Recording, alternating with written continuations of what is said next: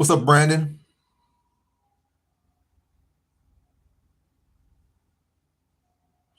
I don't think the new heavyweights are all that good, to be honest. Hines is definitely not good. Kuniev is good. Hines, not so much. Hines is tough, but he's not good. But Kuniev could definitely be will be a good addition. Like he's already in the UFC now, had a great performance, really should have beat Blades. But yeah, Kuniev without a doubt is a good addition. Hines, he'll make for some good fights, I guess, while he's here. What's up, Jill? Let me see.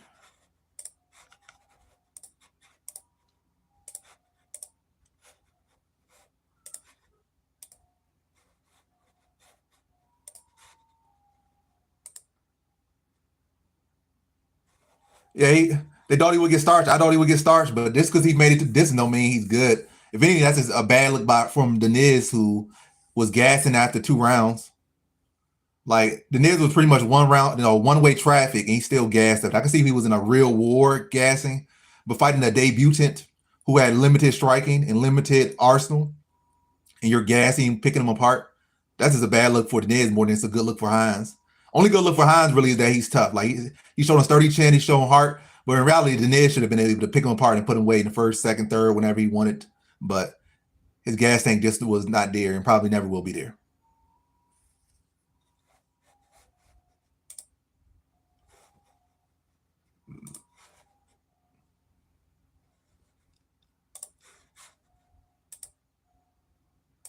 Now, Spivak beats Hines pretty easily.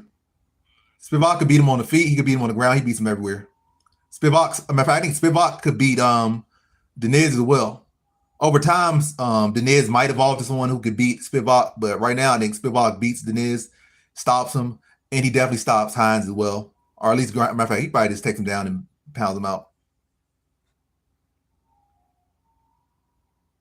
What's the old Italian saying?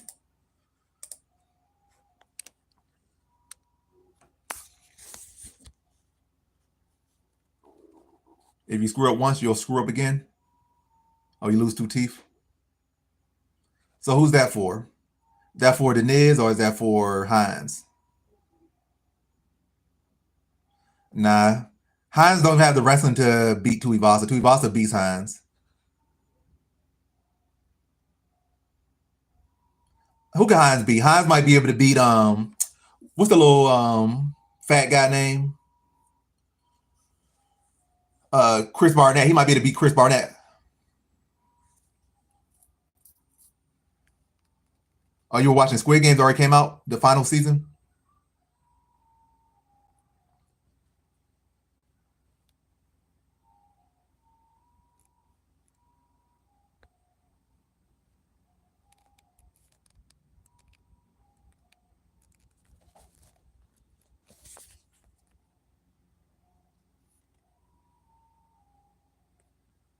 And I appreciate the dono, Brandon. Yeah, Sergey Pavlovich, he gonna make a comeback a bit, but I don't see him being no future champion or nothing. He might have one good upset in his career, or maybe 2 good upsets in his career. But as far as winning the belt, I don't think he beats Aspinall in no rematch. I think Cyril Gahn beats him. I think Volkov beats him again. So yeah, Aspinall beats him again. Volkov beats him again. I think Cyril Gahn beats him. Then probably some of these newer heavyweights like Talison Teixeira, probably over time, fighting will probably beat him. He might be able to beat Almeida if he could catch him. Oh, Drykis versus Kamzat. Yeah, that's gonna be a good fight, or should be. What's up, Fonzo?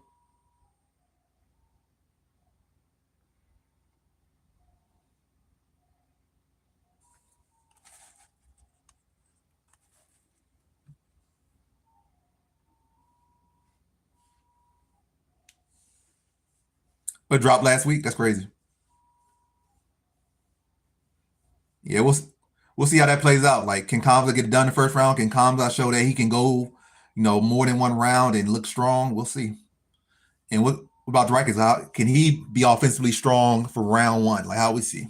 So I'm interested. Like Drykis out there dogging him in the first round, that'd be impressive. If Kamzat goes out there and Kamzat goes out there and stops him in the first round, that's impressive too. But if Kamzat go out there and beat him for like 3 rounds straight and stop him in the fourth, that'd be crazy impressive for Kamzat. It'd be like hard to really pick anyone at middleweight to beat him. Yeah, if Kamzat gets cardio and his striking cleans up, yeah, it'd be hard for anyone to beat him at middleweight. Yeah, I doubt Drakis gets an armbar or flying armbar. I feel like if Drakis wins, probably it could be a submission. It's not gonna be no flying armbar, but it might be like a rear naked choke if Kamzat gasses out, or probably just ground and pound, just overwhelm him.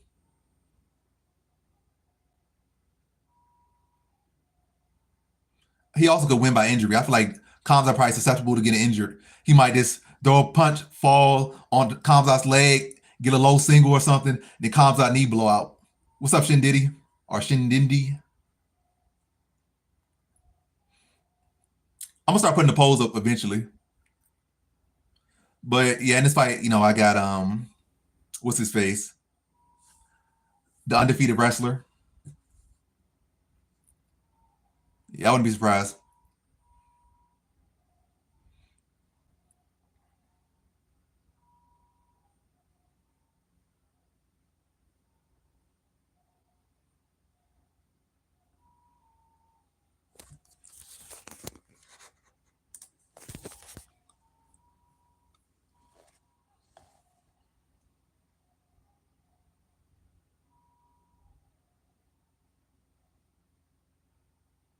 Yeah. He's definitely doing much better over in UFC than he did in um ONE FC, even though he was a two division champion in ONE FC. I mean, his level of competition as far as his wins that he beat are much better in the UFC than in one. Again, as far as his wins, not in total. With fights underway, oh,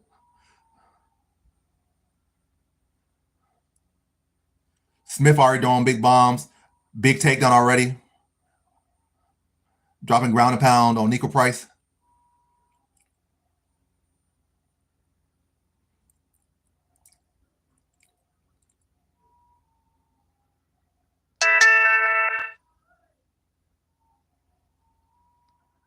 I guess on this card, the fight I'm looking forward to most is the main event, Taporia versus Olivera.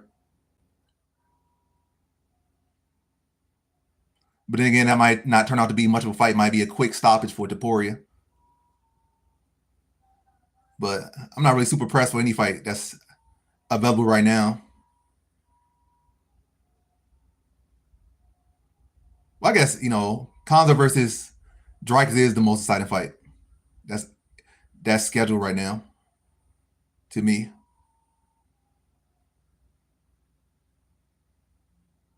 I appreciate that. I appreciate the like. I hope you have a blessed day as well.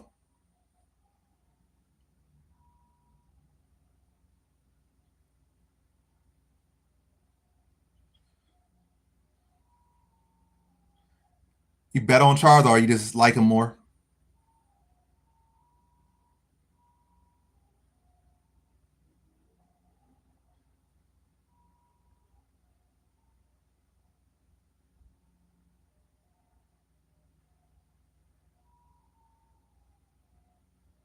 Nigga just trying to throw anything up right now. There's 3 minutes and 2 seconds left. But also, no matter what I say, it's going to be a little bit delayed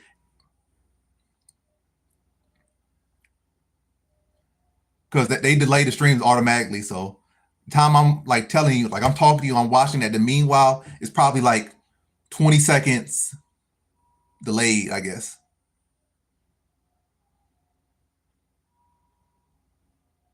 Oh, you got me a dragon. Yeah, Nigga Price getting dog right now.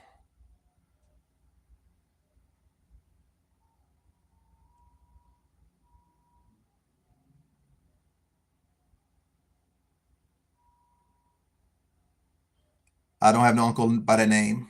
That must be your uncle.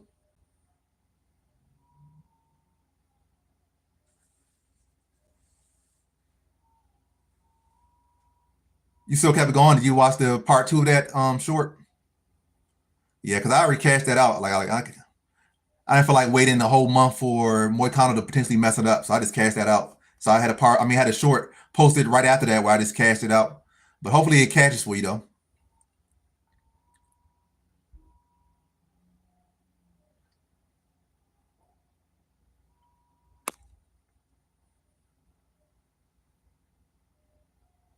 99 even posting streams no more. They just posting emojis now. The boss don't know what to do.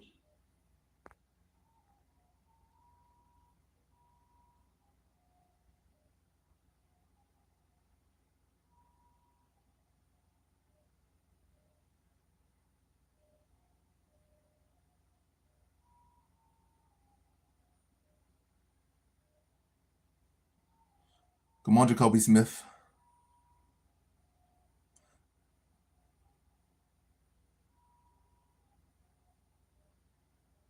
Nice jab to body from Jacoby Smith.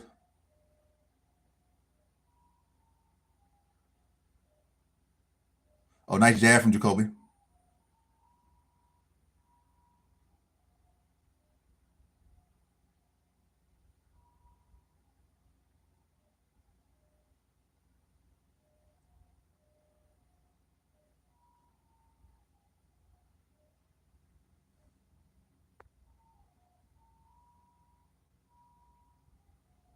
Yeah, that's a good bet. What's the value you got on McKenna over 0.5 takedowns? Or basically McKenna to get a takedown. What value did you get on that?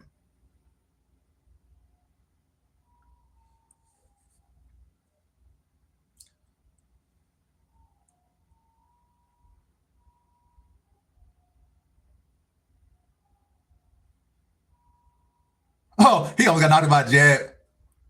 Knock this bum out, please. Retire Nico Price bum ass, please. Please. But Nico Price survives to the bell.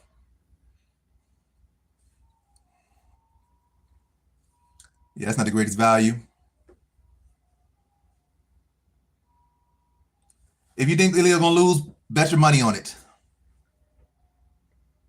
Charles is the underdog, so it's not like you gotta bet double your money just to get some money. You could bet half your money to double your money. So if you really feel confidence in Oliveira, this is a good time to bet him.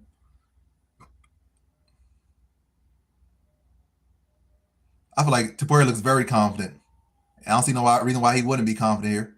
I'm not counting Charles Oliveira out, but there's definitely not no spot where Ilya should feel any lack of confidence. I wouldn't say Jacoby's an idiot. I just feel like he's very green.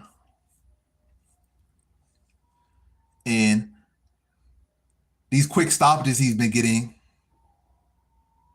I mean, Jacoby's striking not even really all that good, to be honest. He is a wrestler at heart, but he needed to get his wrestling conditioning up for 15 minutes or 20 minutes or 25 minutes or 40 minutes.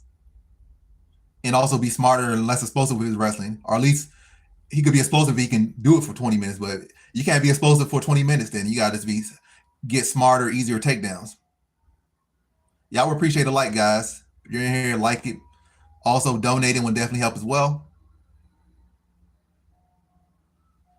Another jab lands for Smith. Round 2 is underway. 4 minutes and 35 seconds left in round 2.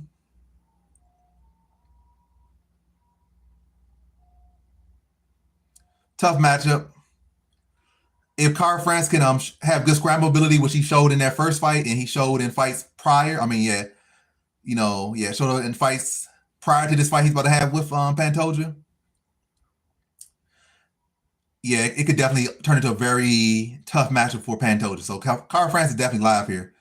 But Pantoia hasn't really lost no rematches. He already had the win in whatever case. I'm leaning Pantoia, but I'm definitely not betting Pantoia in this one. I'm not betting at all in that fight. What's up, David?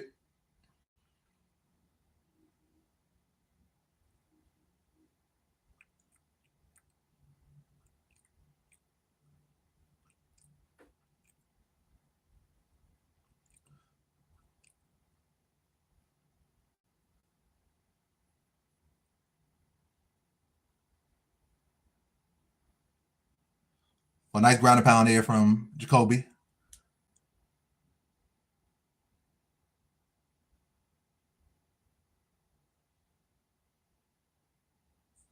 And now he's in the guard of Nico Price. Nico Price trying to fish for a triangle choke, but nope. Jacoby defends it. But again, if y'all feel that, bet it. Because there's definitely some great value on all those things y'all saying. Y'all, it's great value on Oliveira if y'all feel he's going to win. There's great value on Oliveira to win by second round submission. So it ain't going to hurt too much to put a bet on if you feel confident in that. The Taporia fight probably won't be till like midnight. So you got a long time before the Taporia fight. And midnight Eastern time, I don't know where y'all at, but basically midnight over here is about how many hours away? Probably like 4 hours away. So about 4 hours until the main event. So yeah, no matter where you're at, it's about 4 hours before the main event.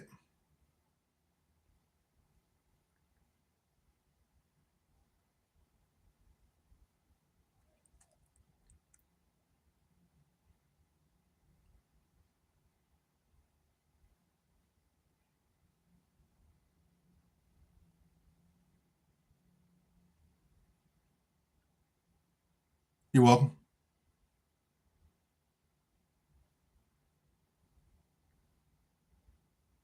I mean, the fight's going on right now. It's not like they're taking long. The fight's literally happening right now. They're not taking long.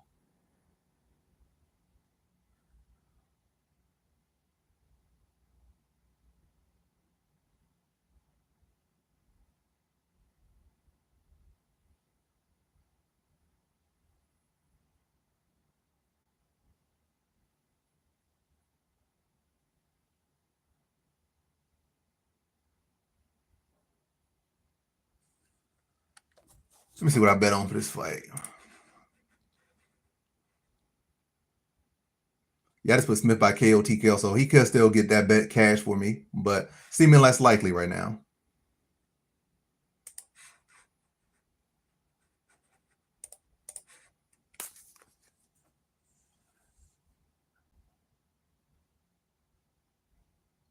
Oh, like he might get a rear naked choke.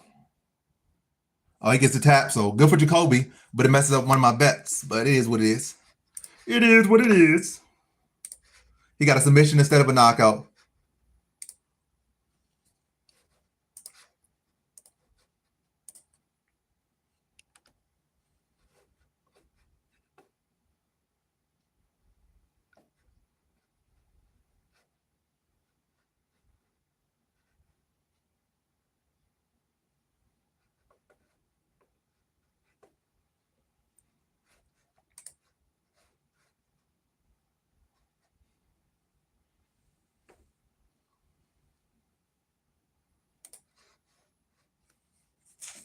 That's why sometimes you just got to go KO or submission.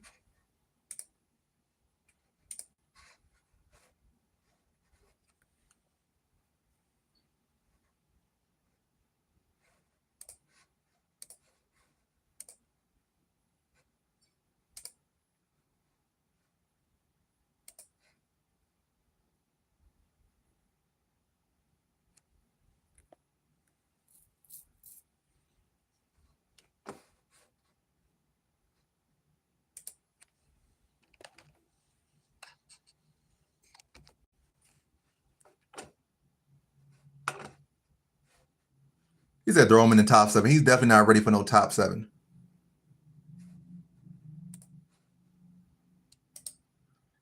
He's not even ready for no top 15. Got to work on his cardio. Got to work on his strike. Work on everything. On everything.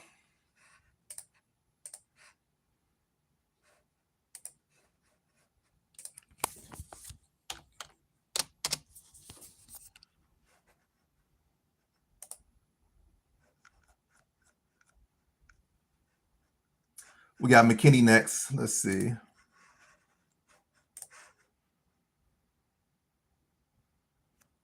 What's up, Frank? I'm not betting on that fight, so I don't really care too much. But I feel like the fight Royval should win. It's a tough matchup for Joe. Without a doubt, tough matchup.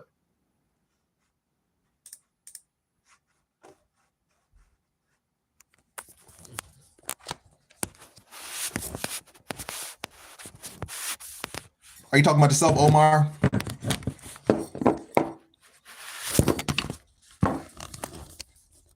Omar is definitely a transsexual name.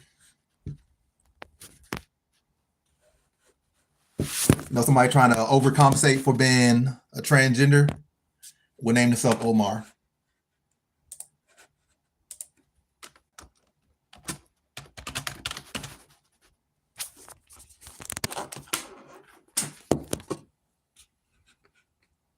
What's up about you? She hasn't fought yet.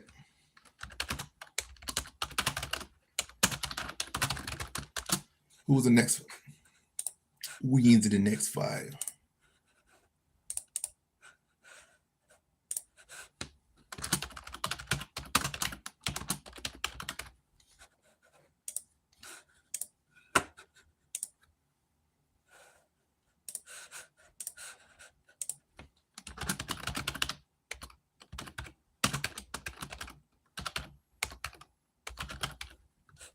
All right, next poll is up.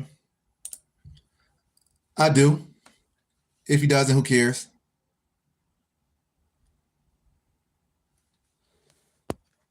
Let's see. I don't think it goes the distance. It's definitely not going. That's one thing for sure. It's not going the distance.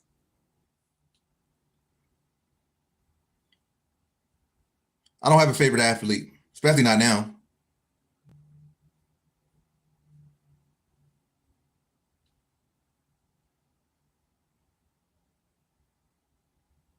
I just said she hasn't fought yet. I think is she not on the pay? Nah, she's not on the pay. Is she on the pay per view? Nah, she's not on the pay per view. But yeah, she has not fought yet. I don't know how to do that. I can zoom myself in, but I can't. I can't change the background though. You could just go on Instagram. You go on Instagram. You go on Twitter. The same pictures there. I have not. Have you?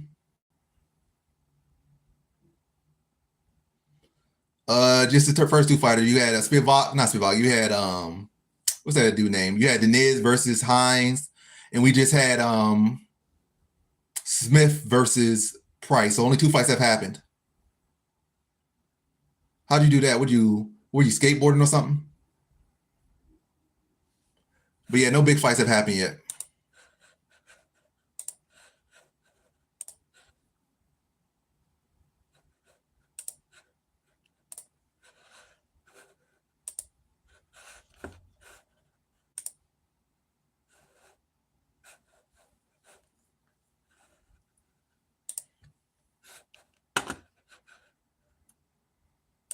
Yeah.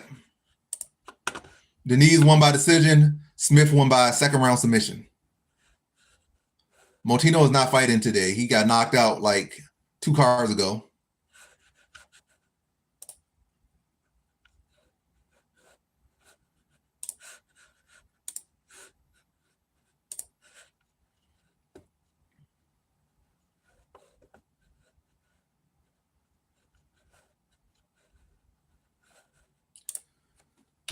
Let me do something.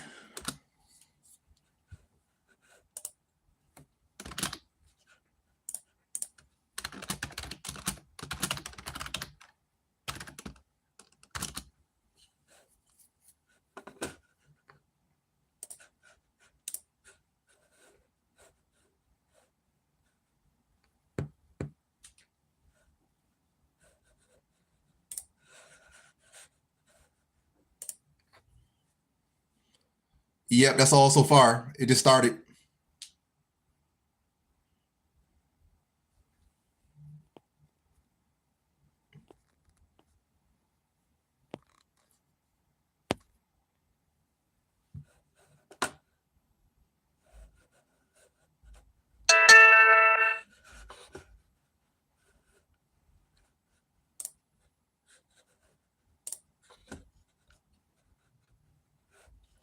Let's see.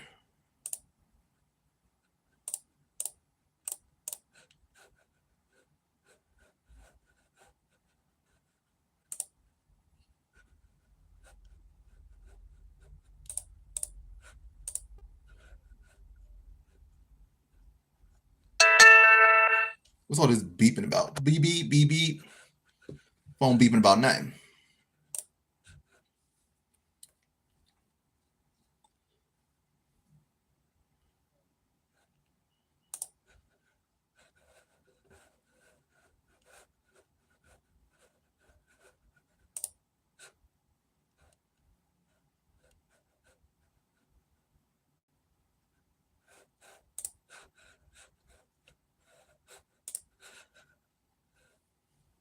Now Moicano's underdog. I already ate it. It was pizza.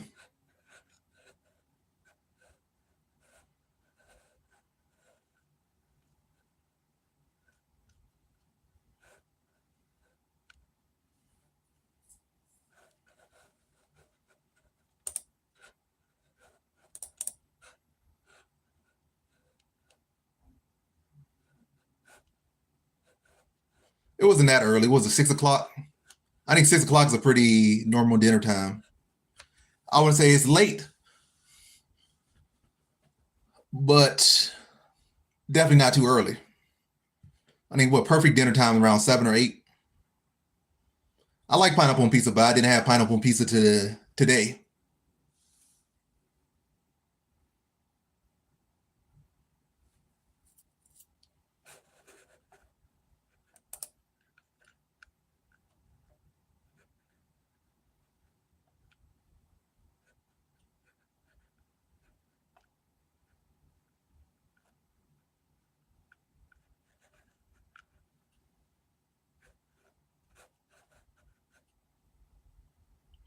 Yes,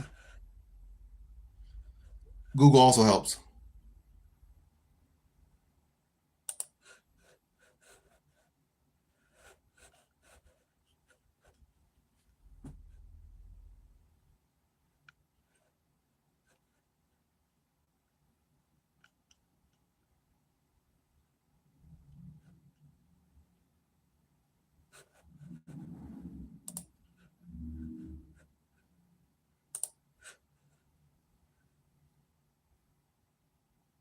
I do.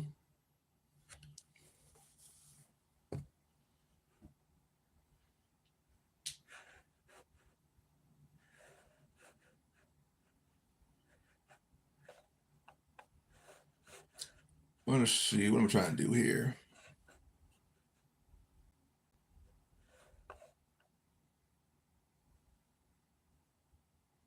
He's not on the card. His opponent came in overweight and he didn't accept the fight. So the fight got turned down and his opponent got cut. So that fight's not happening.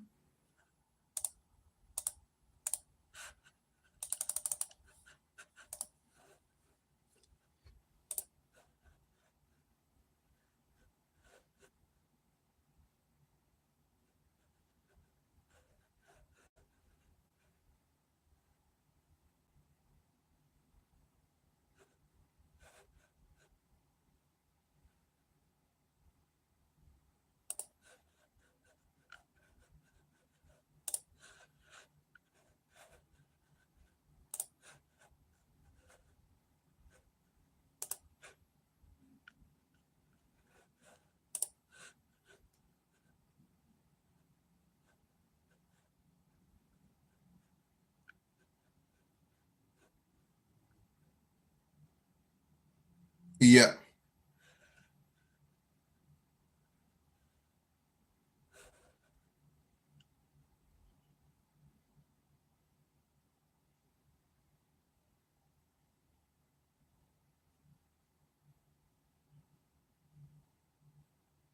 Now the next fight has not started yet.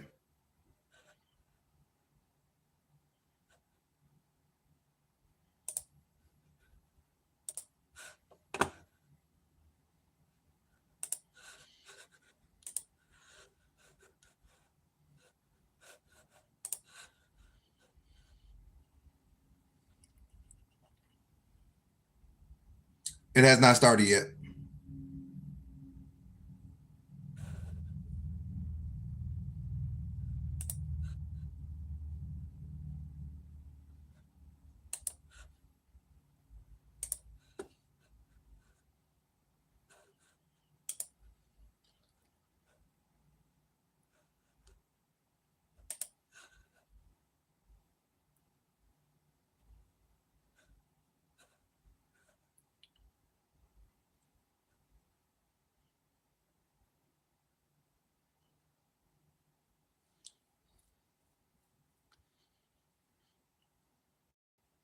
Let's see what the poll is saying.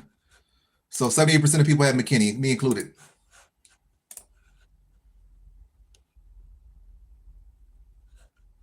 I don't got Taporia or nothing.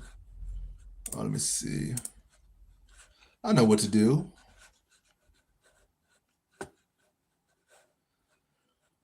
Round props to start X. What's this bot saying?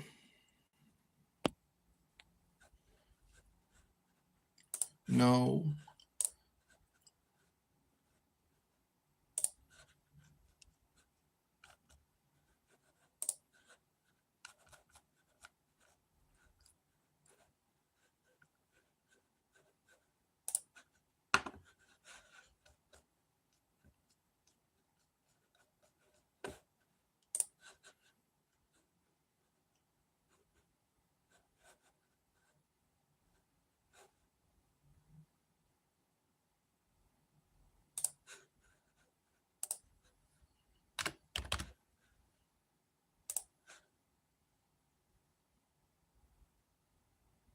I can't do that.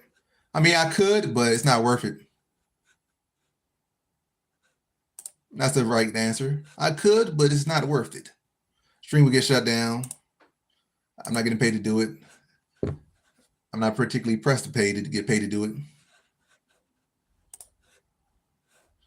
All right, new bet.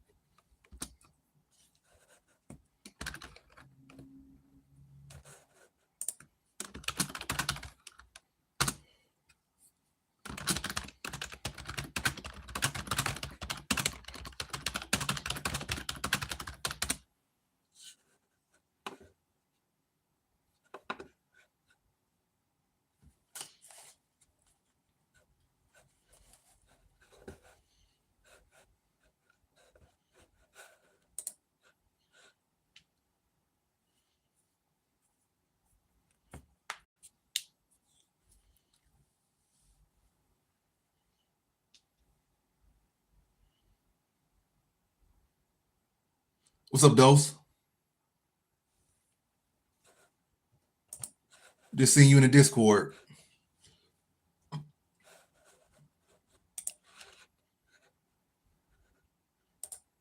Now, nigga, you just commented in the Discord because I heard dang beat. Nah, you didn't.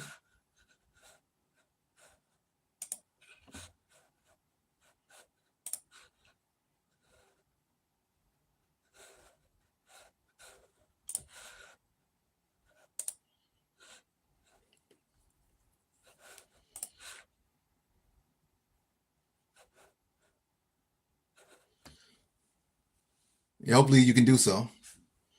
Because I'm definitely not in no position to make a bag. I'm not trying to risk too much.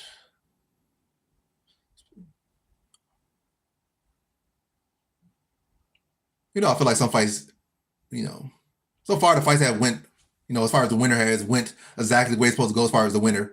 The Niz is definitely supposed to get a KO, but the winners have been winning so far.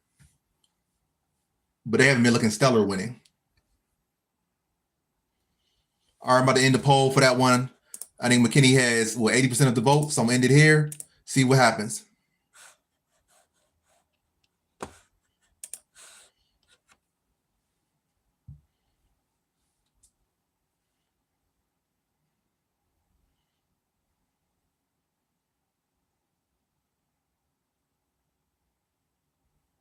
That's not a bad bet, to be honest. I mean, it's not a bad pick. I feel like a Royval versus Van fight is very much up for grabs. It's just that I haven't had great success fading Royval in the first place. So when I pick against Royval, he typically does his best for the most part. So can't beat him, pick him. And really the only people that beat him have been grappling him. So he is an awkward striker. I think Van's much cleaner on the feet than him, but Royval is tough. Royval's tough and awkward. And he does have experience. He's in his prime. Van's still like 24, 25. Big step up in competition. Van coming off a give me win, whereas Royval's coming off multiple wins when he was the underdog, beating Moreno, beating what's his name? The Asian guy. So multiple fights the underdog, and he came out and won both times.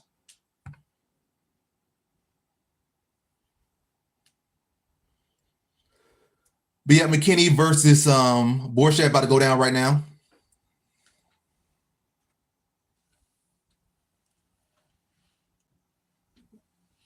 This fight could be over very quick. I don't know how to do that. I I'll tell you what's happening while it's happening, though. So if your ears are there to listen, I'll tell you what's happening. And I don't think the rounds really matter too much in this fight in particular.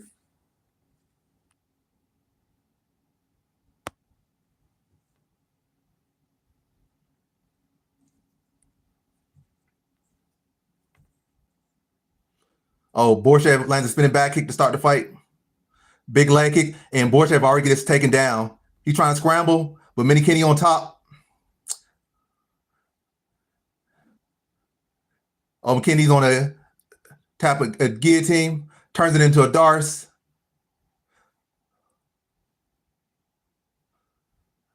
Oh, yeah, I think McKenna might get this first round sub.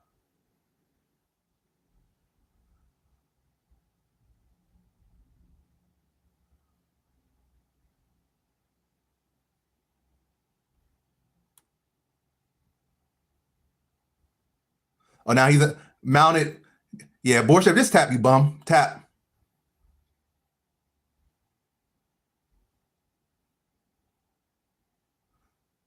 Yeah, tap, you bum.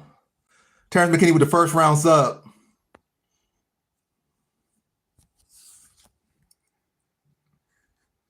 Yeah, fight was over quick. No need for no rounds there.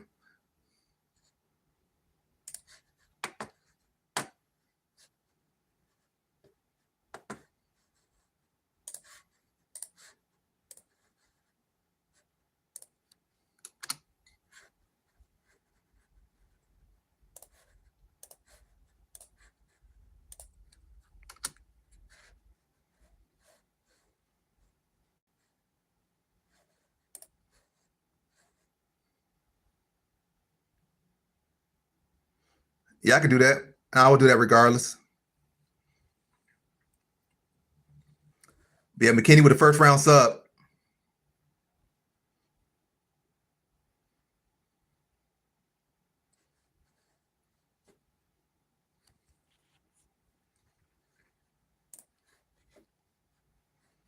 All right, big one next. Arujo versus Cortez next. Let me put that poll up.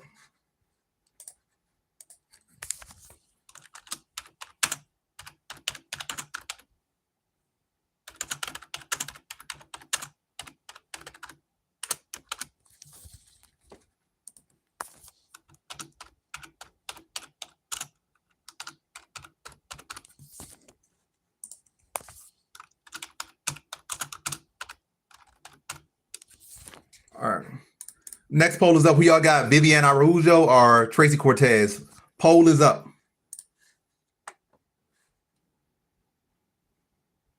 Yeah, McKenna won via first round submission. Very quick fight.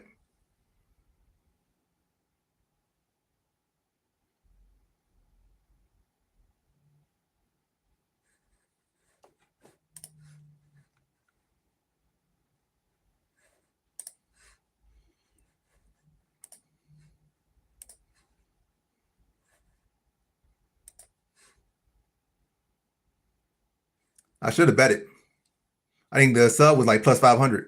I was thinking about making that the prop of the week.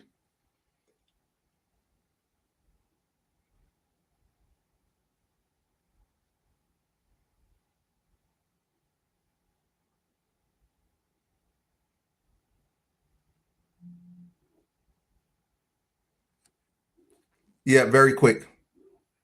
I would.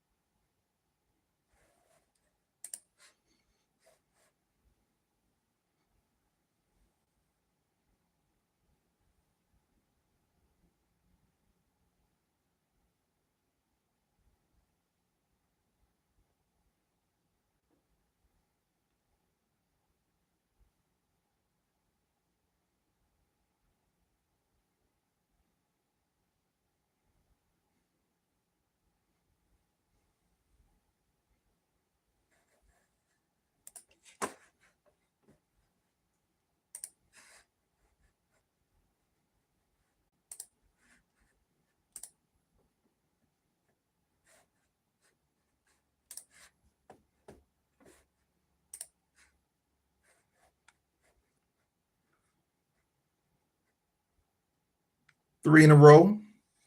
3 average confidence hit. Now in the 4th average confidence. Let's see if she comes through.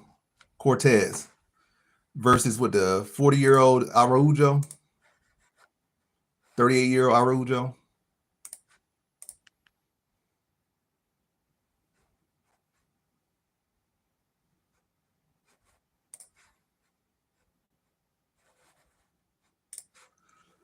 %70% of people have Cortez win this fight, me included.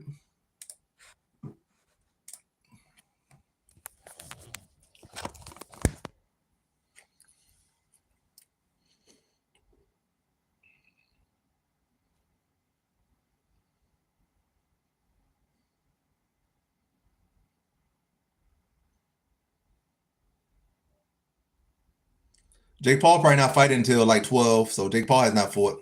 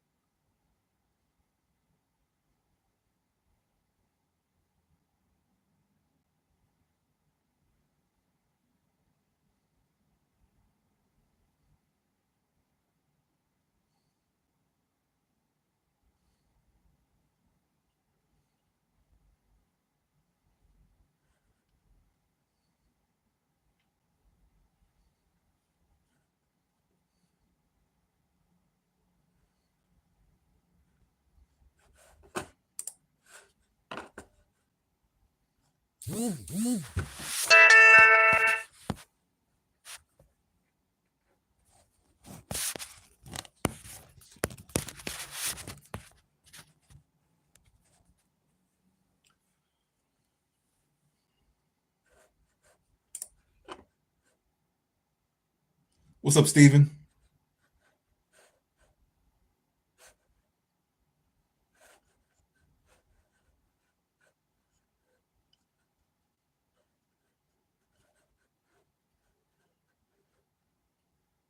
Doing well in yourself?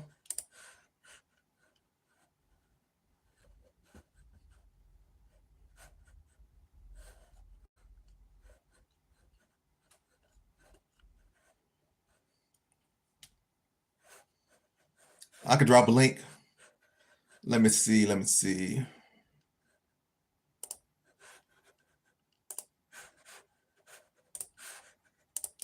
But don't come in there and be inactive. I'm gonna be definitely kicking people from there. I kick like half the people that's in there. So join the Discord, say hi, talk about some fights or something every now and then, like maybe like once a month. You'll be good.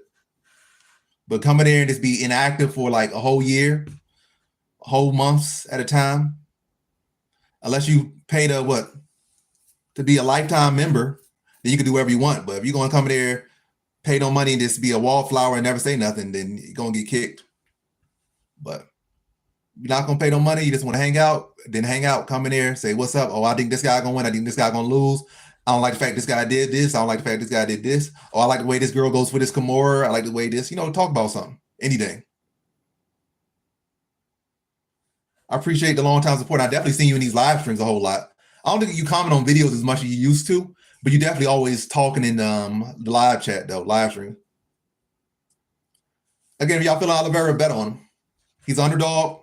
And it's always easy to bet on underdogs as far as like when you think about putting money down. Because when you think about favorites, that guy's a minus 380. Damn, I got to put down $380 just to win 100. But with my underdog, they plus 200, I could bet 50 and make 100. So it's always easy to bet underdogs. So if you feeling that great about him, especially when they're both finishers, so Oliveira already underdog money, then you thinking this Oliveira, he finishes people. Yeah, you put that finish on it, that might be plus 300, plus 400. So it's not that hard to bet underdog. You feeling like he gonna win.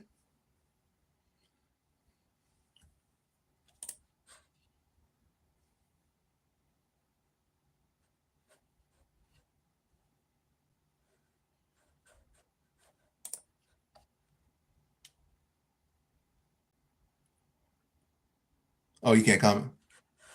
I feel like some YouTube videos you can comment on the TV, but I don't know for some reason like some videos you watch and you can't comment. I don't know why watching on TVs like that though.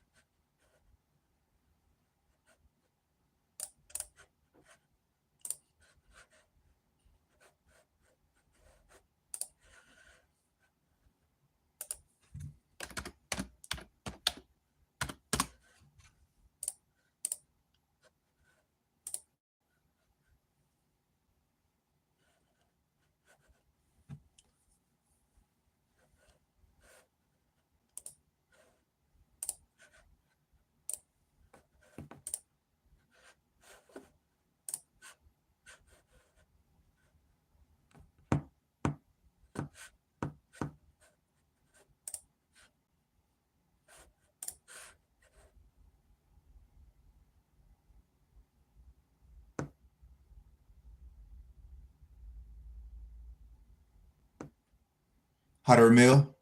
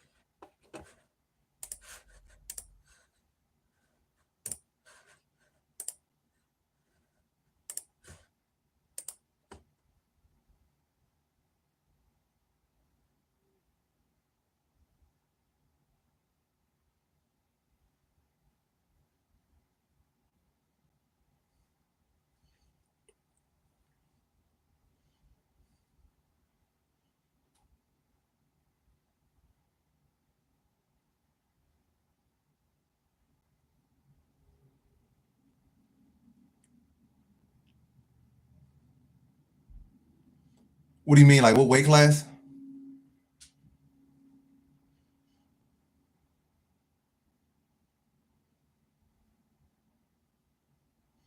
Yeah, Delgado definitely has a chance. He's the favorite.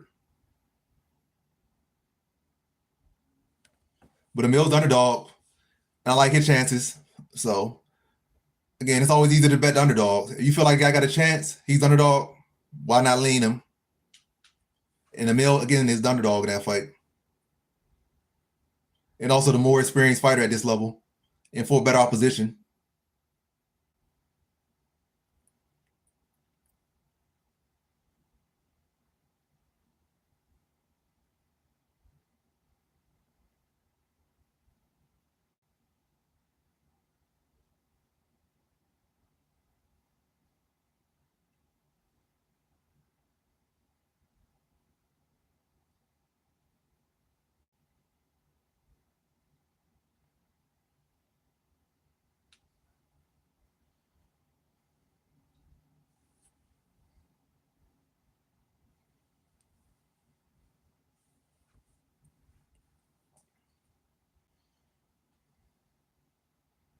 Yeah, that was embarrassing.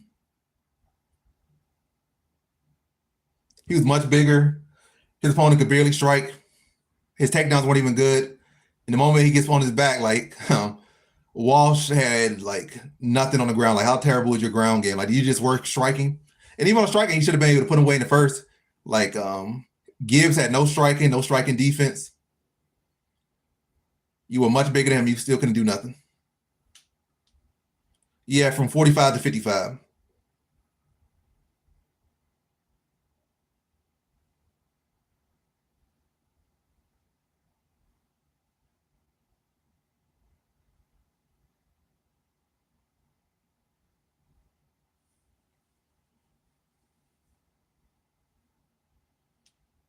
Charles also for that 45 before. So it's like Charles is this guy that's so much bigger.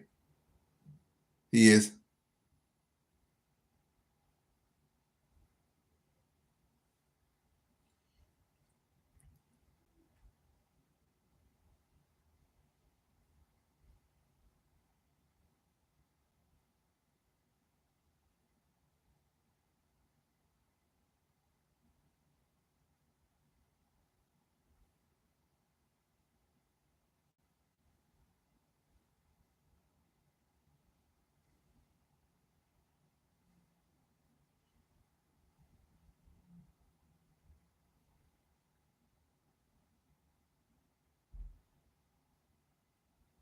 That's not great logic.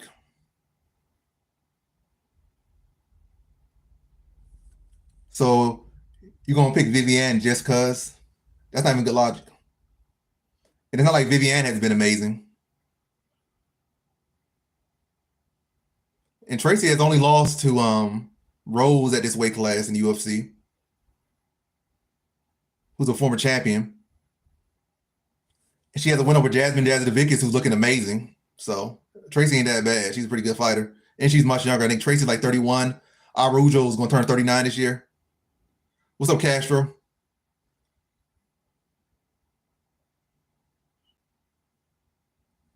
I can't really trust Robocop too much.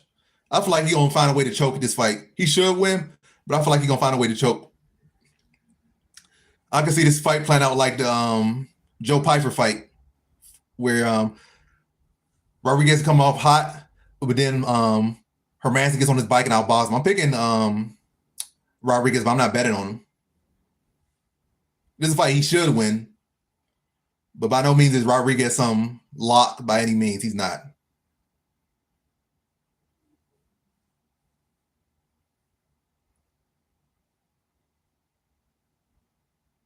Yeah, Cortez only losses in her career are to Rose and to the woman who just beat Rose. So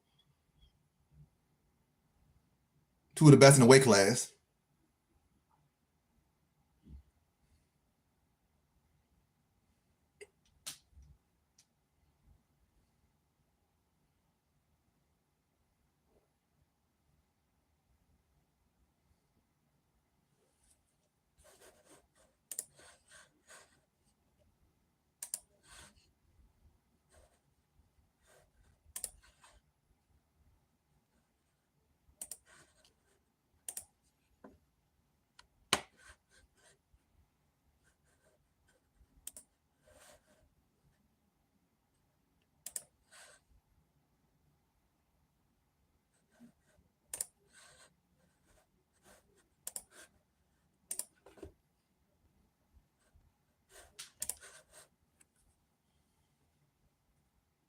I'm not sure.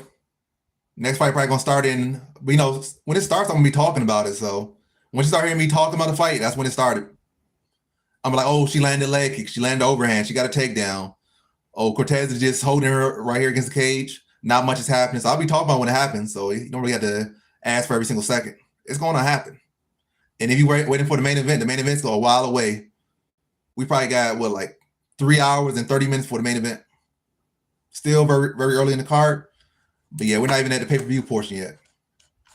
3 fights down, like 9 more to go? Well, 8 more to go.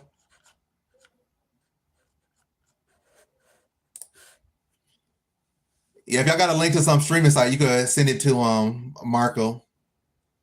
I'm watching on ESPN Plus, so I don't really got much of it. But y'all got some sites?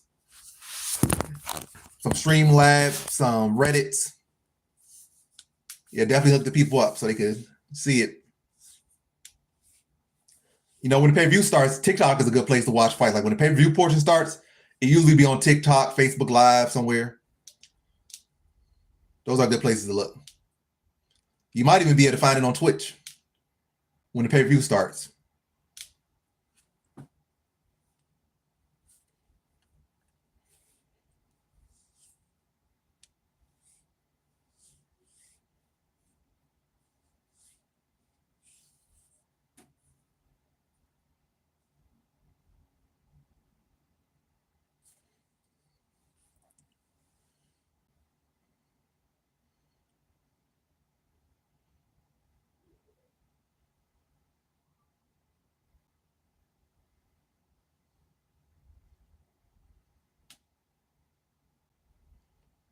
What happened with well, I don't think I ever used StreamEats. I used probably like Meth Labs or something, but I haven't needed that in a long time. Yeah, Crackstream's another good one.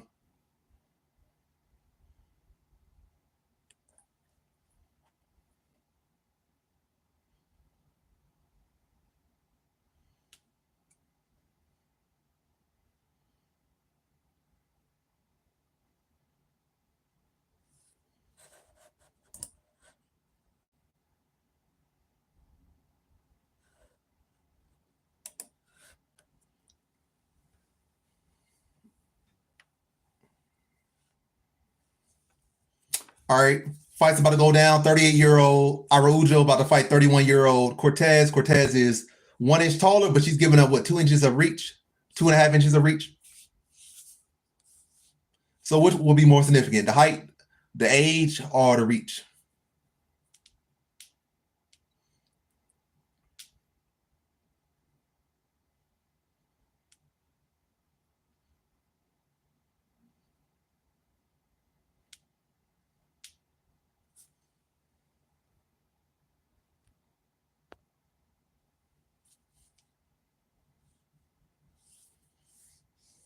I mean, you can look on the background. You can see who I got. You can use your eyes, or you could just hit the YouTube channel and I got predictions. You go to Instagram, I got them all there circled. So if you want to hear me talk about it, it's on my YouTube. If you want to see the circles on who I'm picking, it's on IG or Twitter.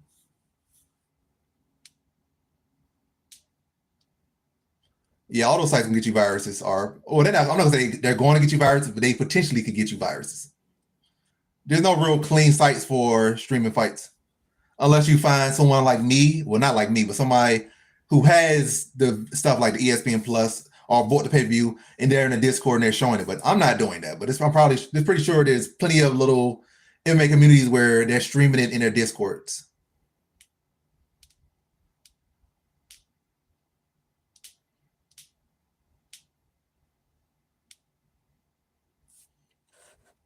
All right, fight's about to go down. Arujo versus Cortez.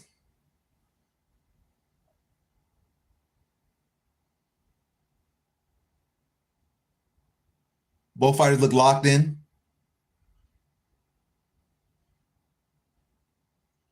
All right, fight's underway.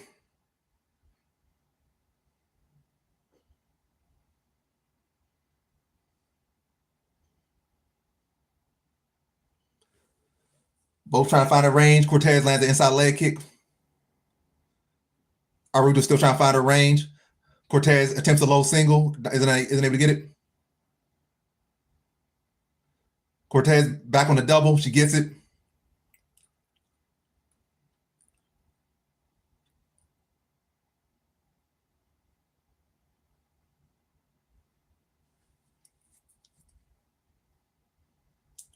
Oh, Cortez close to taking it back.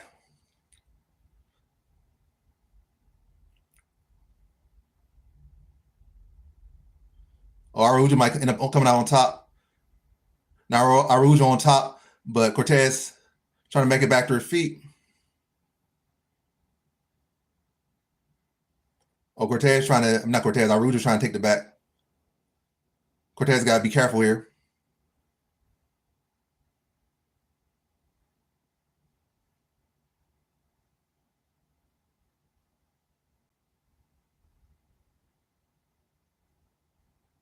Oh, Arujo got hooks in.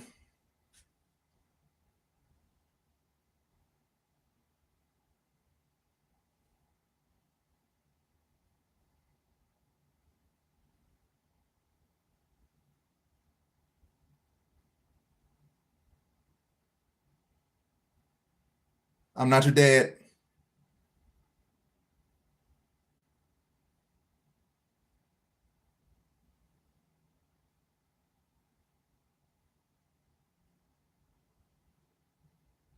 Oh, good scramble here by Cortez, kind of.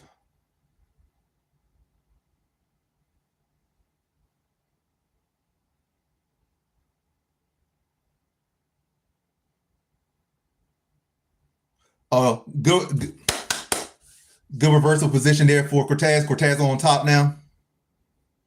2 minutes and 43 seconds to work to secure this round. Still a very up for grabs round, and Cortez on top. The younger fighter with the better wrestling, better conditioning. Land some ground and pound, land some body work here. Take the round.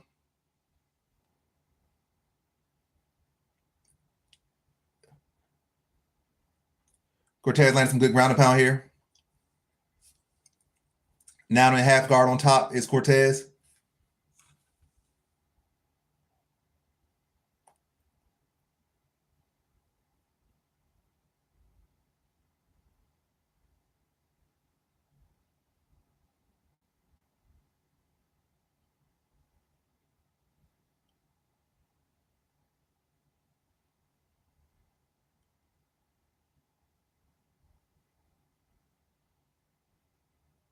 Some good ground and pound there for Cortez.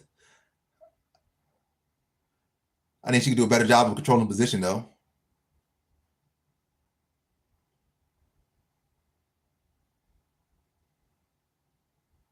I don't know if Cortez trying to go for a guillotine here.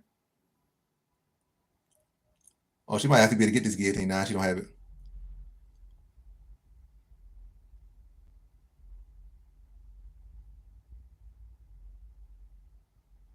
I have no idea what that means, so I'm not going to say it.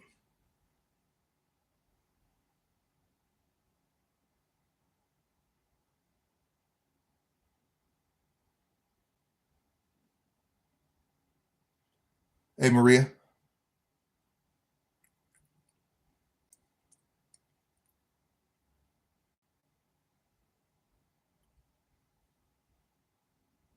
Yes, I'm doing well. How are you doing?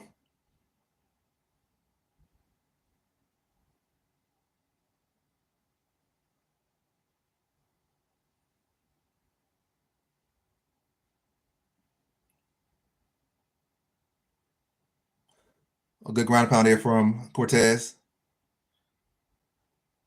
Good hammer fist. She keeps threading this guillotine.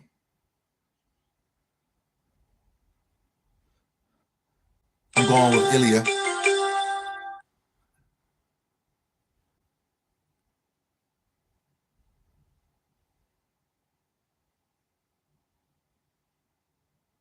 Oh, tight guillotine from Trace Cortez, but it's probably not going to happen. Only 5 seconds left in the round. First round goes to Cortez. That guillotine attempt was kind of wasted. No point. You kind of burning your arms out. That's kind of dumb. But hopefully it doesn't affect her too much. No, I do not predict soccer. I don't really even watch soccer to predict it or bet on it. I think so. I think first round most likely. I think second round is also possible, but between round one and round two, I think Taporia puts them away. But we shall see. One thing about sports and fighting in particular, we shall see. I get that sometimes. Matter of fact, I get it. I look like everything. Oh, sometimes you're Dominican, sometimes you're Ethiopian, sometimes you're this, sometimes you're that. I look like everybody. Sometimes Mexican even.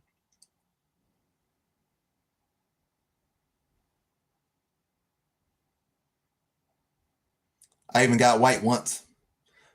You look like a white guy from a distance.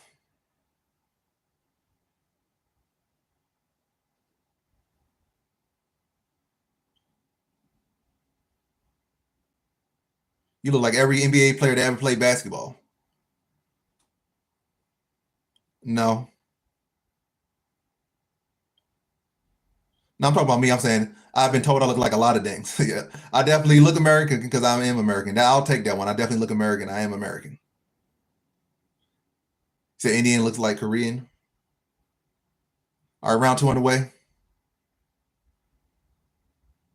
Same as far as Pantoja pick.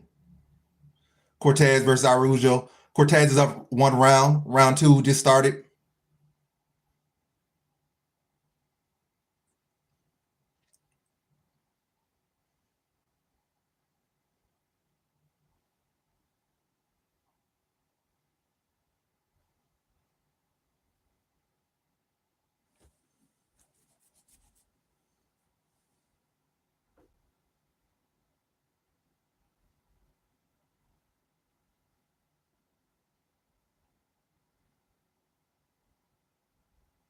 I have no idea. Yep, accurate 10-9. Cortez round one. Round two, nothing has happened yet. Both fighters trying to fill each other out. Cortez is probably trying to find her right moment to shoot a takedown.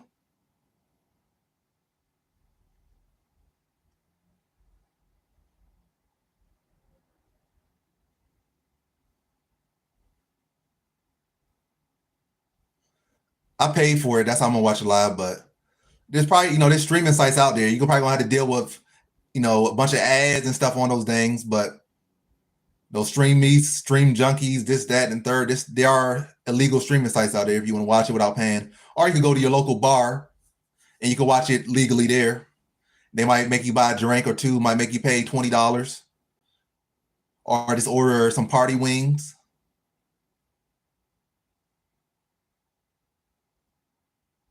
Yeah, I don't really care about that matchup too much. Like, I get it, Van's winning. If you're picking Van, I get it.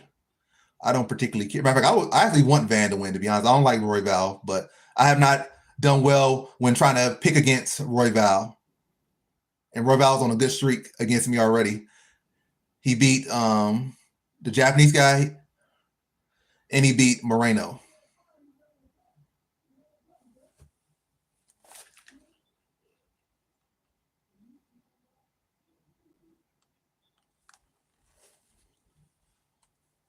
Some of them, not all of them. I bet on fights. I bet every card. I think just about every single card I bet, but I don't bet every single fight on the card.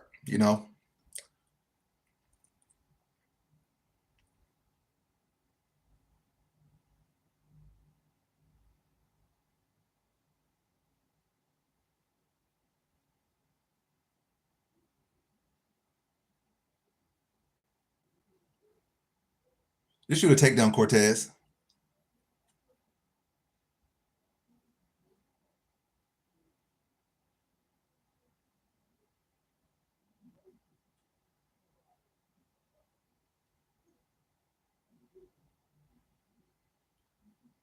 No,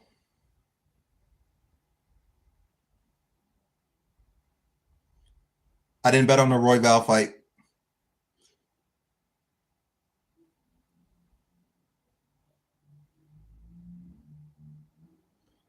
When they start doing more, I'll start talking more. They're not really doing a whole lot.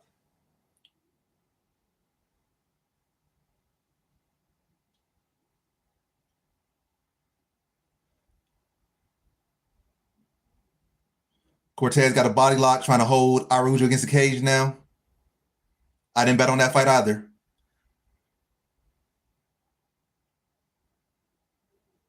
And instead of saying how much did you bet on this fight, you should say what did I bet on, or did I bet on this fight? Probably that's what you said. Did you bet on this fight? Did you bet on that fight?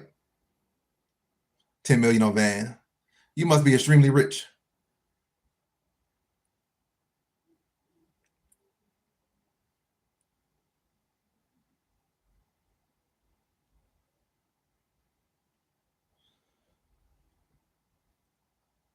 Arujo was trying to jump for the guillotine, but Tracy Cortez is able to just slide her head right out and put Arujo on the mat.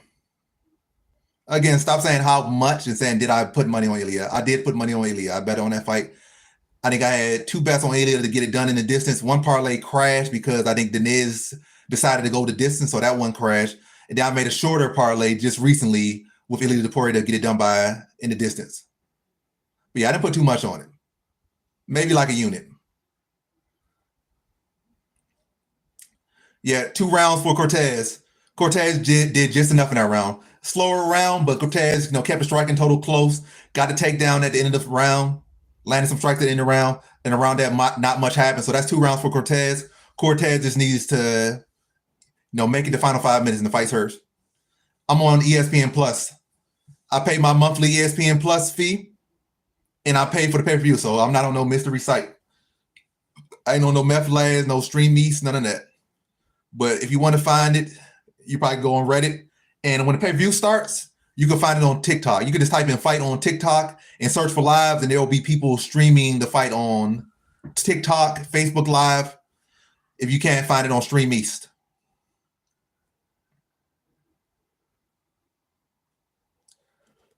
Are you in India or are you like in America? You're I don't know about the setup of betting in India, like actual India, but if you're just Indian living in America, of course you could bet, depending on where you live in America.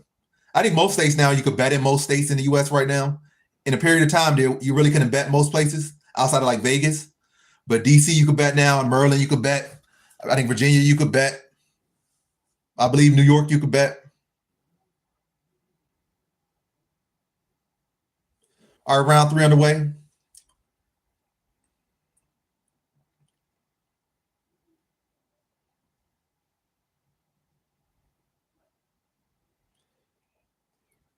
I mean, if you like something, you got the money, pay for it. You pay for it. It's way worse things to buy. I mean, pay for. You got people paying for OnlyFans, paying for prostitutes and all that stuff. At least when you're paying for like the UFC events, you don't got to worry about going to sketchy sites or hopping from stream to stream. You just could sit comfortably and watch the fight. So another smart thing to do is like go to bars, and you really don't want to pay for it like that and just want to enjoy yourself. Then go to bars, go to Dave and Buster's. But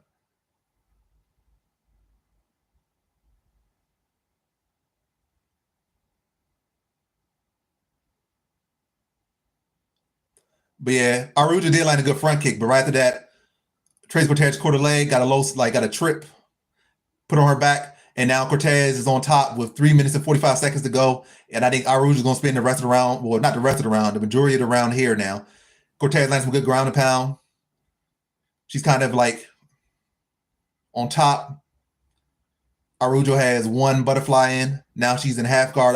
Not Arujo, but Cortez is in half guard on top, smothering Arujo. I don't really drink like that. So I definitely don't drink beer. I might drink wine every now and then. I might drink liquor every now and then, but beer just, I don't see the point. Beer is pretty nasty.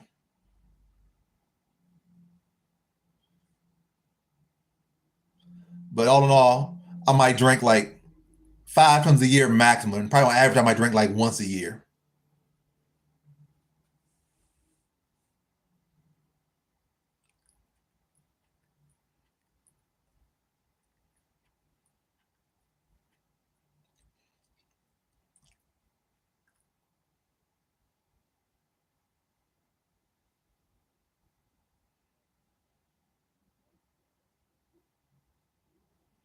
I did originally, but then I decided to cash that parlay out. So I have no bets on Moicano right now. Initially, I had him in like a 5-legger.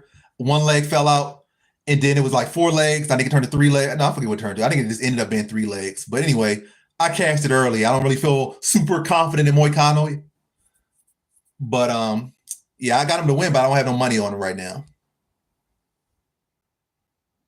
Nah, Cortez cannot whoop me.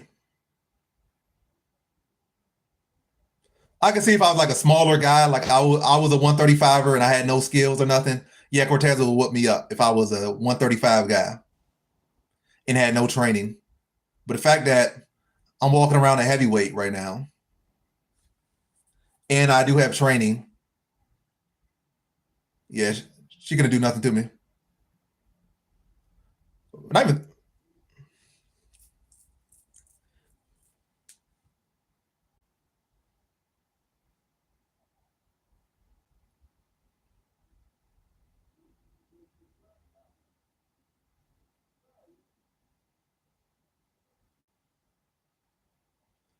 a risky parlay, but I hope it comes through for you though. I definitely would not mind Talbott winning or Van. I didn't pick neither guy, but I would not mind either guy winning. I like Talbot more than Lima. I like Van more than Royval, but Cortez trying to set up an arm triangle choke. 50 seconds left. I think I put $300 on it, and I think it ended up being like what plus 238 value on it. So I think I ended up walking away with like $800 on it, or $810, $815 off that parlay. I mean, again, I posted it in my short, so if you really want to see every value, just go to my shorts. It's my most recent short. Watch the short, like the short. It tells you exactly how much I won off it.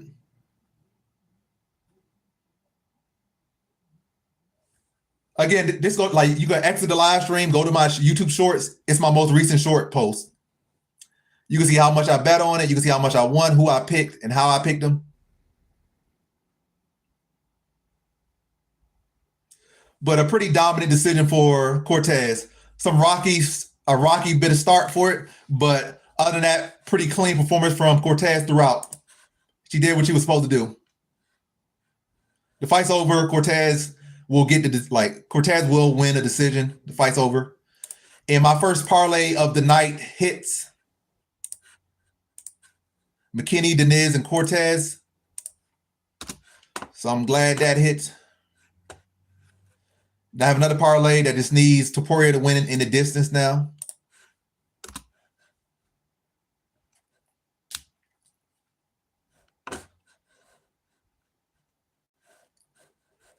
Let me see what's the next fight.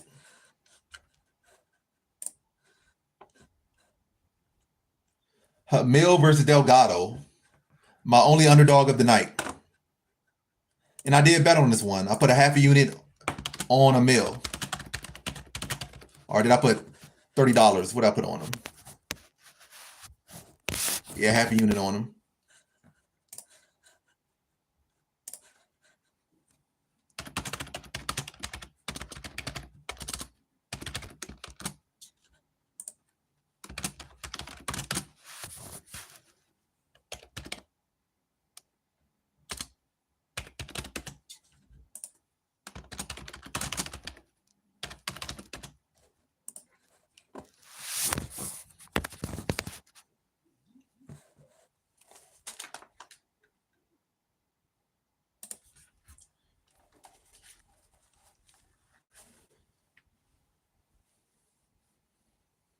Tracy Cortez with a unanimous decision victory.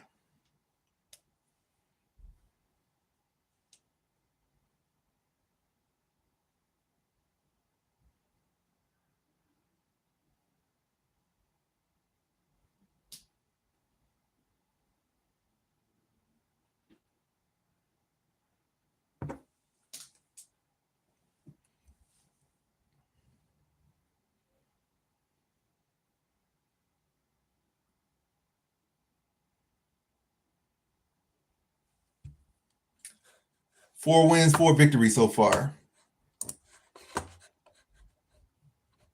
Not three. Two of them perfect.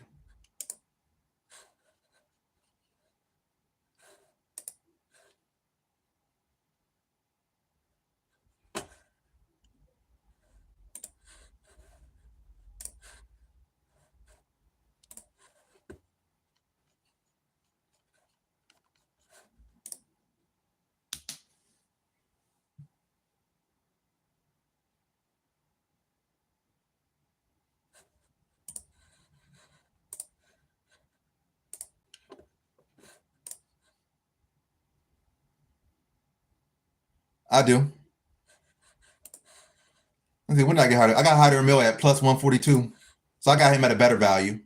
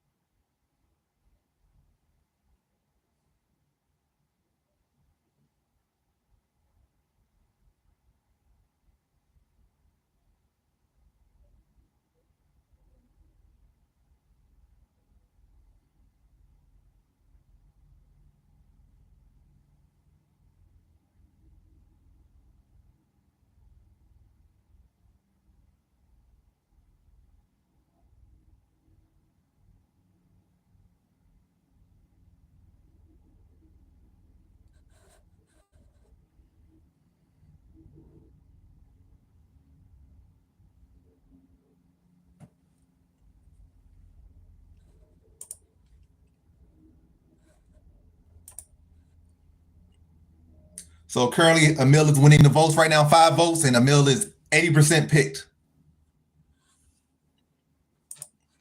I'm also picking Emil, and I do have him betted.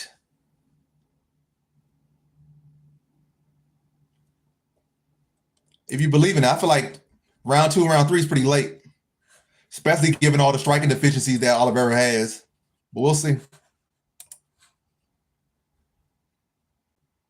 Yeah, I got Emil.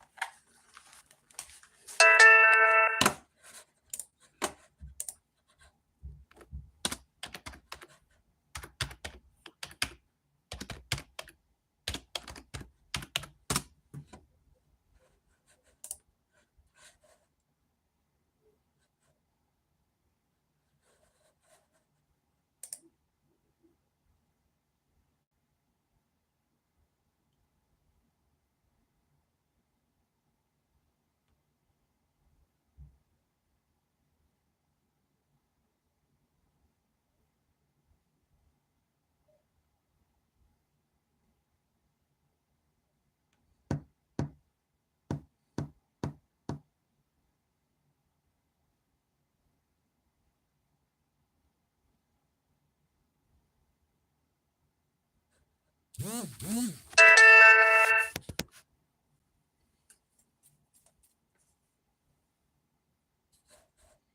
many more fights to the pay-per-view portion?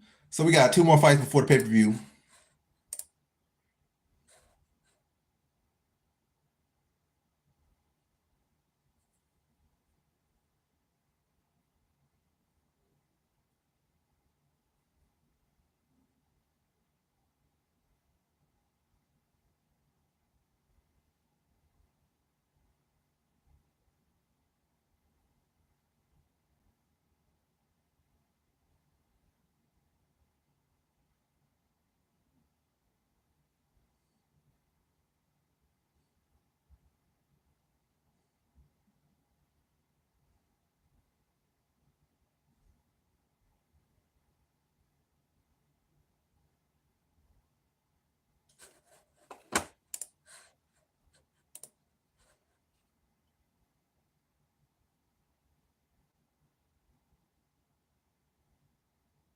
That's crazy they haven't paid you yet.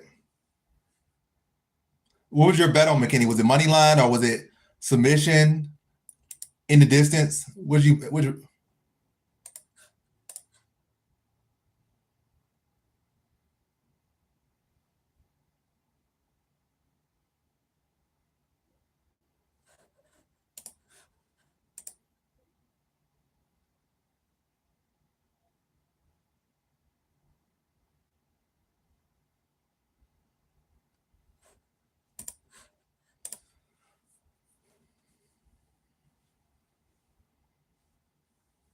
Not the whole chat, but the majority.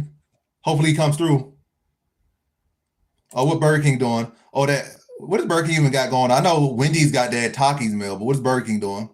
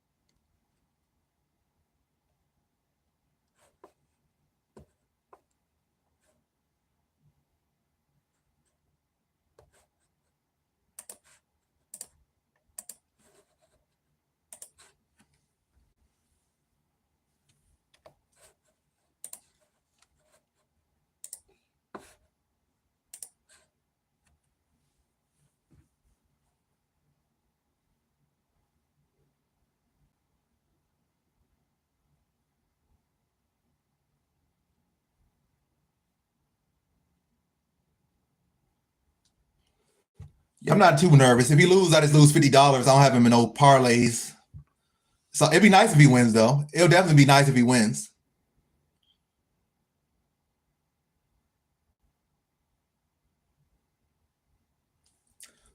It'll also be nice if this fight goes a distance. Even though I had prop of the week in a parlay that crashed already, it still looks good when the prop of the week hits. So this fight goes distance, that's good. If either Emil wins, if both, that's great.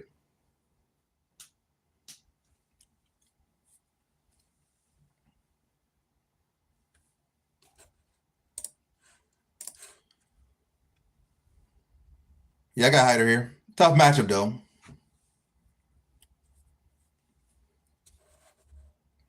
On paper. We'll see how good both guys are in this fight.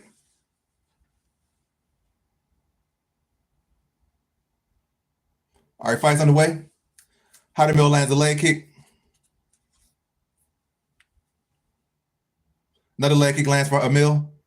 Big overhand miss for Emil. Jab lands for Delgado. Oh, Emil is strong. Delgado had a better position on his takedown, and Emil just threw him over. Oh!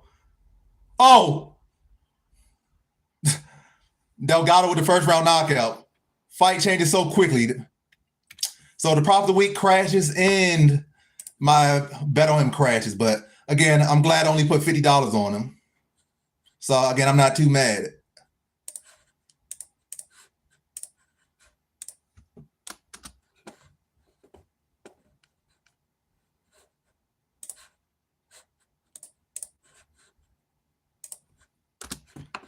But yeah, Delgado with the first round knockout.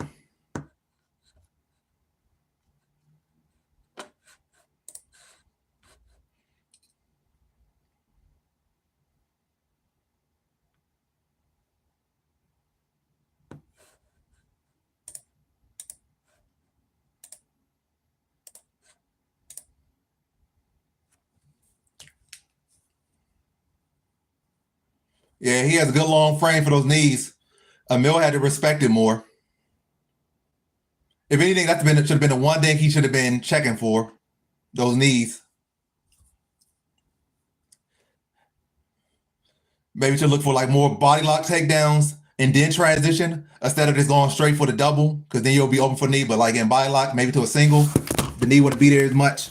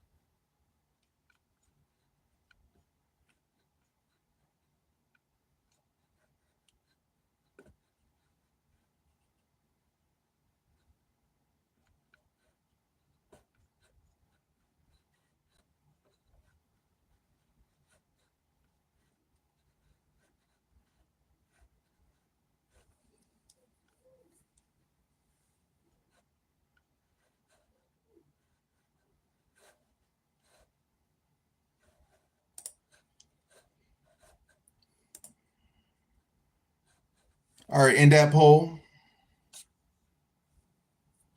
let's look at that knee again.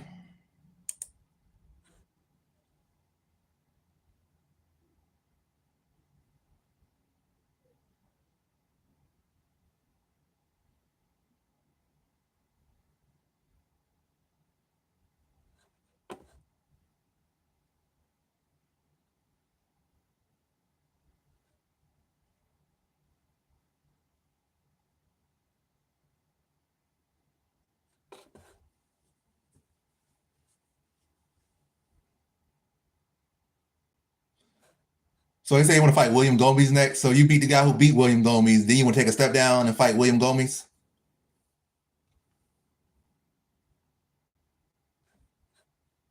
Kind of a weird call out.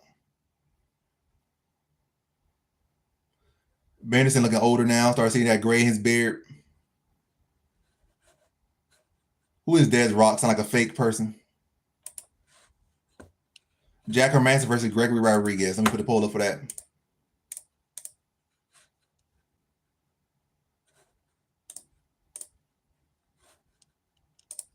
All right, next poll. Let me put it up.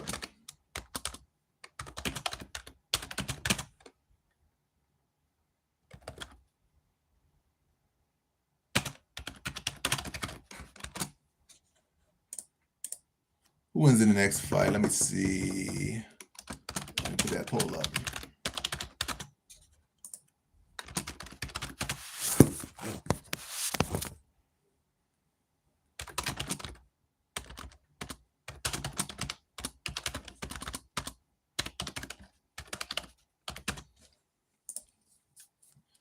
All right, next poll is up. Who y'all got, Hermanson or Rodriguez? I have no bets on this fight.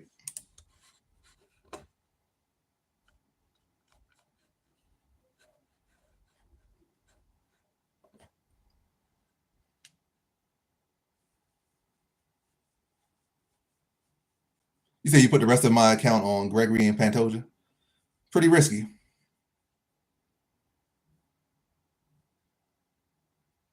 Who are you asking, me or who?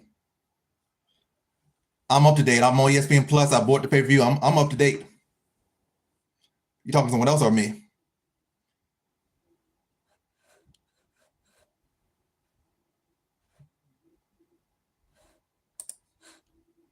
And also, yeah, it's very risky to put a lot of trust in Rodriguez. Pantoja maybe not as much, but even Pantoja feels that this matchup is dangerous for him. If Cara France is able to scramble well.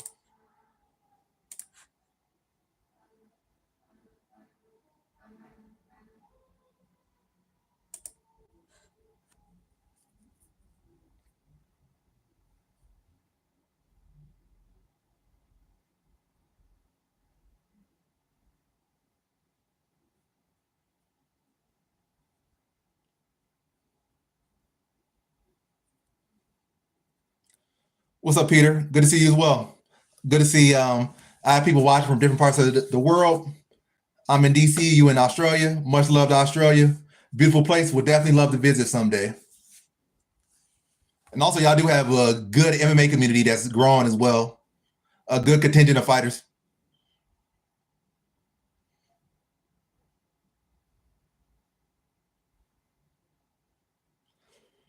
That might not even be smart, especially if Herman shows good takedown defense. Then Rodriguez could gas himself out trying to wrestle him for 15 minutes. Like he could go wrong trying to just strike with him. He could go wrong just trying to grapple with him.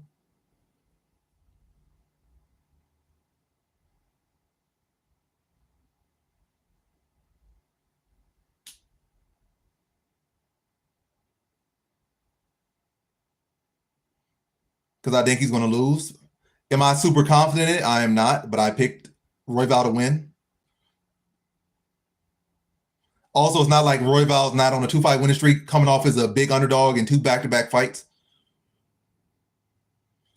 A 33-year-old, 32-year-old guy in his prime fighting a guy who's like 25 years old, coming off a give me win over a guy that Cop knocked out like 2 months ago prior to him knocking him out. And it still took him 3 rounds to knock him out.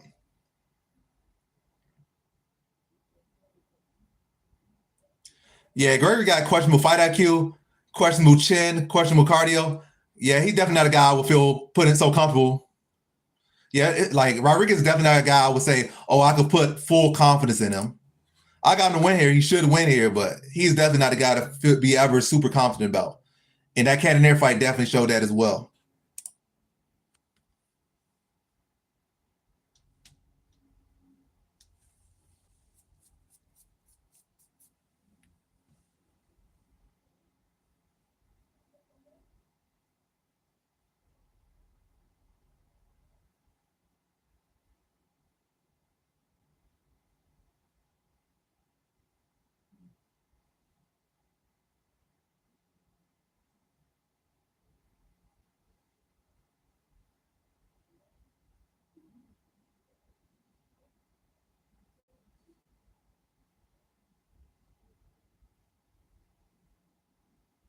He definitely does. Herman's not really a big puncher at all by no means, and also he's kind of getting up in age. So I don't think Herman's gonna knock him out.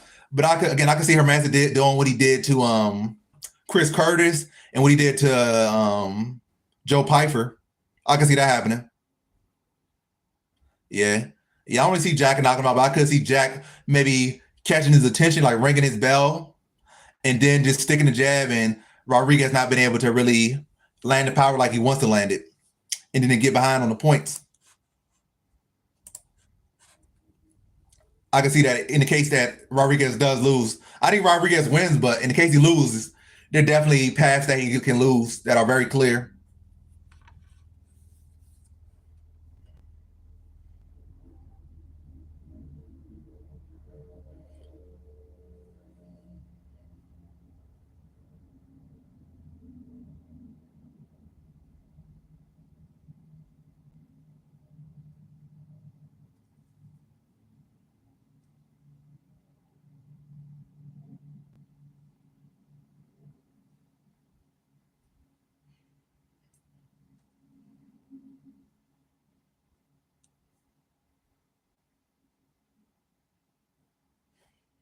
He could win round 1 and be bad for him, to be honest. If he spends too much energy in the first round trying to get a finish, he don't get it. That could be very bad for him. That could be worse than him losing the first round. If he makes the first round close enough, but he's showing a good ability to get the fight to the ground, he's setting up good strikes, I say that's better than a dominant round where he gasses out. I mean, John Jones had accomplished more than enough. He could definitely retire, so I don't care about John Jones retiring. Like, he already did what he needed to do. Anything else would have just been beyond extra. Even him winning a heavyweight belt, that was extra. But great on him to get a heavyweight belt, great on him to defend it. But he didn't have to. He could retire anytime he wanted. Anytime he wanted. Anytime he wanted. Yeah, anytime he wanted. I don't think he should return. If he retired, just stay retired. No need to come back out of retirement. You know, you're gonna stick around. You know, you're gonna be inactive. Let Aspinall get better, potentially, and just come back and fight an even more dangerous Aspinall. And you're gonna be an even older and rustier John Jones. Yeah, that'd be a dumb decision for him to do. Retired, unless he, only way I think he comes back if he's money hungry, which could definitely happen. Like, he get on some cocaine, he can't keep fueling his addiction. Definitely some bad things could happen where he come back. He's fat. He's out of shape. He's old. He's 41 years old trying to fight Aspinall, who's like 35 and better than ever. Yeah, that'd be a bad move for John Jones. I think John Jones retired. The best time to fight Aspinall would have been, now or earlier. Any further, it's just going to get worse. So, or harder for him to win, especially inactive and getting older. But yeah, I think he retired. I think it's a good time. It's kind of bad that he held the division up, but as far as like retiring, this is a good time to retire with what he accomplished. Walk up into the sunset. I wouldn't feel confident about this fight going the distance or not going the distance. But yeah. When's the last time Hermanson has even been stopped? By Cannonier? I think. No, it was by Dolize was the last time he was stopped. But this fight probably gonna go the distance, to be honest. I'm thinking like stoppage, but I think it's probably gonna go the distance, if we've been honest. But again, I'm not betting that. I'm not betting nothing on this particular fight right here.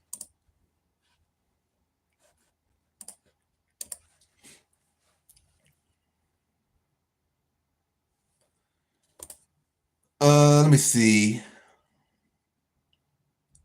I'll give him a maximum of 3. No, I'll give him a maximum of 2 years. 2 years. No, I'll say 3.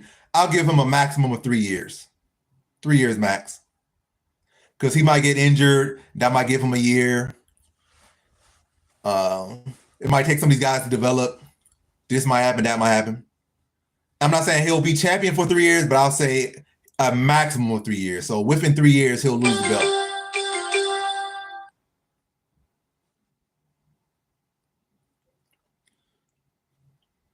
I think his chin gonna come back to bite him. I think his defense gonna come back to bite him. I think his cardio gonna come back to bite him.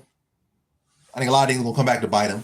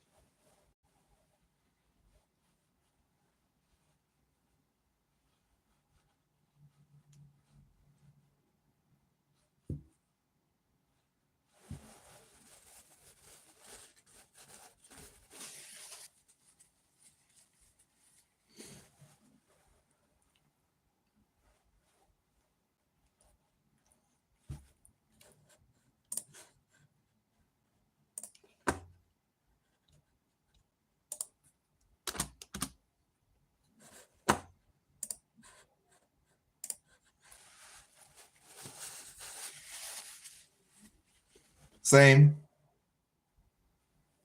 So I think we got one more fight before the main card. Yeah, just this fight, then the main card starts. I don't think John Jones going to PFL. Again, if he's desperate, he got a cocaine addiction, he got to pay off some NDAs or something. Then maybe he goes to PFL, they pay him a bag, and they give him like 10 mil, 20 mil or something, 30 mil. He fights Ngannou. Maybe the fight happens, but I don't think John Jones is looking to fight outside of UFC. I think he's just happy with retiring at the moment.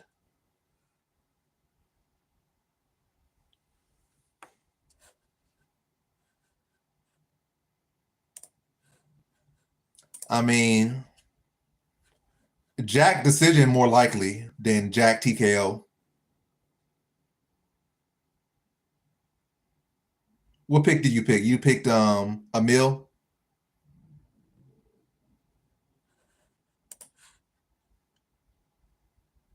All the time, man. I'm currently 4-1 on this card, so you picked the one pick I didn't get right. That's on you. You have a bad pick of the draw.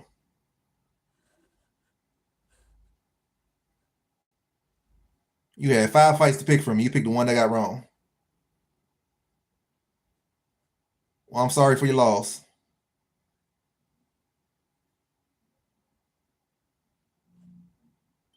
And there really is not no such thing as the baddest call in the world anyway when it comes to MMA. Because you watch MMA for even a year, anything can happen. So nothing like a bad call, to be honest. Unless you just pick like a terrible, flat out terrible fighter. That was a possibility. It happened. But a bad call would be like, oh, you picking some guy that has no way to win that fight in that particular way, and you pick him to win in that way. But knowing he going in with a finisher like that, and that was a possibility, especially early. But yeah, it is what it is.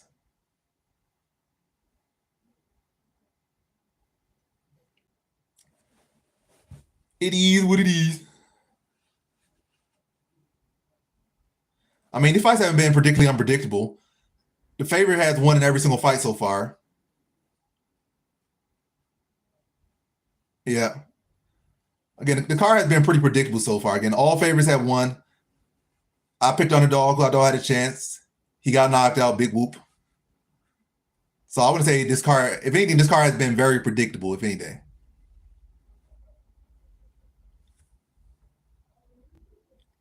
PFL was a little bit unpredictable. I think the last UFC card was a bit unpredictable. Nah, I think he was still an underdog because he was plus 140 for most of the card. I mean, most of the way up. I think he finished at like plus 104. So I don't think he was ever the favorite. Maybe in this chat right here, but betting wise, I don't think he ever was the favorite. Let me look at the lines. Yeah, he never was the favorite because I'm looking here. He closed at plus 110, plus 118, plus 116, plus 120. Howard Mill was never the favorite.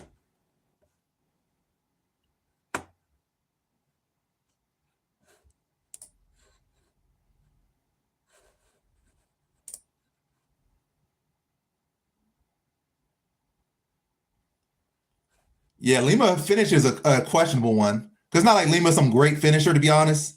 And it's not like Talbot, some old wash guy. Talbot lost the fight. He got upset, but he's still very young, can still very much grow. If anything, I feel like this fight probably can go the distance. If anything, Talbot might pull off a knockout. So picking Lima to finish is kind of crazy. We'll see if he gets to finish, but picking Lima to finish here when he could even finish Miles Johns, yeah, kind of crazy. Topuria by finish is good. Lima by finish, it's risky. It could happen, but it's risky. I think I have Rodriguez by second round knockout, but most likely he's going to end up probably in some decision, but we'll see.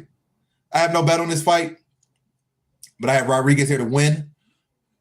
But this fight can go a lot of ways, and Rodriguez is not a guy that feels super trustworthy about.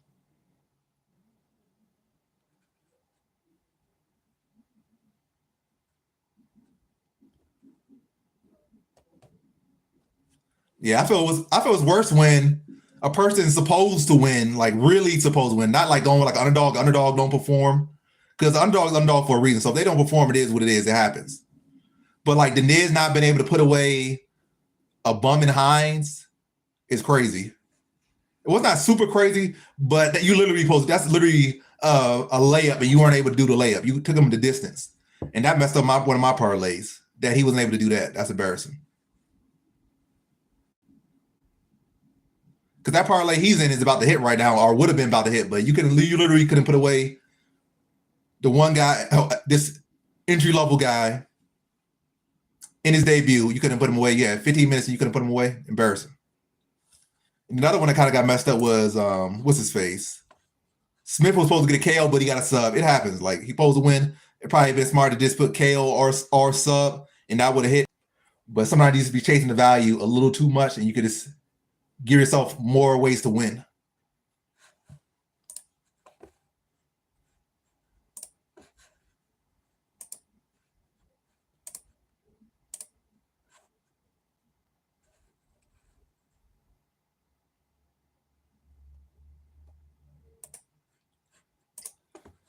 The fight probably about to start in like 5 minutes, 5-10 minutes. Rodriguez versus Hermanson, or Hermanson versus Rodriguez.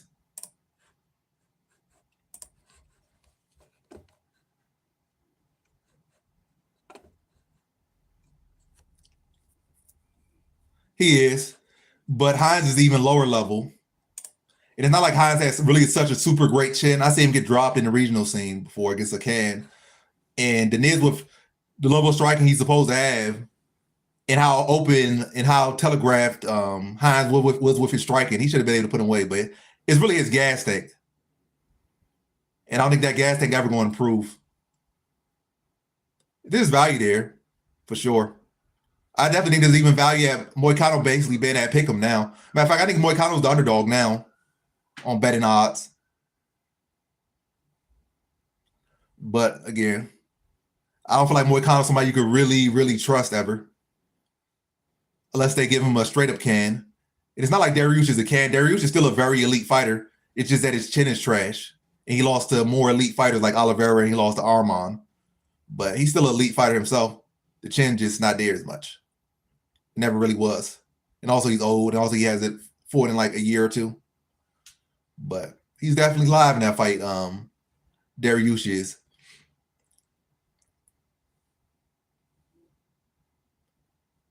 What's up, bro?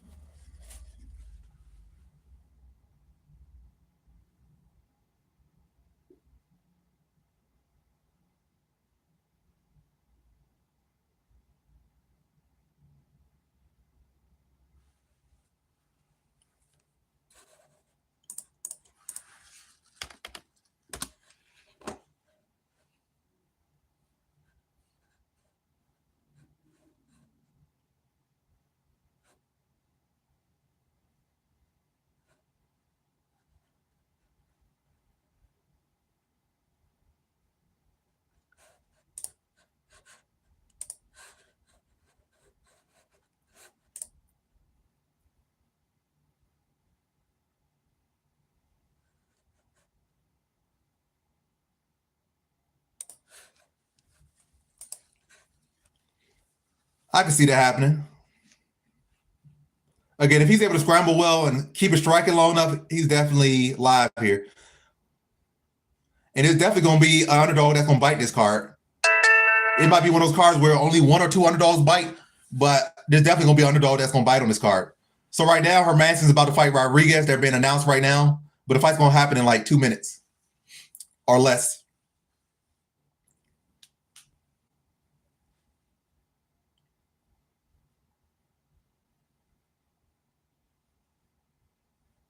All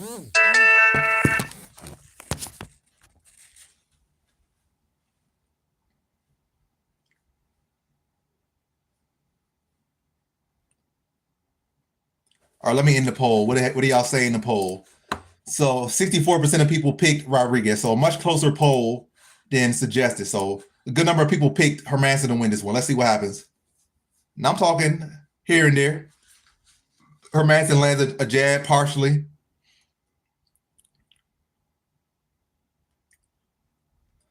A better has put 50K on Rodriguez at minus 198.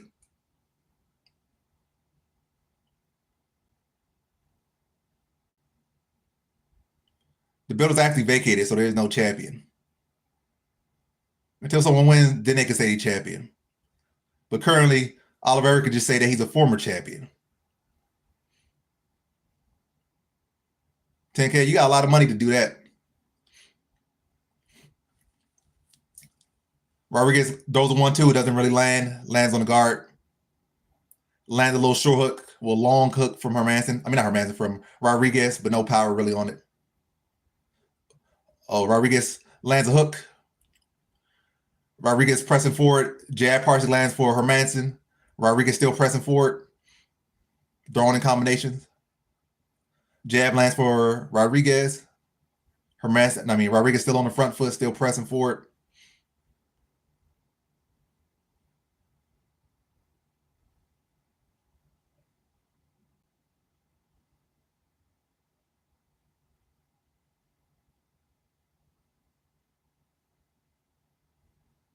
That's a pretty dumb. You gonna bet the last money you have on? I mean, I'm pretty sure you're probably lying, but if you're not lying, that's pretty dumb to bet your life savings on Charles Oliveira. YouTube would definitely find out. And I'm pretty sure you're not even subscribed to be asking me that either. Like, you're not subscribed, you're not giving me no money, but you want me to risk my channel so you can watch the fight because you don't really want to look for it. There's just really no logic to that.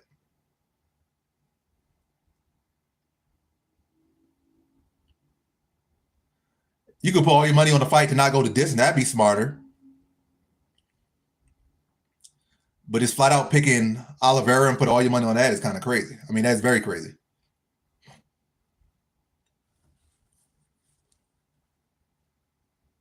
Like there's a little cut on Rodriguez's head right now.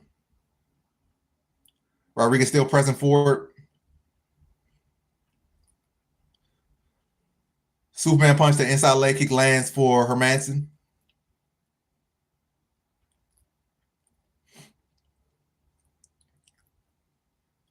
Jab to the body lands for Rodriguez. Another jab to the body lands for Rodriguez.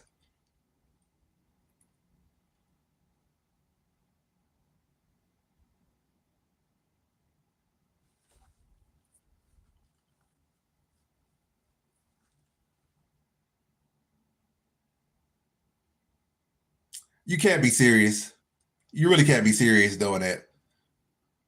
Maybe, are your bills that high that 10K can't cover your monthly expenses? Like, that's kind of crazy. Again, you literally are betting 10K. Who knows? Maybe you live in LA or something, or New York or something.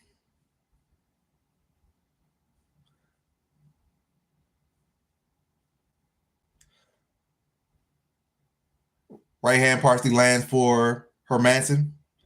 This fight looking like it might turn out like the Chris Curtis fight.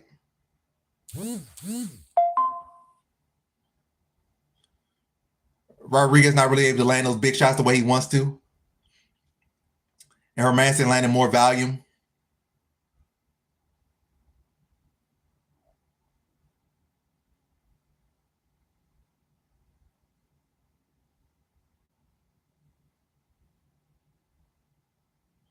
Yeah, even without Drake betting, I don't feel like Oliveira really has the greatest path to victory. Oliveira's always live, but Taporia is clearly a different level than anyone that Charles Oliveira has ever. Oh, big right hand puts Hermanson to sleep. Hermanson was looking good till he wasn't. Got caught with a little hook, like a lunging hook, put on his butt, put on his back, asleep, stretched out. First round knockout for Rodriguez.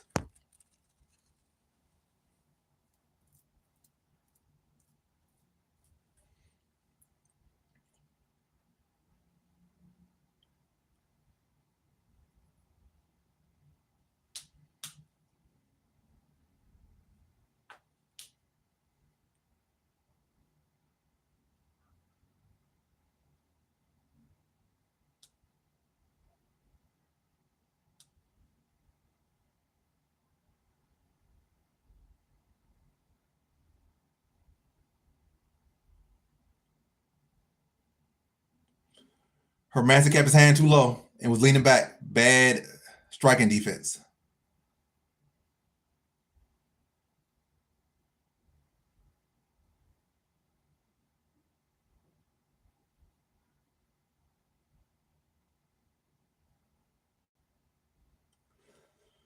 I don't know about all that. Brazilians are currently 1-1, I think, on the card. So it's even right now. Let me see what I think the Brazil. Well, Jonathan Diniz fought too, but they gave him a can. So does that really even count? Let me see. Brazilians 1 win, 1-1, 2-1. Could be a 3-1 depending on his next fight against Lima. So then Moicano, Pantoia, Oliveira. I think most likely Brazilians will come out positive this card. But it's a matter of how many more losses are they going to take. I think they're going to take at least one more loss. At least one more loss the Brazilians are going to take. They're not going to clear the rest of the card. Brazilians going to take at least one more loss on this card.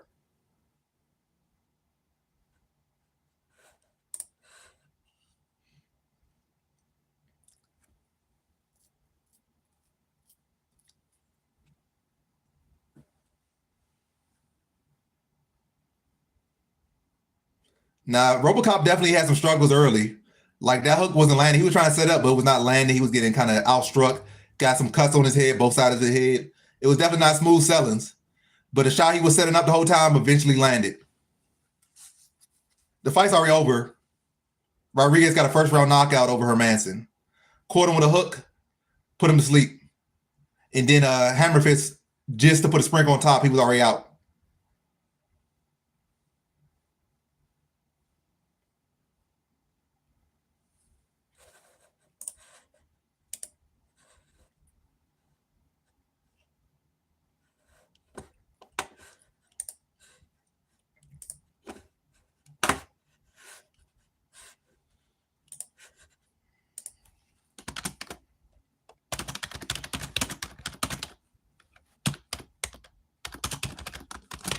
All right, let me put the poll up for the next fight.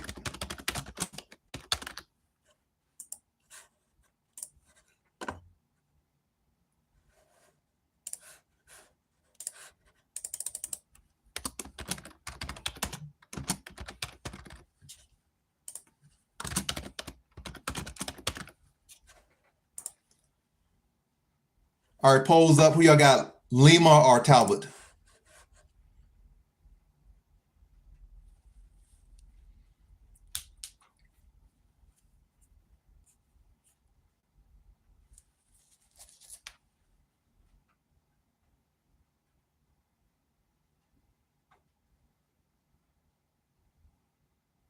Yep, over already. Rodriguez didn't wait no time. Got it done in the first.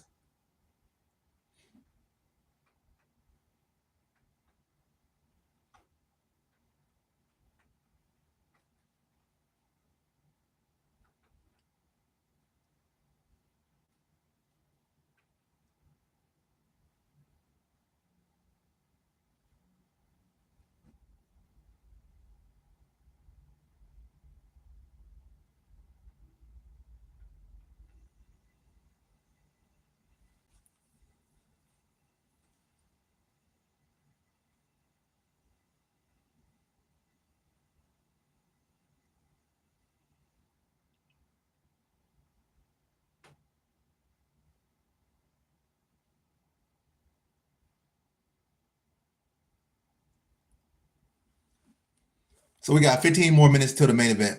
I mean, not the main event, the main card.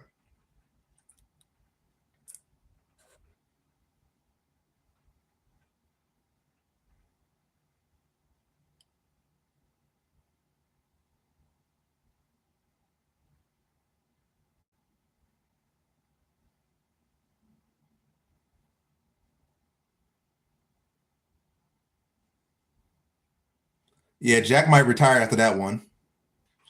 There's not much left for him in the sport. He's up there in age, coming off a big knockout loss like that. I think Jack should just call it a day. I think his health will be okay, but it's no need for him to continue fighting and taking damage like that. And after taking damage like that. But I don't know what his financial situation like that. But hopefully he's been in the UFC long enough. He's put enough money aside, invested it well.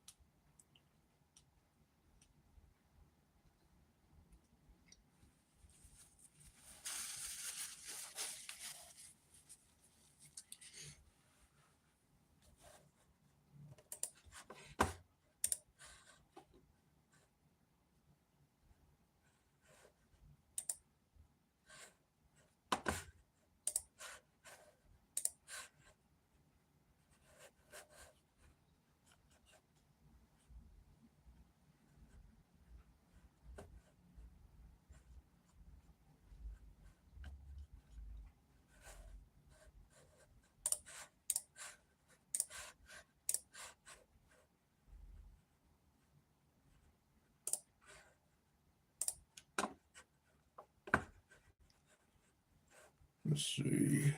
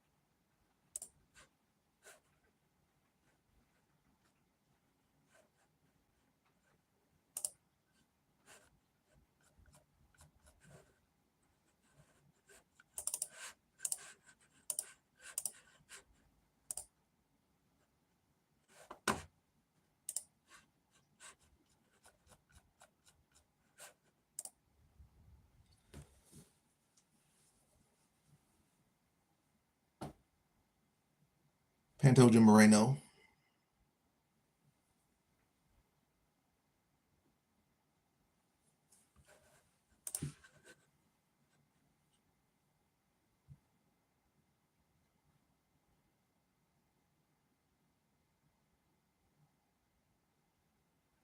I mean, nothing has happened yet, so we'll see if you're a mystic or a psycho, depending on how these fights go.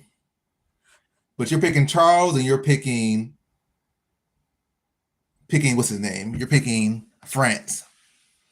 Both of those are definitely not happening for sure. One of them may happen, but both are definitely not happening. But both of them definitely could likely lose, but both of them definitely not winning. But hey, if they both win, maybe you are Mystic C. Maybe.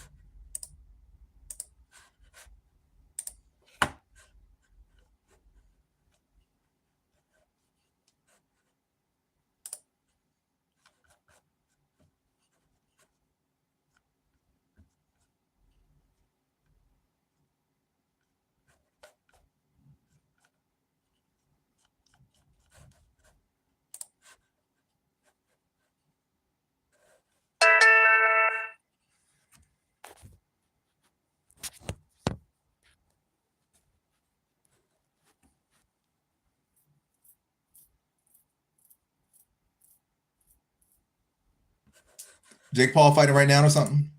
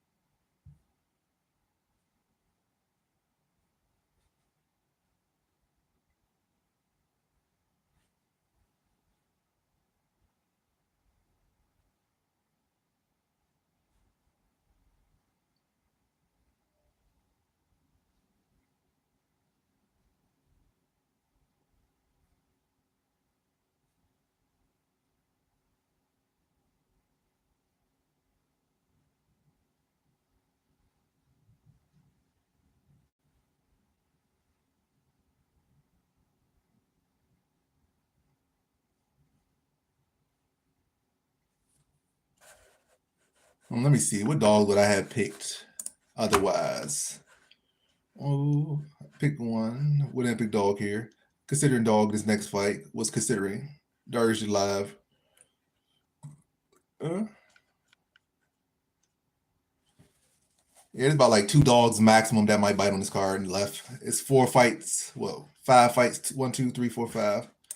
2 dogs maximum probably gonna bite.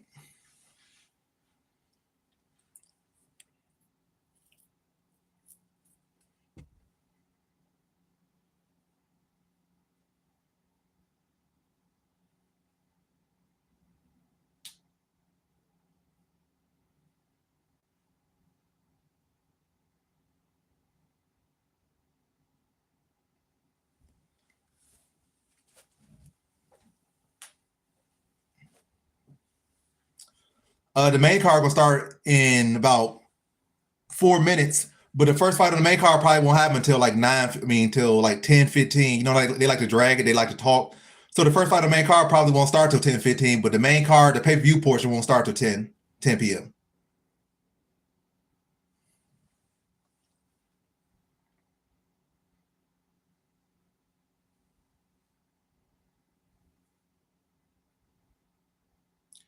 Glad I could update you.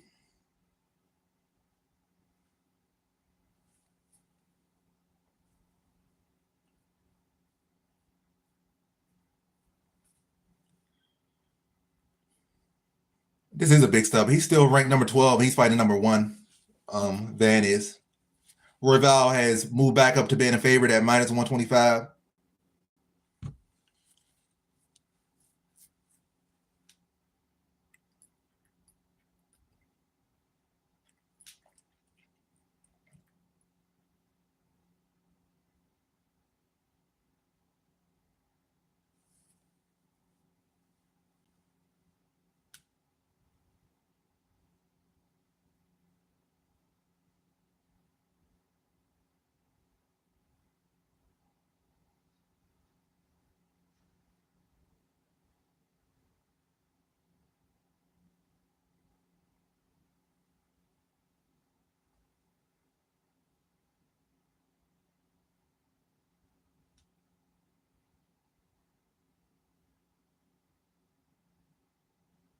He got a neural machine for his brain.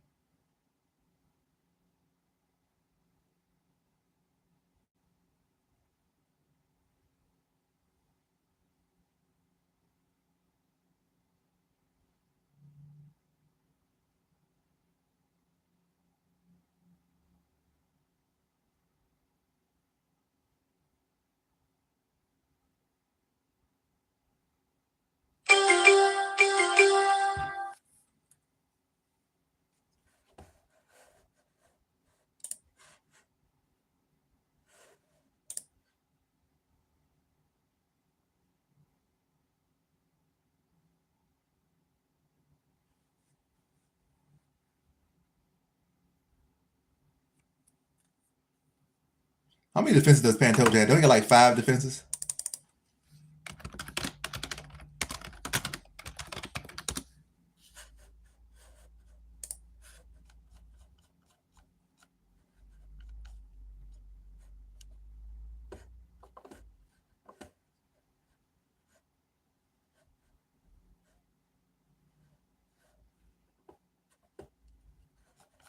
Oh, he only has 3 defenses. 1, 2, 3.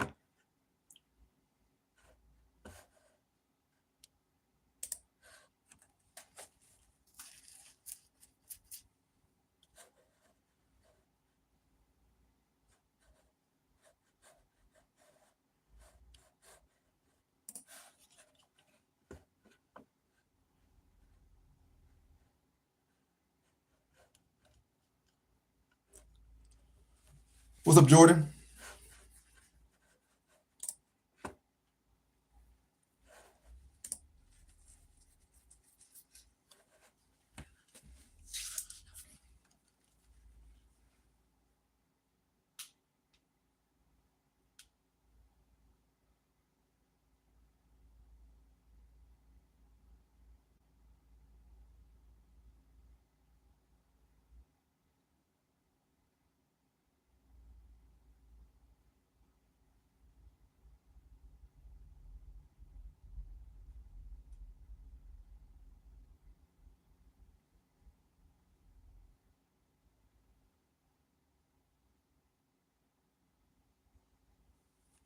All right, now the pay-per-view portion about to start. Let me get over to the pay-per-view portion.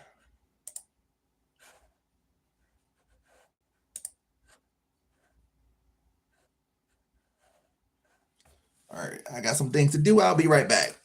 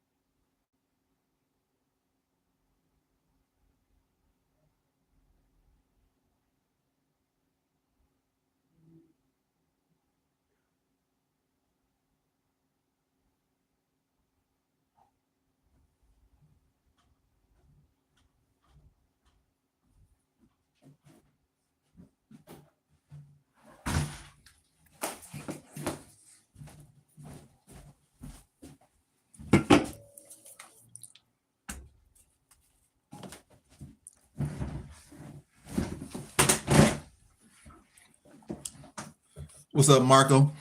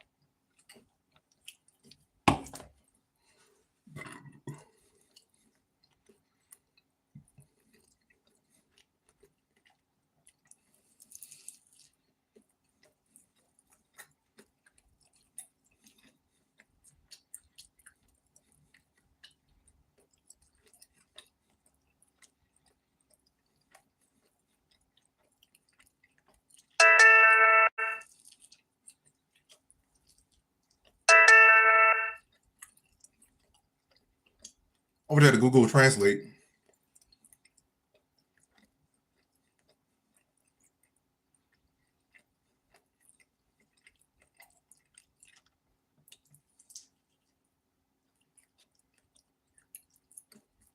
Not very much. It's good when it's fresh, but this pizza is not very good when it's cold. When it's fresh, maybe it's like a 7.8. When it's cold, like a 7. You see how it changes to them?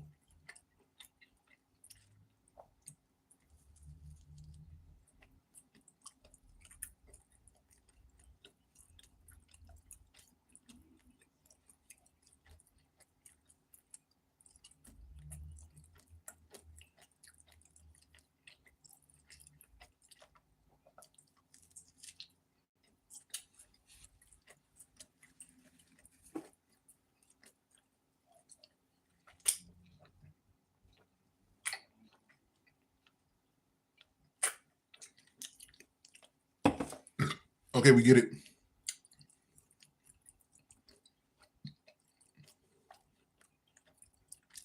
Nah, he retired. Aspinall is the undisputed champ.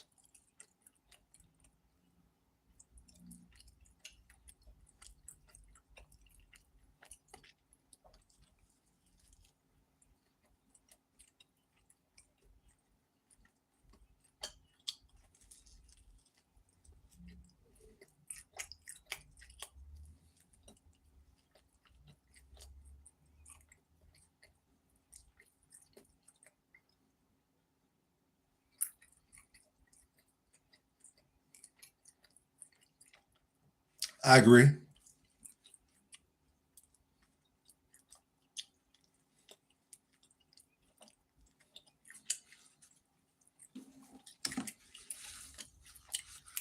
Yeah, Domino's is good. They got some good deals as well.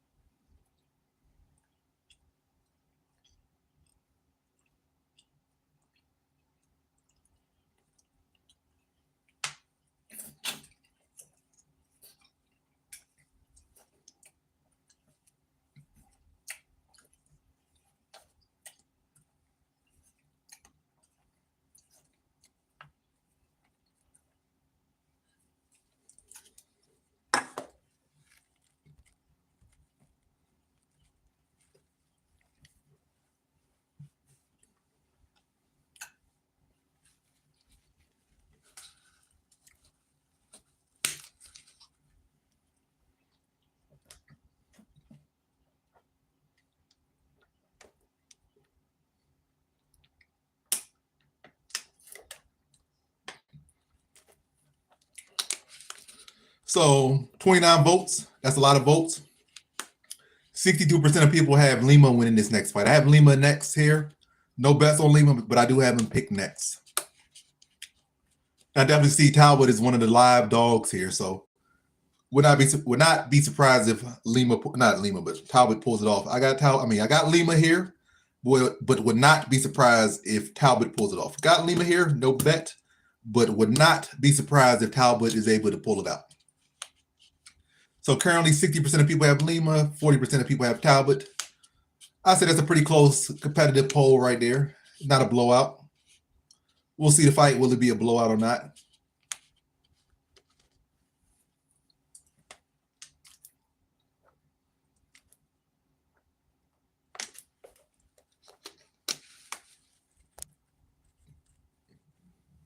Low confidence.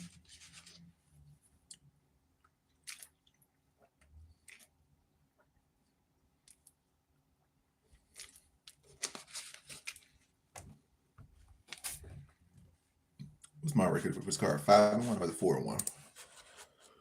1, 2, 3, 4, 5-1. 6 fights, 5 more to go.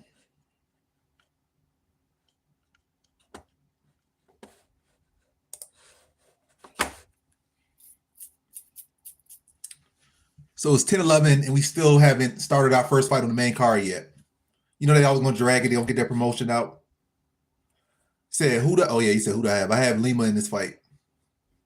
Not with a lot of great. I mean, not with a lot of confidence, but I do have Lima in this next fight.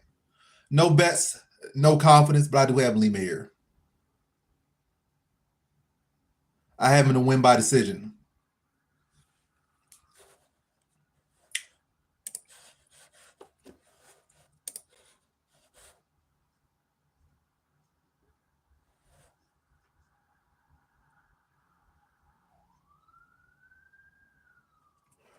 Let me see.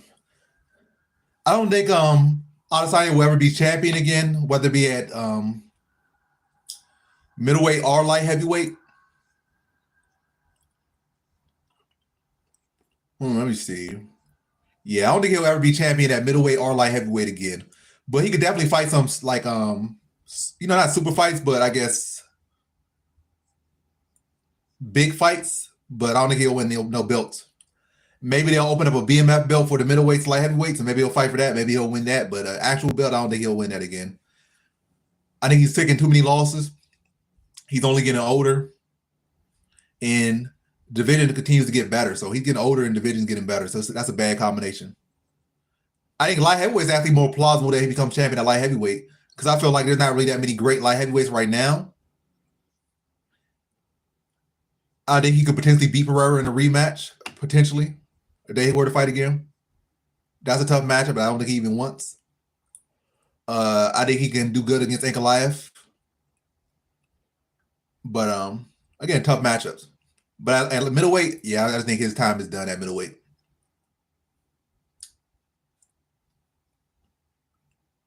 And what's really left? I don't think he's gonna fight Jamal Hill. That'd be a fight he could fight, champion versus former champion versus former champion, him versus Proskauer. But I think he's friends with Hill and Proskauer, so those fights not gonna happen, most likely.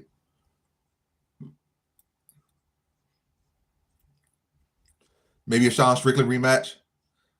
But that'd be real bad if he lost to Strickland twice. But I think he could beat Strickland potentially if they in a rematch. But again, there's a lot of is it really even worth it for him to risk losing any of these future fights instead of just retiring? He's coming off a knockout loss. And that's never a good place to retire at, but it's definitely much better to retire on just that knockout loss than instead of come back and lose some more.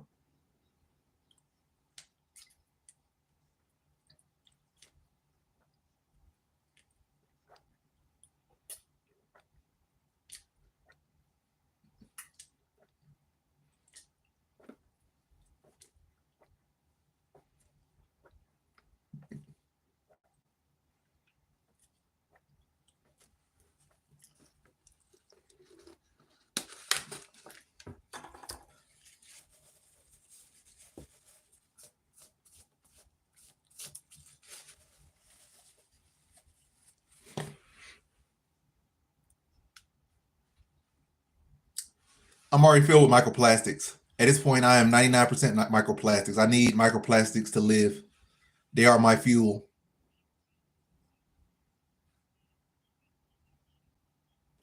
And where do you even get glass bottles of water? You're welcome. I feel like these bottles that look glass, be plastic.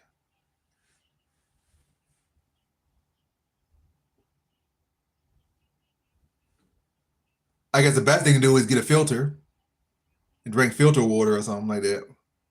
Get a Brita or something.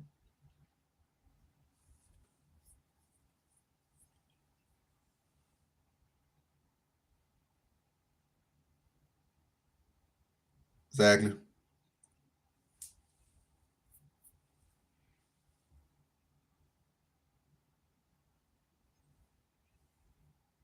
You would have to do too much to get microplastics out of your drinking. What you eating?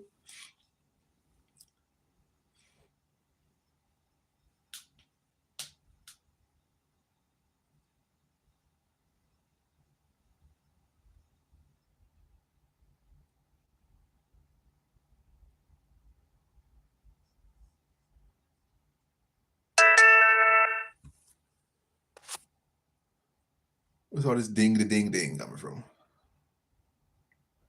Why they give me a notification that Lizzo is live on TikTok like I care?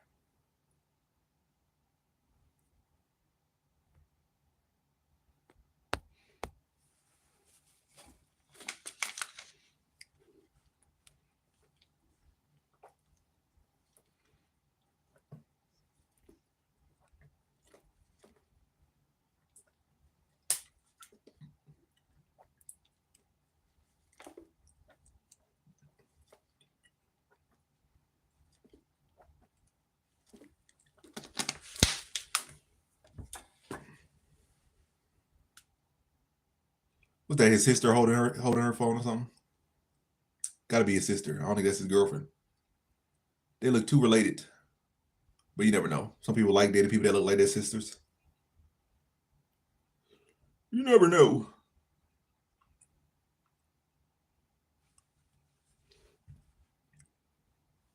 So you got to filter it, and then you got to put in a copper container, and then you'll have micro metals inside you.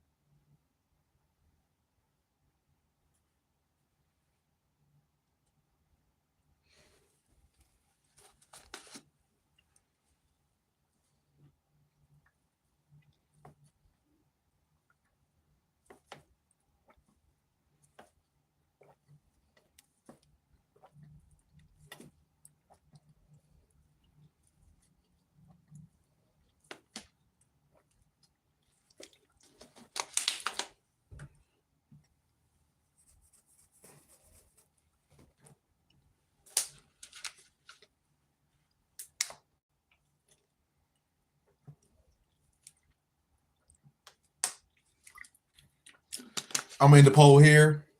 63% of people have Lima.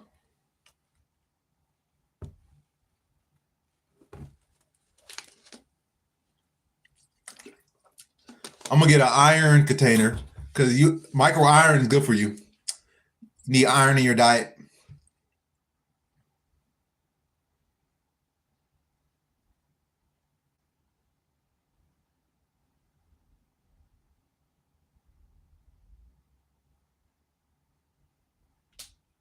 Stainless steel is not good for you either, I hear.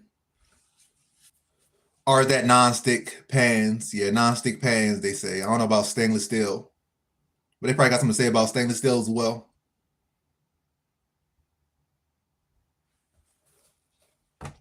Now, people got to start subbing.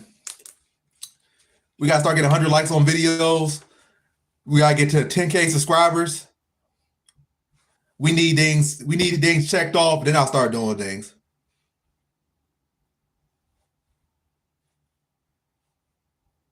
Even if it's accounts you don't use, you got like 10 phones or 10 YouTube accounts you don't use, subscribe to them to me. Get your friends to subscribe to me with that 10 YouTube channels, give me the 10K subscribers, then I'll start doing something free. Or if I feel like it. Yeah, you can't really do too much in anything. It's like so much with everything. First they saying this is good, they saying this is bad. Oh, it's good to be vegan, it's bad to be vegan. You can't eat this type of meat. You gotta kill a chicken fresh off the farm because the chickens in the grocery store they fill up with gas.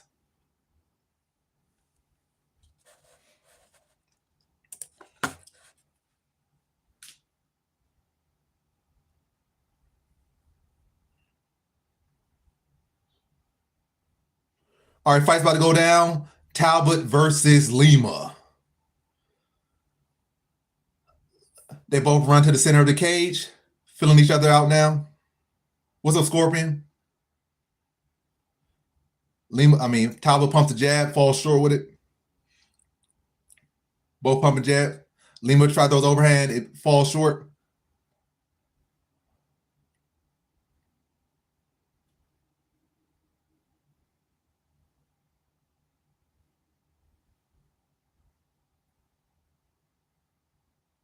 Lima lands a hook.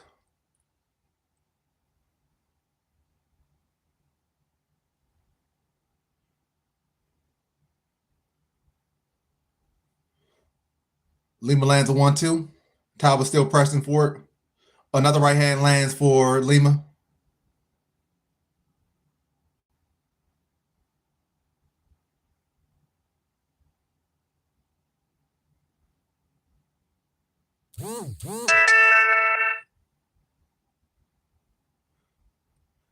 Like Talbot started to get his range a little bit more. Lima found his range first, but like Talbot started to find his range. Leg kick lands for Talbot.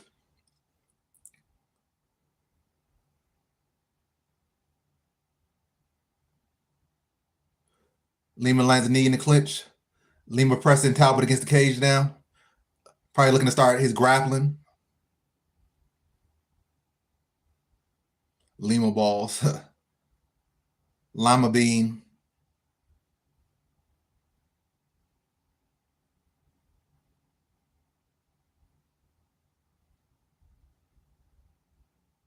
I don't know about 75%. At least not this year. I think this year I'm like at 67%. Last year I was at like 71%, but the year's still semi-young. Spinning wheel kick misses for Lima. Lima gets a double. Talbot trying to get back to his feet. Lima still trying to work to drag him back to the mat. Talbot showing decent balance. Lima returns to the mat. Kind of a dumb scramble here for Lima. He tries to do some crazy roll, and now he's like he's on bottom. They're kind of in this funky position, but right now Talbot's on top. Now Talbot ends up on top. Lima got too funky with his roll there, and now he's on bottom, and Talbot's on top. Now Talbot trying to drop some ground and pound.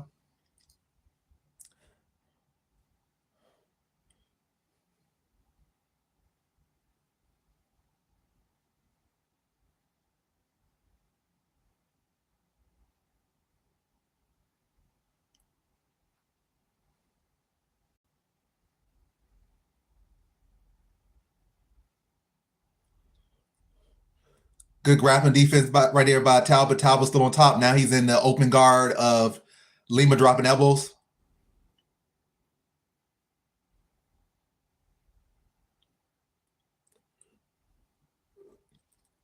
Lima returns his feet. Talbot has him pushed against the cage.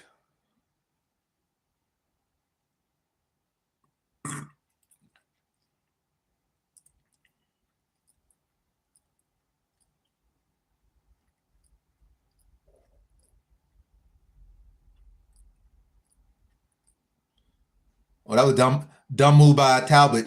Both guys ended up on bottom in this fight for doing a little too much. Talbot tried to do a little ugly trip and he just fell down, and Lima came right down into his guard.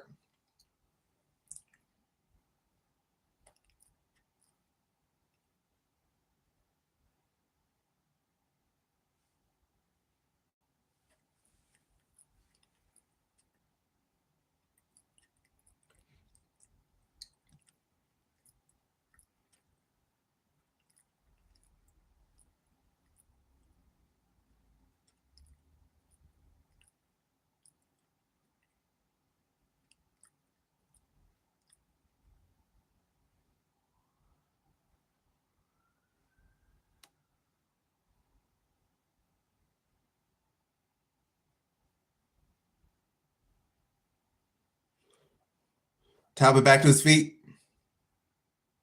with about 24 seconds left in this round. Elbow lands for Talbot. They're battling for position against the cage now.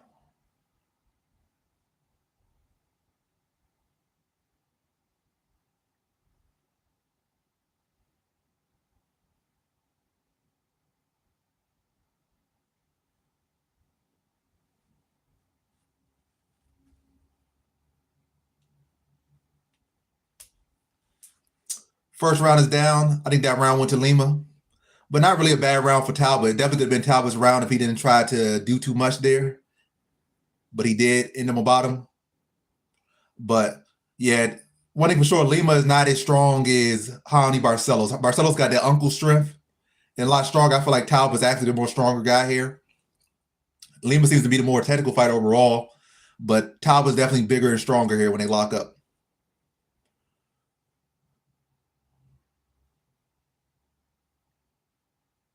But yeah, I think if Talbott can start to land consistently, I think it's gonna be a bad night for Lima.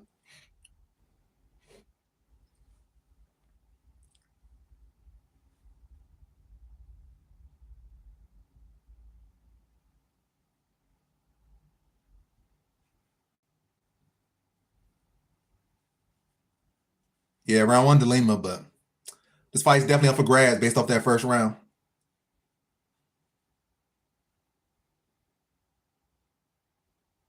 All right, round two underway.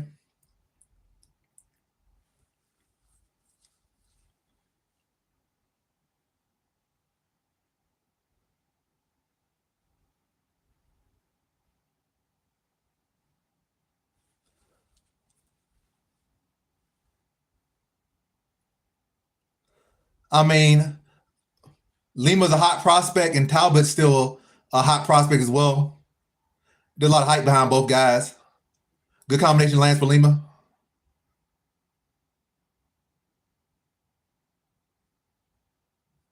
Oh, that's the best head move I've ever seen from Talbot there.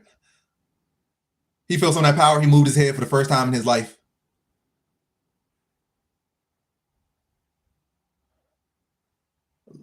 That's what happens when you are too good at BJJ. Like you start doing dumb stuff like that. You're not in a gi. Why are you pulling guard? So, well, Lima just pulled guard basically. So that's real dumb. So Talbot's on top, plenty of time left in the round. Talbot can start to build up control time and put himself in good position to win a round here. Talbot landing knees to the side from half guard. Now he lands some hammer fist here.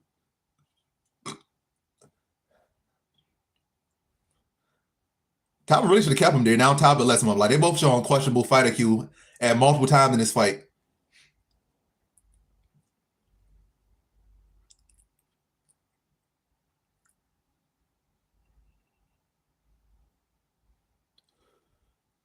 Lima tries to land a spinning back fist and miss.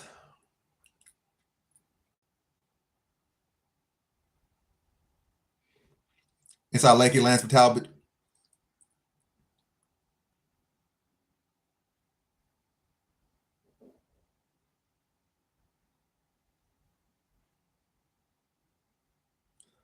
Hook to the body lands for Lima.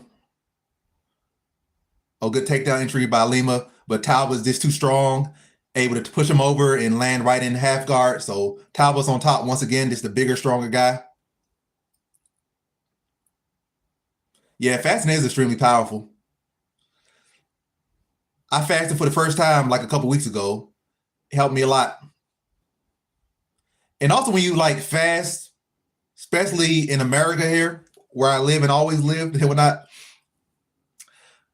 they do put a lot of stuff in our food. So you kind of get in the mindset that you have to eat, but you really don't have to eat. A lot of times we be having excess food in our bodies because they put so much preservatives in it. And I didn't eat for like 2 days and I really didn't feel hungry. Now I started to feel my stomach actually digest stuff with the extra time I gave it.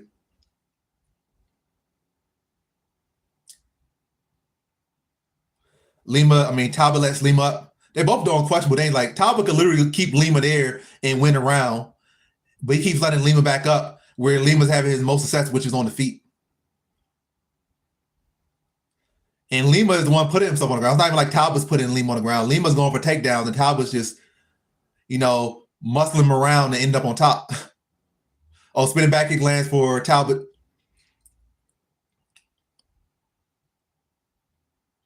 It looked like, another spinning back kick lands for Talbot. It looked like Lima's fading.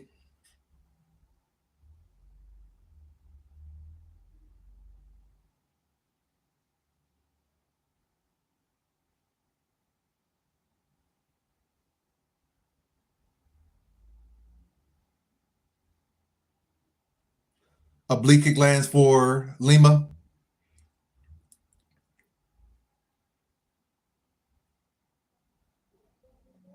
It clearly like Lima looking for something to spin in. Oh, right hand lands for Talbot. Oh, uppercut misses for Talbot. Lima back on the body lock.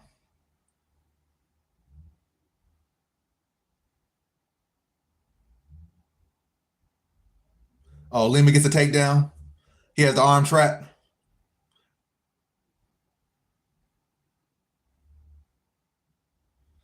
Oh, again, Lima getting too high. It's the grappling all the time for Lima, messing him up. Now he's too high. He about to end up on bottom again. Now Talbot's on top in north-south.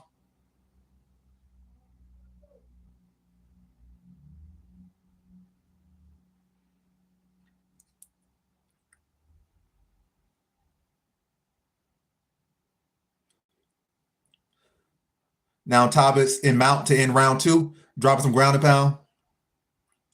Round two clearly goes to Talbot.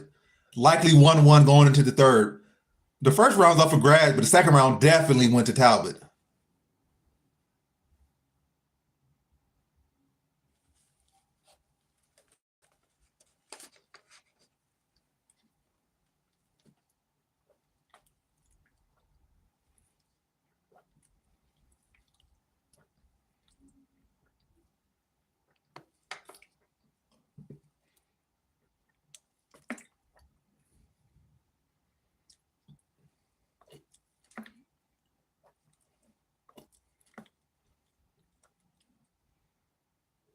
In reality, humans live thousands and thousands of years and still continue to this day to not eat every single day.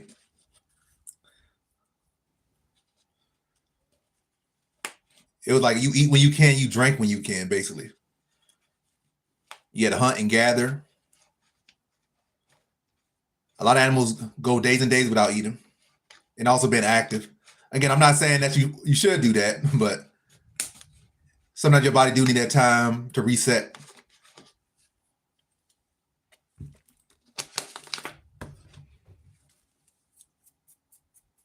And a lot of times you lose more weight just fasting than working out. You work out and you go out and eat a cheeseburger, eat unhealthy, put that weight right back on versus fasting. Done right, you can lose like 5-10 pounds in that time. 2-3 days or something.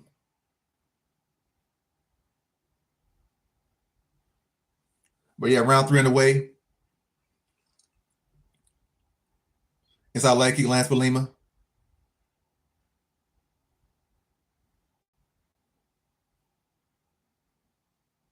Knee lands for Lima.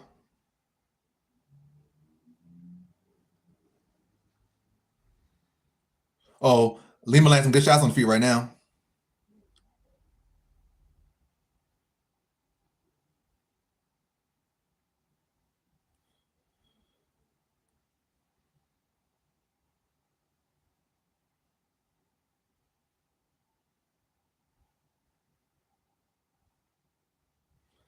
Likely 1-1 here in the third round. So it comes down to who wins this round, most likely. It looked like Lima slowing down. He landed some good combinations here early in third round, but looking tired. Now he's going for a takedown again. And it's been the takedowns that's really been messing up for Lima. He's going for these takedowns and ending up on bottom.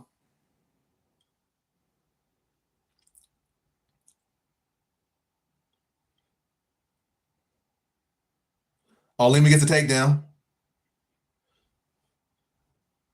Talbot's on the wizard, but Lima has his legs locked.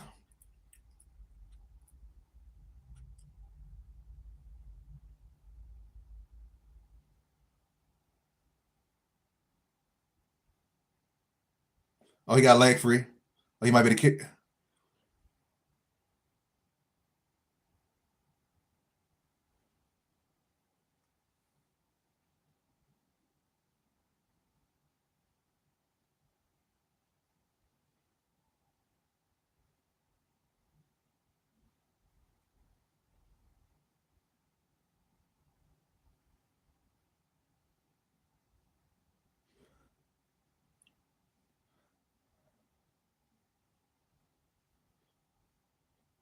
All right. Talbot back to his feet. Jab lands for Lima.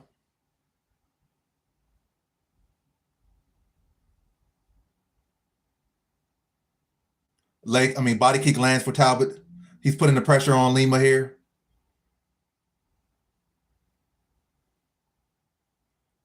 Oh, Lima got hurt a little bit there. Talbot continued to press.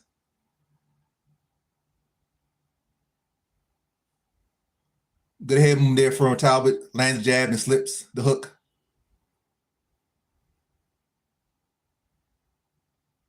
Nice jab from Talbot. Oh, spinning wheel kick lands for Talbot. It's a slow spinning wheel kick, but still lands. Clean.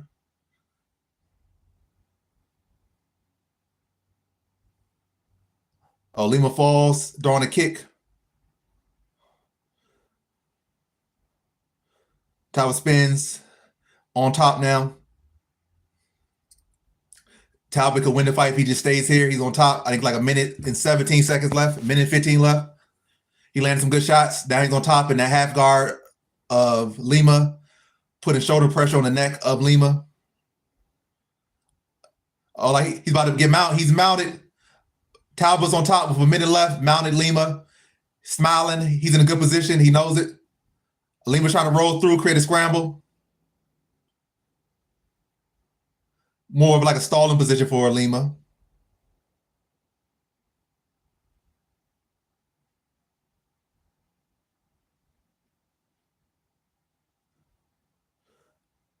Talbot's still on top. Now he's on body punches to the body in this funky position. Yeah, he could just keep punching him in the body here. That's not a good position for Lima. He could be in a worse position, but it's not in a position he could score in. And now Talbot is dropping ground and pound on him from this funky position. Yeah, just keep punching him in the rib.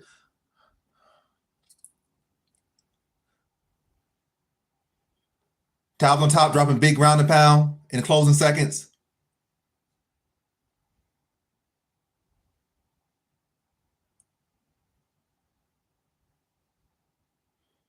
Lima makes it back to his feet, but Talbot has him still against the cage. I think Talbot won that one. Who do y'all think won?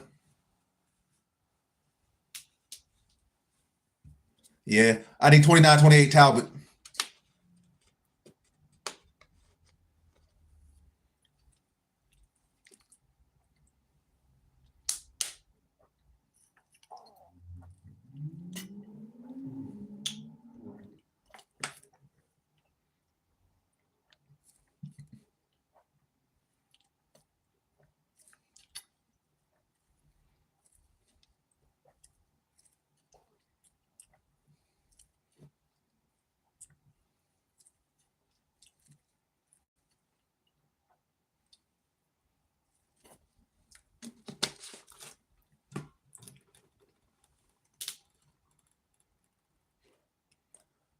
Nah, Lima's not garbage.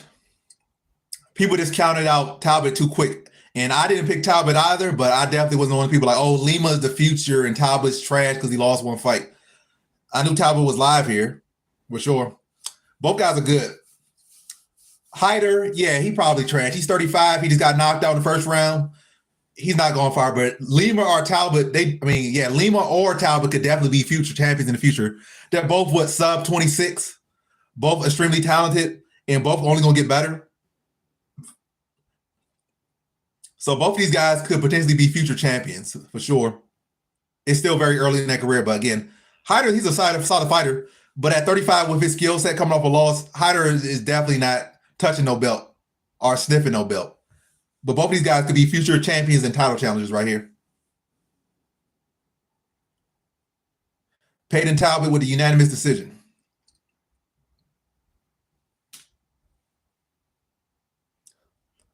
Yeah, he definitely got better on the ground. But I think also it's the fact that Talbot is bigger and stronger than Lima. Barcelos is a very strong man and he's old. And I think he's a BJJ black belt, and he also has high level wrestling experience. So he's a dangerous guy. He's a much better grappler than Lima, and he's bigger and stronger than Lima. So Lima tried to do the same things, but Talbot made adjustments, and Talbot just bigger and stronger as well than Lima.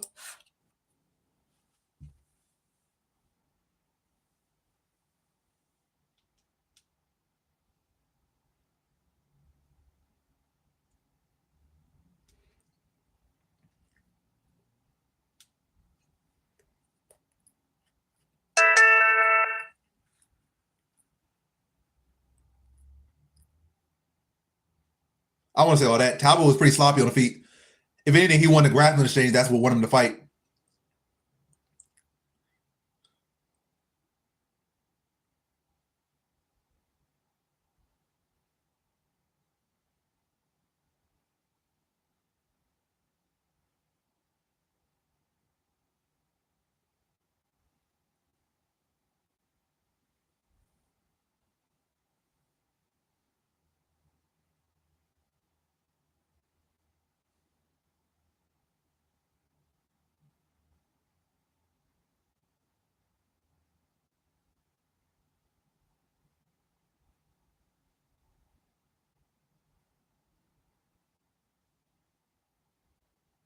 Adrian Yanez.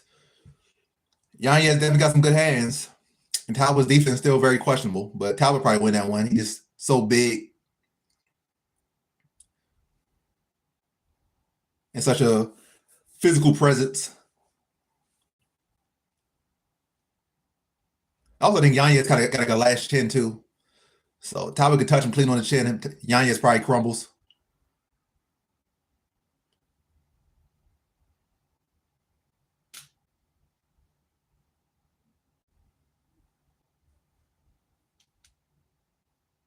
Yeah, Talbot was the underdog.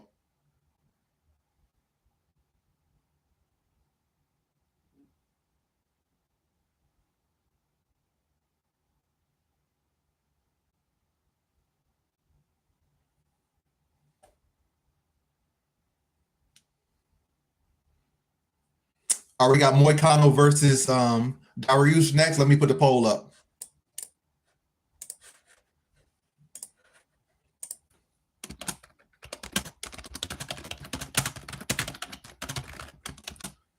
Let's see. What's this person's name? Benil, Darius.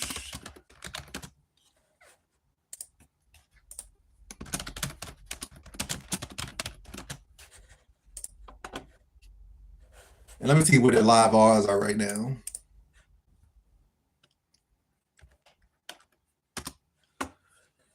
Is Moicano currently the underdog? Let's see.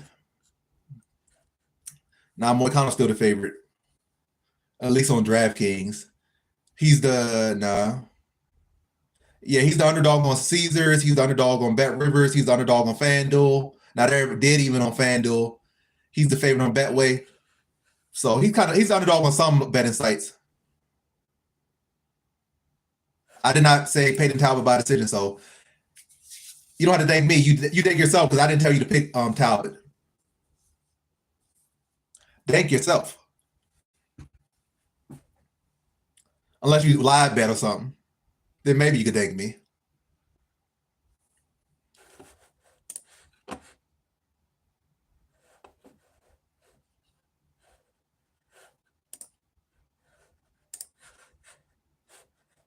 So we got 4 more fights.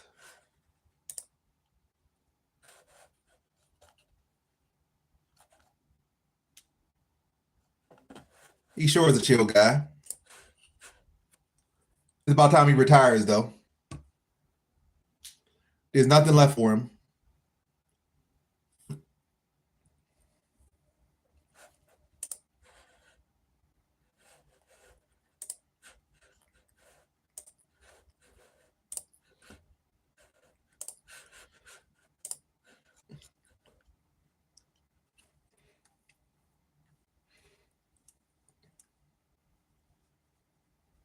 So 3 votes for Darius currently, not Darius, for Moicano currently.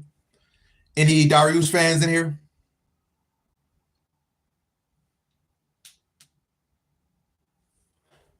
I mean, I make prediction videos, so you can always watch my prediction videos. I mean, that's kind of how I get paid from YouTube. But yeah, I have no confidence in Moicano. Like, well, I didn't put average confidence, but I'm not betting him. I was originally betting him, but I'm not betting him. So if he loses, I don't care particularly. So yeah, Moicano's been more active. He was on a good little streak prior to losing to the pound for pound #1 fighter, and even against Makhachev, he was doing pretty well against Makhachev until he tried to stand up and he gave up his neck. And I don't think Darius grappling is all that good. And Darius' chin isn't all that good. He's up there in age, gray hair, and all that. And he's coming off 2 knockout losses in like a 2-year layoff. That's never a good position to be in. Darius is definitely live here. And Moicano's definitely got that's live to choke. But yeah, I like Moicano's activity and youth here, are slightly younger, slightly less mileage. It's a tough fight regardless, so you can't act like, oh, one of these guys is a lot, to be honest. Both guys are feeders for anybody that's truly elite. They're not, neither of them are truly elite anymore or ever really have been. Both of these guys are feeders. Topuria watches both guys. Faziev probably watches both guys, even though Faziev already did watch Moicano. I think he watches him again. The truly elite guys coming up going to watch Moicano, so Yeah, neither of these guys is all that good. Both these guys probably should retire, especially Darius for all the damage he took. Yeah, Cortez won. Unanimous decision, pretty clear, pretty dominant decision after the first round was over. I want to say he looked rough against Charles. Charles just touched him up. Matter of fact, he was doing okay against Charles until Charles was able to land on him. It's not like the thing is Darius just never had a good chin, and Charles has power, and he put him away. And Darius has been put away by people with less power than Charles before. So that definitely was not a performance where he looked bad. He just got done what was supposed to be done to him.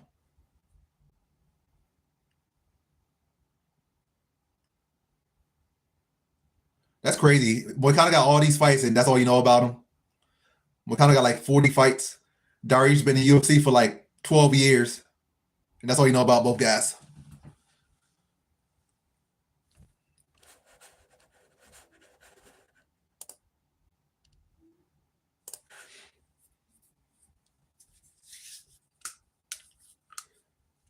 Yeah, he's the best in the UFC for now, for right now.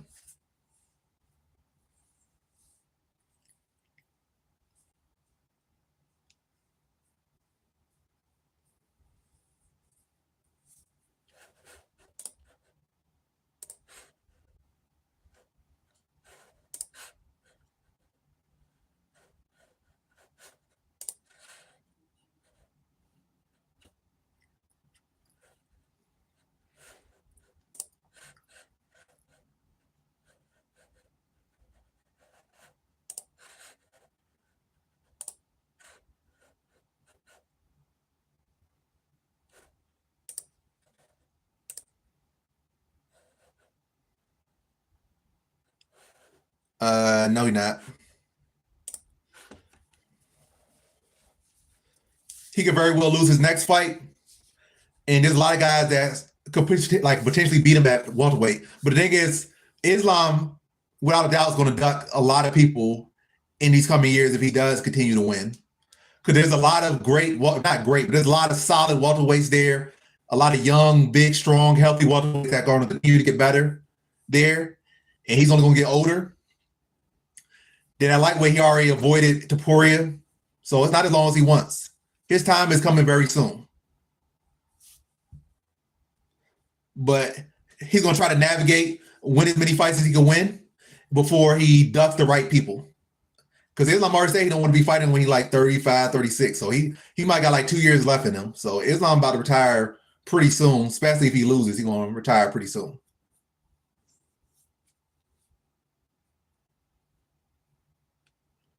Who you see getting a TKO win?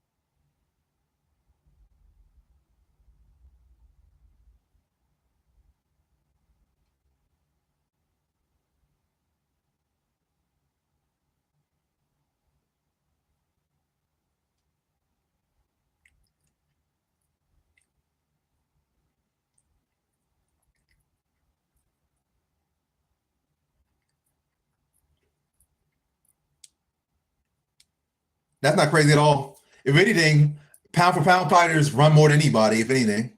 And that's all combat sports. Because they got legacies to protect. Like, because once you get the belts and you get the status, it's just about how can I further my legacy without taking the right risks, the right matchups. That's what typically happens.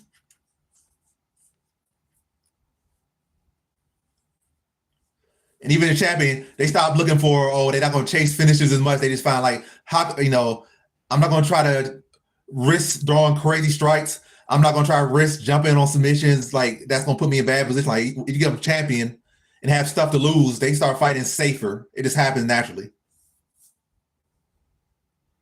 No, I know he definitely was ducking Tony Ferguson. Tony Ferguson sucks and always has. And I'm that's not even me being like a person who, changed because I saw what happened. I literally said Tony Ferguson was a scrub the moment I saw him, like the first moment. And I was even offering to box that man at one point. So yeah, I always knew Tony Ferguson was ass. He would have been easy work for Khabib.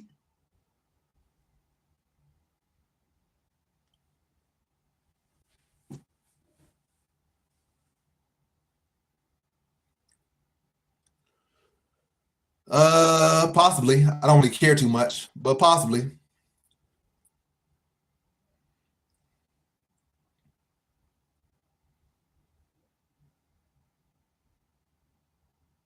Huh? The ETs.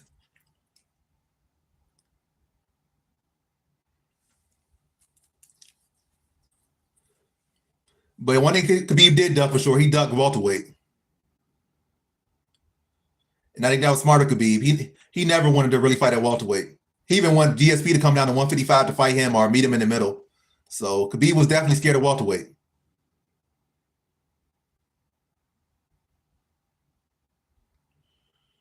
Uh, I don't know about that. They're good, but I don't think they're good. They're special, but I don't think they're all that, to be honest. And that's no insult to them.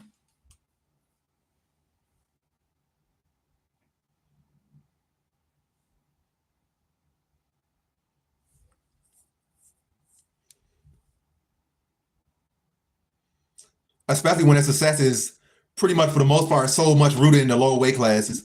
You start to see some that have success upper weight, but it's so far less than at the lower weights. Like they excel most at like lightweight and below. Like lightweight, like as far as the UFC level, lightweight, featherweight. Yeah, lightweight and featherweight basically. Because they're not even all that great at bantamweight, lightweight and featherweight. Welterweight, you seeing something in PFL and every now and then UFC, but again, mainly lightweight and featherweight. But the fight's underway. Darius versus Moicano. Darius throws a high kick, it's blocked. Yeah, I said for the most part. Ankalaev's like a rare breed. He's like the first one to really excel at light heavyweight. And we look beyond him. Who else has really done anything at light heavyweight as far as Dagestanis at elite, truly elite level?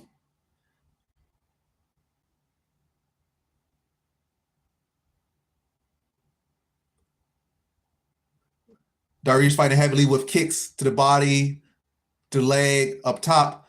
Moicano pressuring him down against the cage.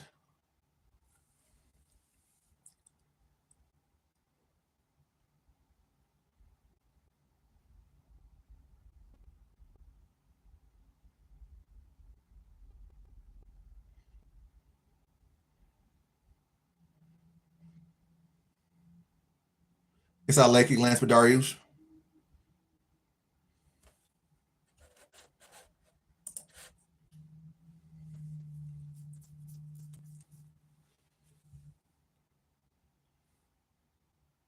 Now this how leg kick lands for Darius. Right hand lands for Darius. I'm not Darius, Moicano.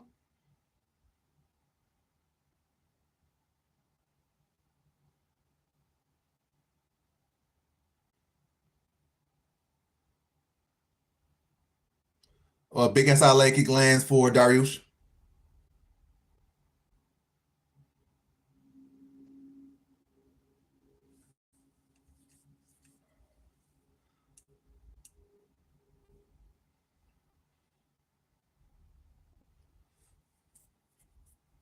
Oh, leg kick drops Moicano briefly. Moicano back to his feet.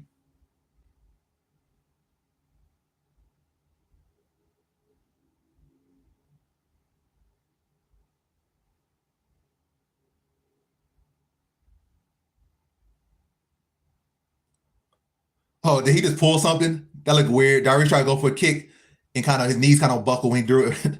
Knee fell on his butt. The age just get catching up with him. He almost pulled his hip out during the kick.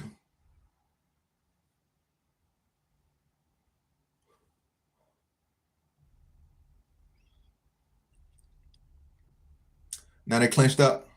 I mean, Van's not fighting yet. We gotta wait till Van start fighting. He hasn't fought yet. He's not fighting yet.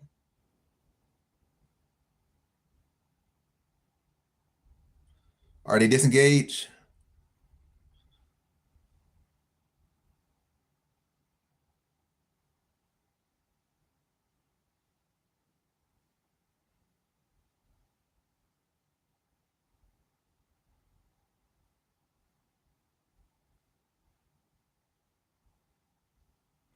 No, inside leg kick for Darius.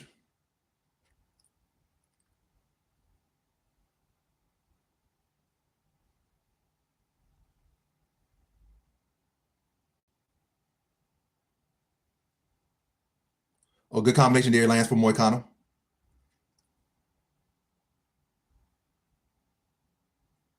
Inside leg kick for Moicano. Oh, nice body kick lands for Darius.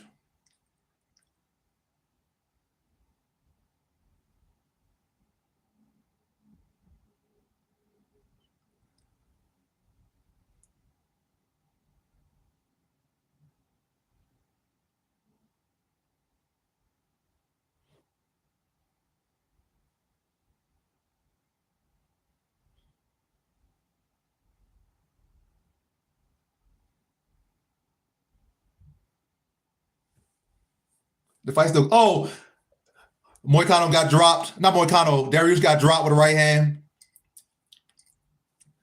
Yeah, Darius was looking good till he got dropped there. Now he lost a round. The fight's still going. He could potentially get finished here. They're scrambling.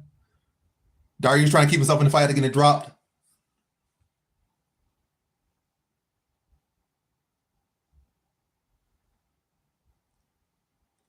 No, I am not going to broadcast the fight. Oh, good body work there for Moicano. Oh, another good punch lands for Moicano.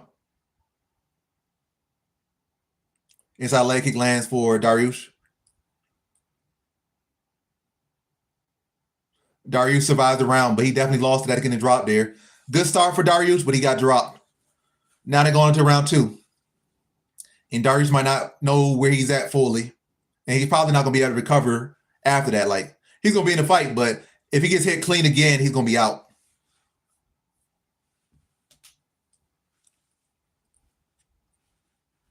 He said Moicano can afford to lose. Neither of these guys can afford to lose.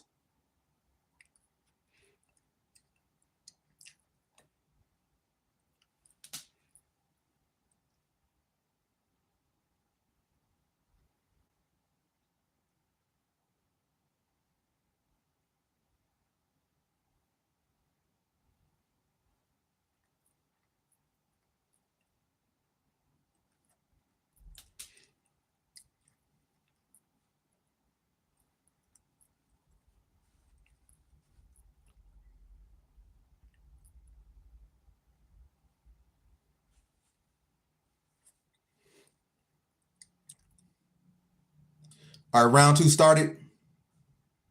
Moicano took the first with that drop. Darius tried to double up the jab and throw a right. Oh, that was dumb of Moicano. Now he's on bottom.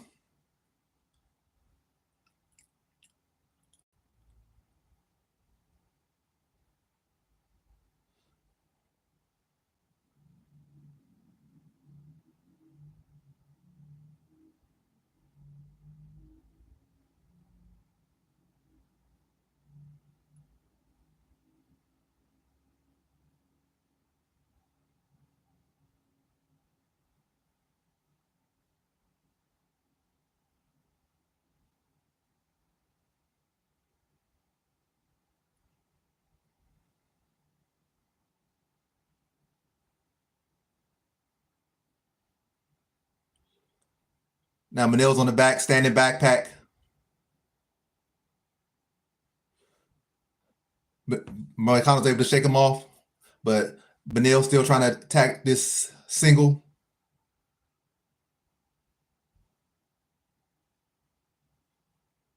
You gotta go to Reddit. You might find something there.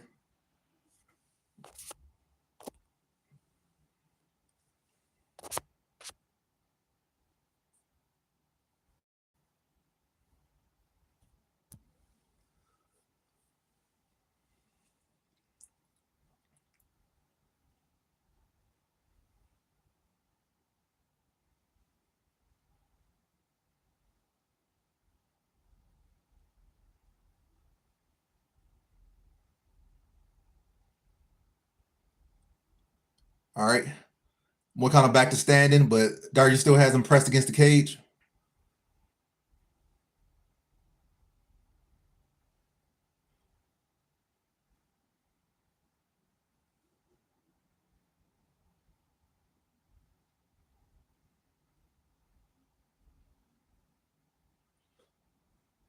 Darius just dumped him there. Now Moicano back on the ground.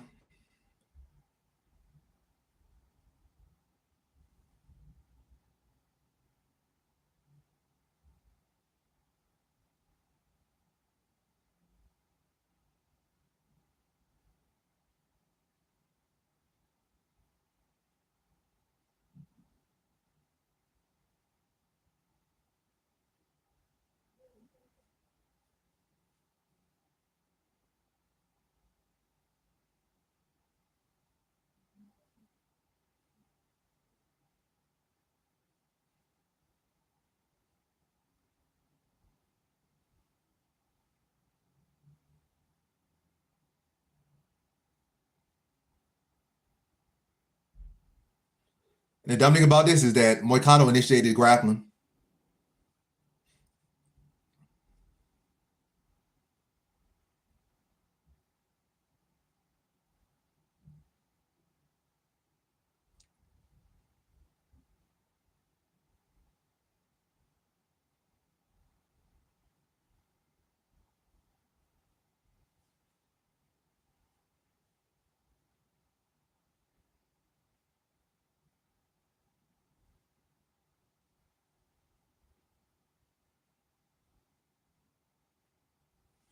Let's see how many more fights we got. We got 3 more fights after this, or 2? 3.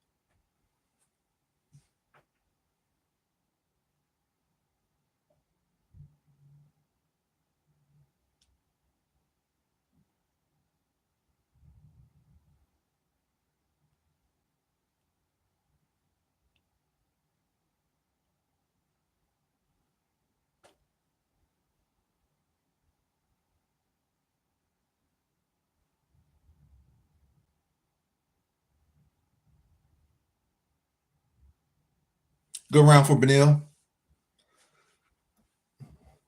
Darius better not try to. I mean, not Darius, but I mean, Moicano better not try to grapple next round. Just got to try to find that bell, defend the takedown to try to find that chin.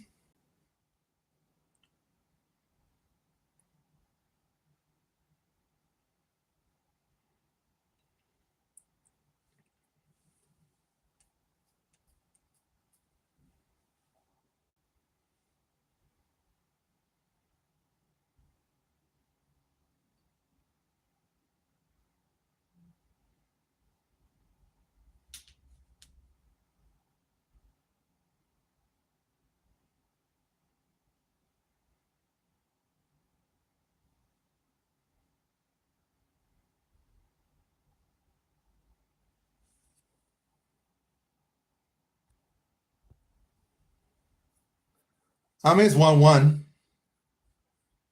It wasn't so much damage done in that round. Good control in that round, but nobody really got that butt. Nobody got their butt beat in that round. But Moicano definitely got to avoid grappling this round because he got out grappled bad in that second round. Head kick attempt to start round 2. 2 head kick attempts start round 2 for Darius. Superman punch lands for Darius.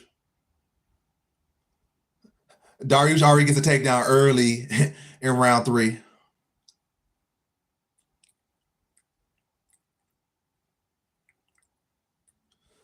Good defense there by Moicano. Now he ends up on top. But they're still in scramble position. All right. You defended the takedown. Now it's time to get your strikes off, Moicano. They're both looking very tired.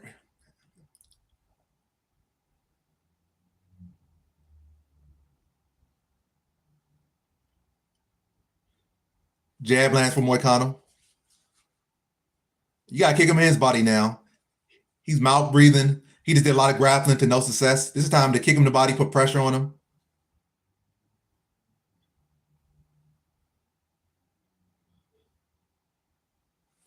Why you keep clenching, you idiot? Go back to doing your right hand. I mean, it's 1-1. You act like this. It's 2-0. It's 1-1. All it takes is Moicano get him takedown and stand on top to win this fight, or Moicano get another drop, he wins this fight. This fight is very much up for grabs. Leg kick lands for Darius, but Darius should definitely win this round right now. He's just busier, but both guys are very slow and labored right now. Another inside leg kick for Darius lands. Moicano catches the kick.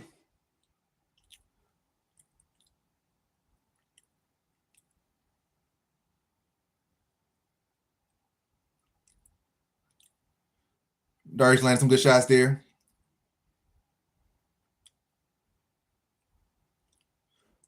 I don't think it's that. I don't think he got paid to fight Makhachev. I don't think he got paid no bigger purse to fight Makhachev on short. I think he got the same pay as usual.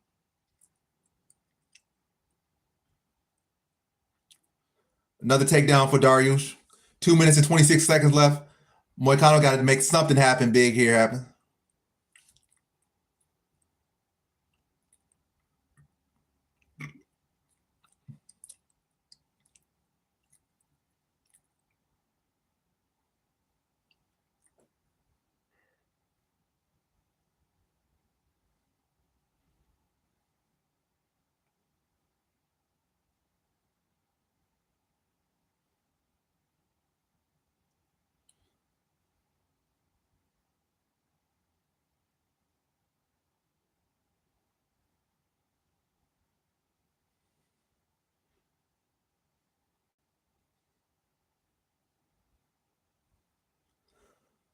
Darius got an opportunity. Not Darius, Moicano got an opportunity. He was able to scramble. He's back to his feet.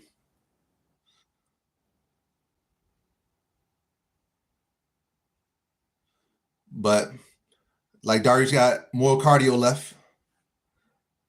Does Moicano got any pop left in his punches to pull it out? Time's waning. He needs something to happen here. Darius has clearly done much better in this round than him. 16 strikes to 5.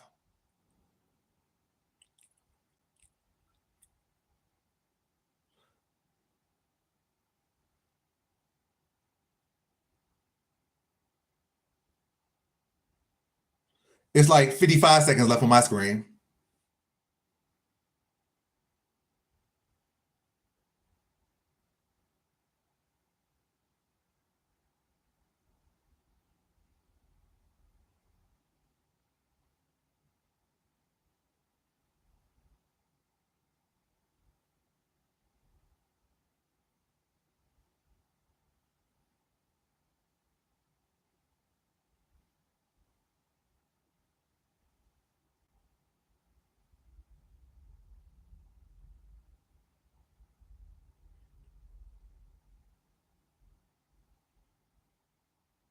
You gonna shoot a takedown?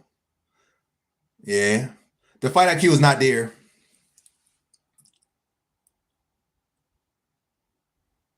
That's when he should have do a right hand. He was lined up for it.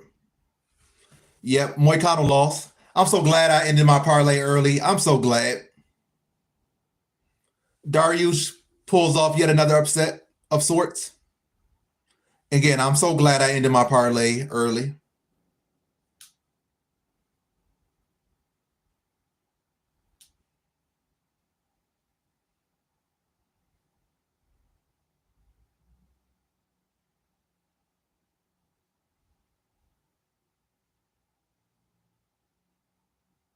So Brazilians were off to a good start, but look like they might end tonight very terribly. So Brazilians start off with a win, 1. Then they were 1-1. Then they were 2-1.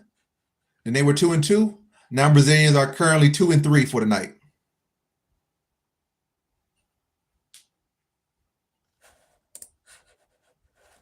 All right, what's the next fight? Let me put up the poll for the next fight. Royval versus Van. Let me put that poll up.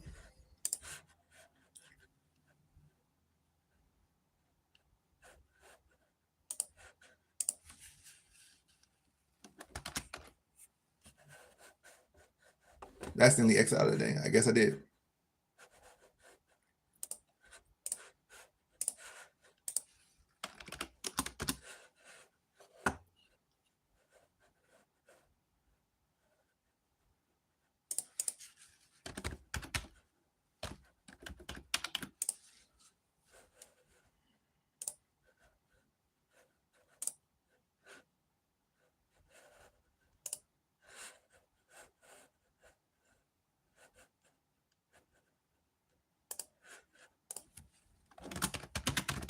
Darius with the win.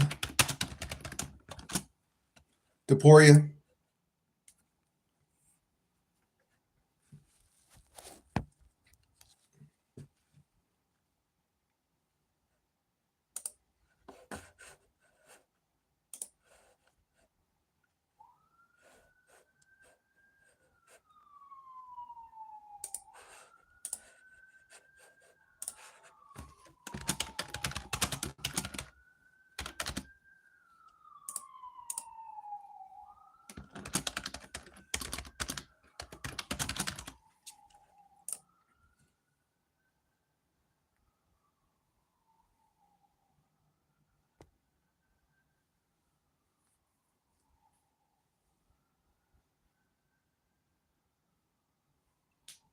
All right, next poll is up. Who y'all got, Royval or y'all got Van?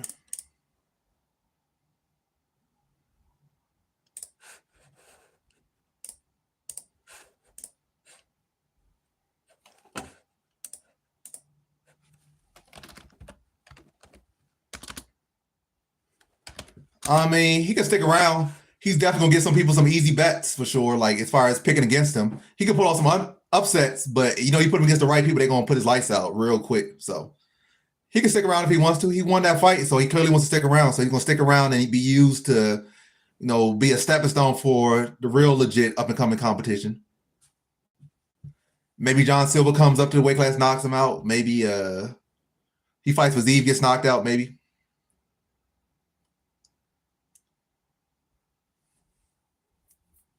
But again, is it really that much great lightweight talent around? Not really. It's a stacked division with about 500 people, but it's not really so much really great talent in the weight class for how many people we got in that weight class. So he has to beat a lot of people that are in the weight class, to be honest.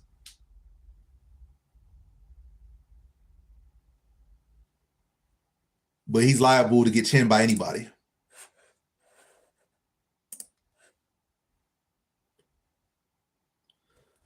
Maybe you can match Darius versus Ruffy. That'd be a good fight.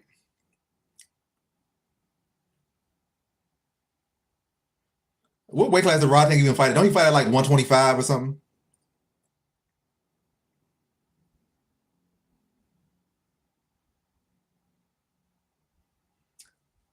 I think Holloway about to fight Poirier, so it depends on what happens in that Poirier fight. If he loses to Poirier, then that fight makes sense.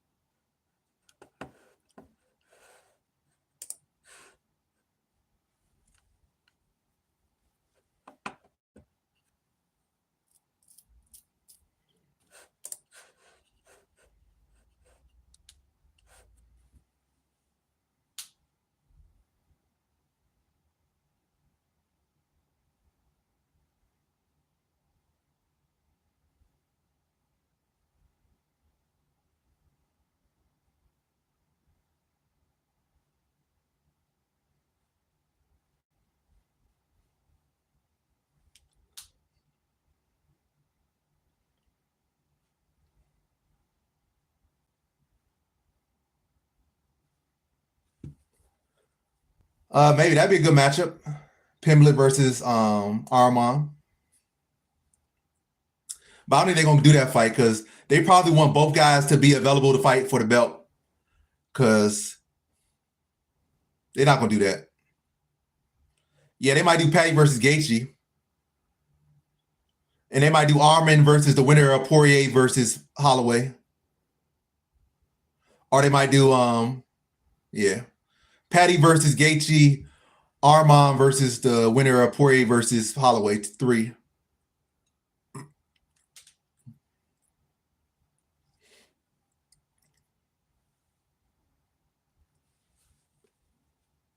But let's see what the poll is saying right now. So it's the majority of people had Van. 55% of people had Van winning this next fight.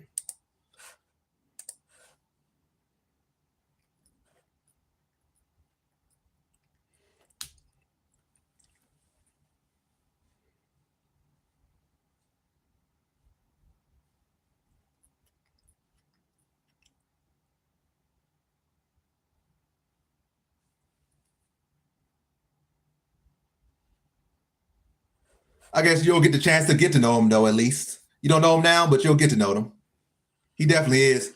And again, he's also on a 2-fight winning streak where he's been the underdog and he's won. He beat a guy who already beat him in Moreno, and he beat him in Mexico. Big win there.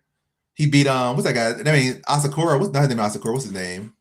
Let me pull it up. Who did Roy Val beat? What's that other Japanese guy name?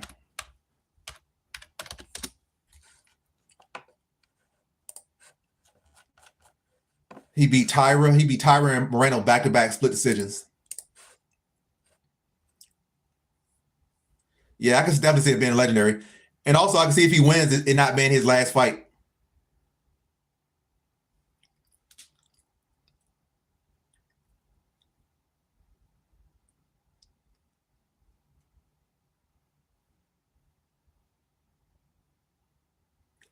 It's Roy Val versus Van next.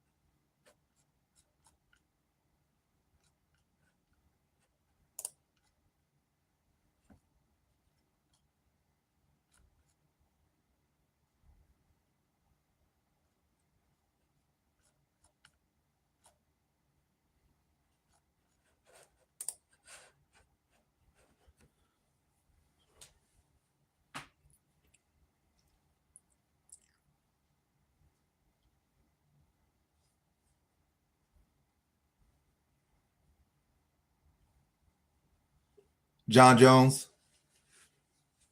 I need some more tissue.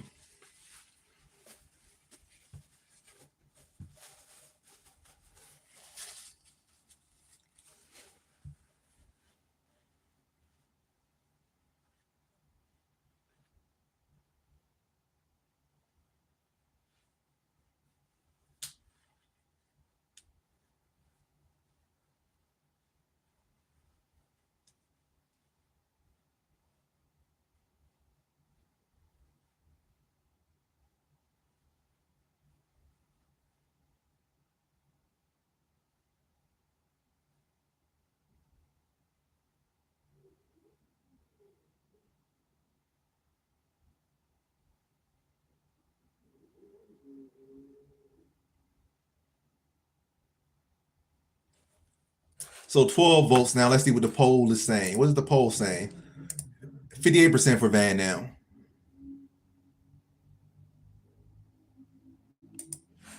I respect that.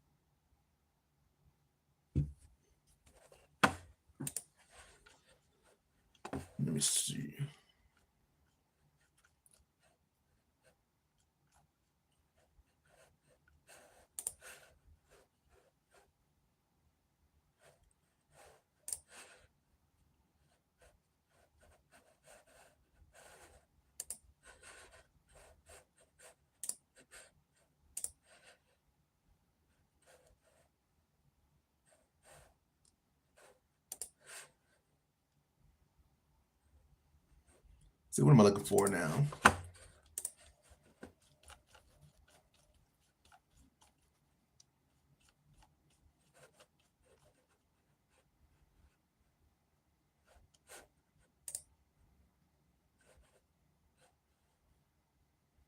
You don't think this fight goes the distance?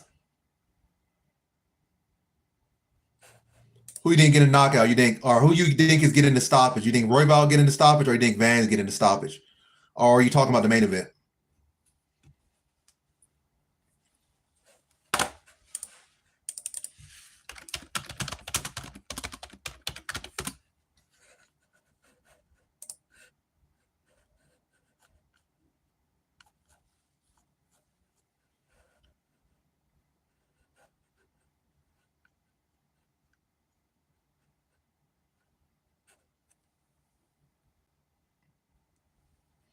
Islam is definitely not the GOAT. He's far from the GOAT right now. If he can win another belt, maybe. But based off his defenses and his work, just right now at lightweight, nah. He's better than Khabib, I'll give him that, but he's not the GOAT. Mighty Mouse better, GSP better, Anderson better, Jones better, Fedor better.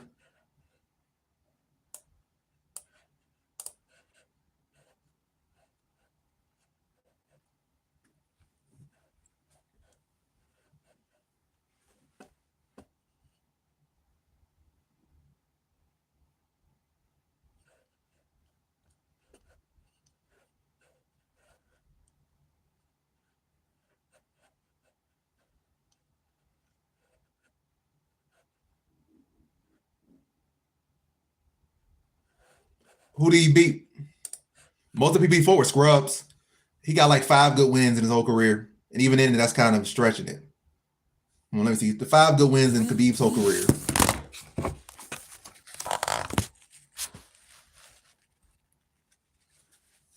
Let's see. The 5 good wins in Khabib's career. Poirier, Gaethje. Poirier, Gaethje. The fact that I even had to think this hard to pick his good wins. Let me see. Pull this out. So yeah, he beat Poirier, he beat Gaethje, he beat RDA, McGregor. That's really about it. He got like 4 good wins. Ala Quinta's ass. And that's like one of the worst title victories in MMA history. Imagine anybody else flexing Ala Quinta is the person they beat to get the belt. That's like one of the easiest paths to a belt in UFC history, literally. Pound for pound, one of the easiest paths to victory to get a belt is Ala Quinta on short notice. That's a terrible person to flex that you got the belt over. So yeah, he got like 4 good wins in his whole career. That is not no GOAT. That's barely even top 10. It's not even about them. Like, the competitors still around, they just not that good. They're good, but these ain't really like all-time greats. For real, for real. No, Khabib was his own worst enemy. Khabib could make excuses, but it was him.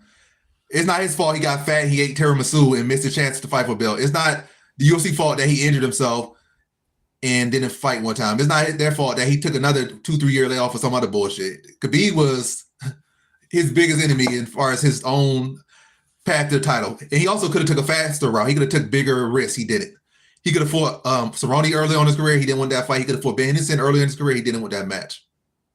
So he took his time. It worked out for him, but it's his own fault. And I would say the real person that he could probably blame is Pettis and McGregor. He could blame those 2 guys. But they weren't ducking him necessarily. Pettis just was always injured and on BS.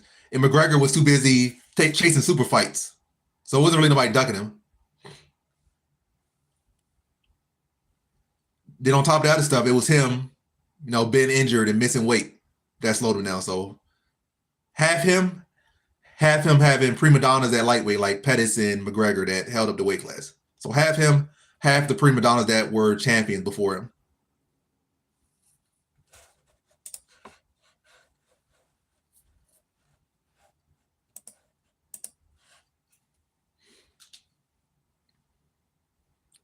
But yeah, Islam has much better wins than Khabib does. 2 wins over Volk, Stoppage of Charles in the first round.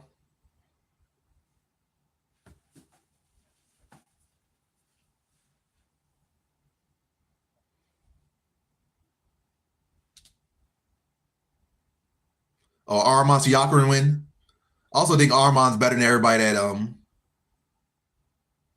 that Khabib beat.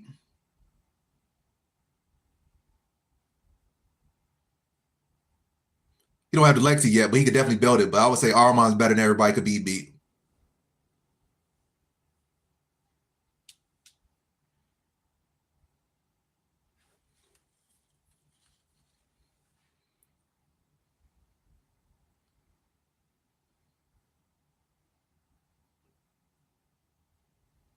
He didn't duck Charles Oliveira.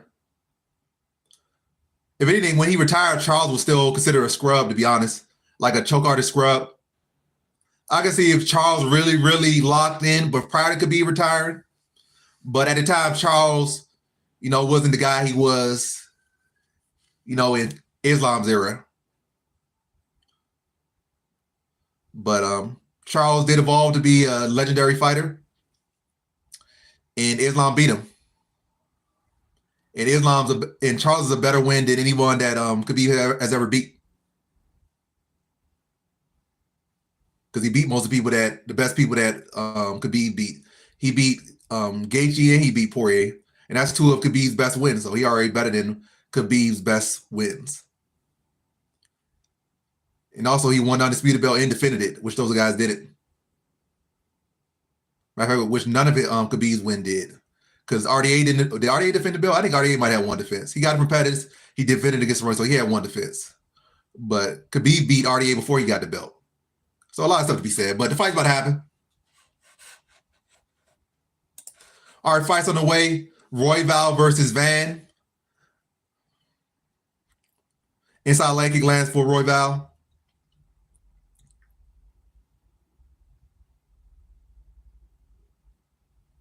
Body kick lands for Royval.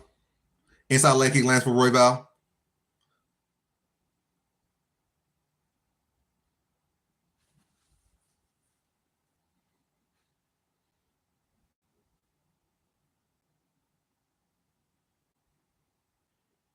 Another inside leg kick lands for Royval.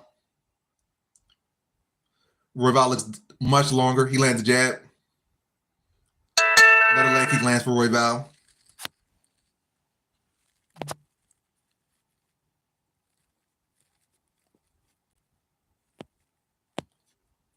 Another leg kick for Royval.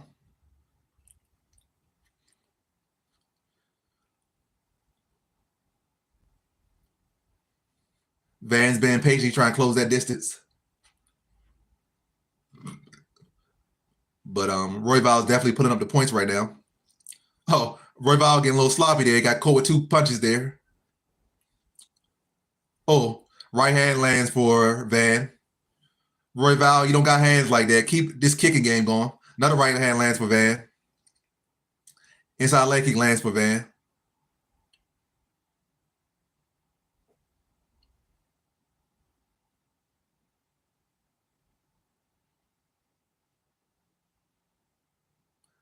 Nice jab lands for Royval.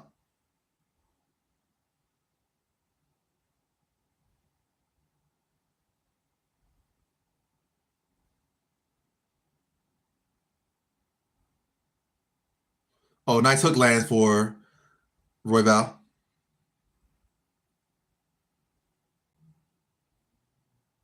Inside leg kick lands for Van.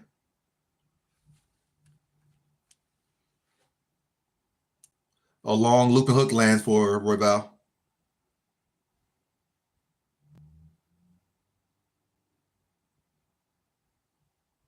Oh, nice right hand lands for Royval there. Right hand lands to the body for Van. Another right hand lands for Van.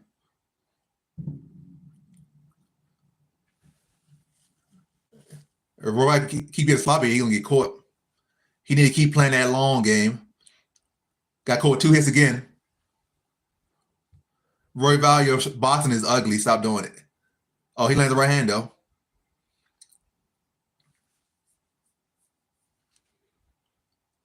He might as well throw a spinning back elbow since Van's kind of predictable when he's drawing.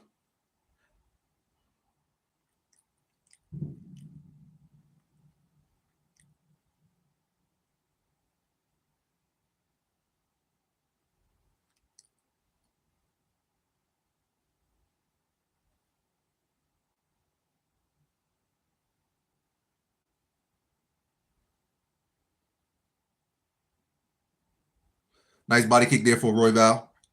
Oh, the Royval got dropped with a hook. Probably slipped more so. Where do you see Frank Ocean at?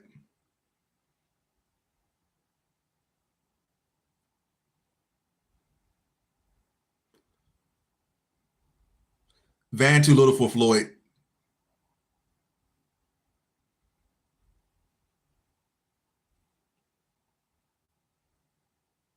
Nah, he don't fight like Taporia. They got differences.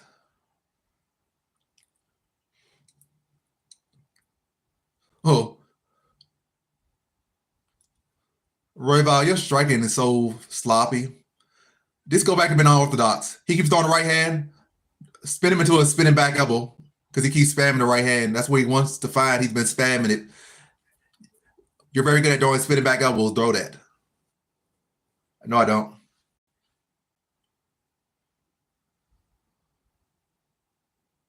But again, everybody said I look like every single black guy that ever existed, though. You look like LeBron James. You look like this NBA player. You look like this football player. You look like this Indian man. I look like everybody.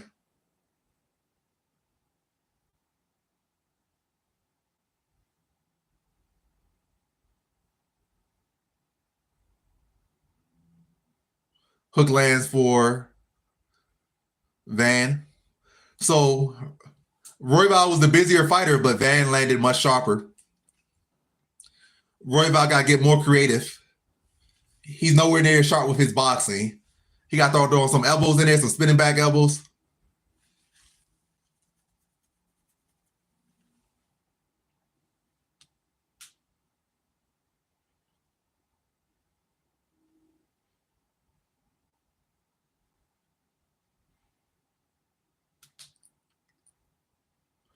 I wouldn't say all that. They both got great cardio, and it's only 3 rounds. So I don't think the guy go gas.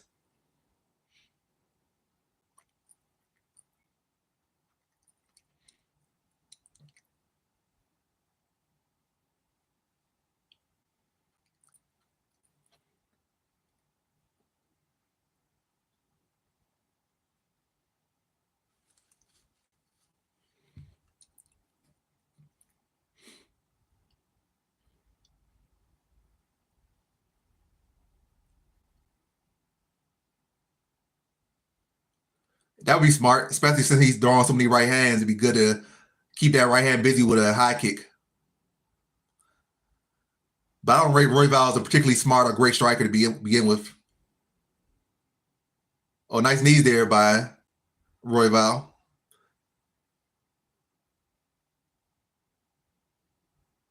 There was a head kick attempt.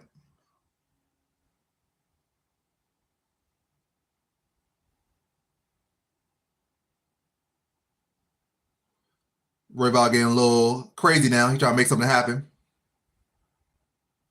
Well, another right hand lands for Royval. For Van. Nice body kick for Royval. Oblique kicks landing for Van now. Another right hand combination land for Van.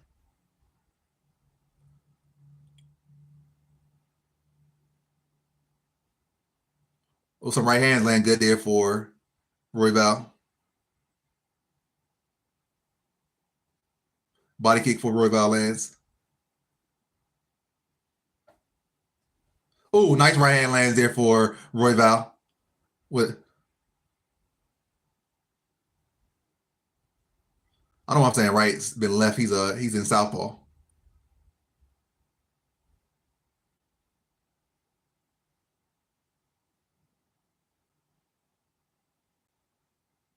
A nice uppercut there for Royval. Oh, good inside leg kick for Royval there. Oh, nice combination. That's probably one of the better combination for Royval there. Good jab. Oh, nice hook. Oh, nice 1-2 for Royval. Oh, Royval coming on now. Good inside leg kick for Royval. Good jab for Royval. Oh, good hook for Van. High pace fight right here. Both guys biting on the mouthpiece and letting it go.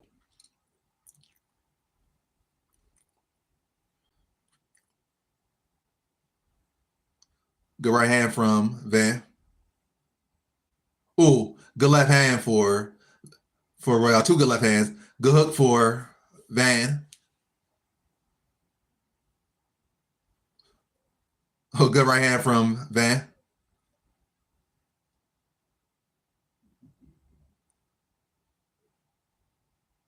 Good jab. Good double jab from Royval. Good right hand from Van. Yeah, they just throwing trading. Oh, another good left hand for Royval. Good jab for Royval. Teep lands for Van. They clinch up. Needed body lands for Van. Good jab for Royval. Good double jab for Royval.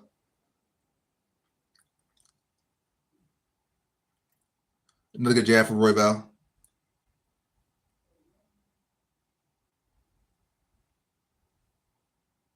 Oh, good left hand lands for Royval. Oh, another good left hand for Royval lands.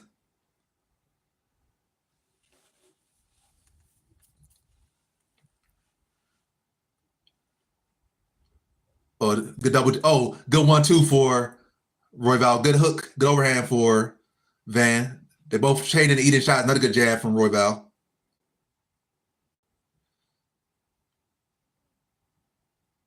Hmm. Another good jab from Royval. Good left lands for Royval. Good body work there from Van.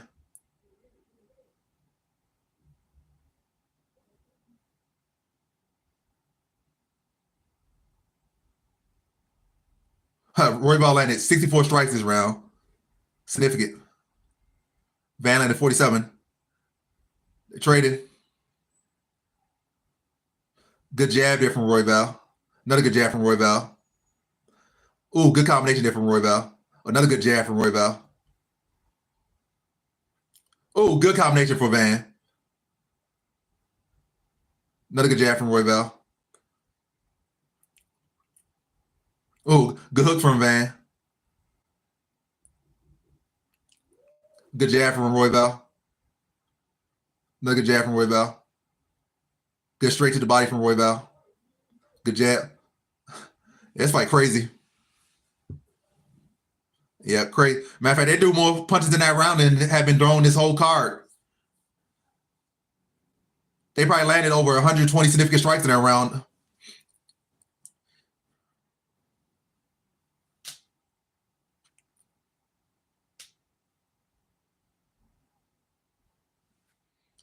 And you know they throw more. That was just significant. They probably drew like 120 strikes apiece in that round. They probably both in the 200s as far as total strikes over 2 rounds.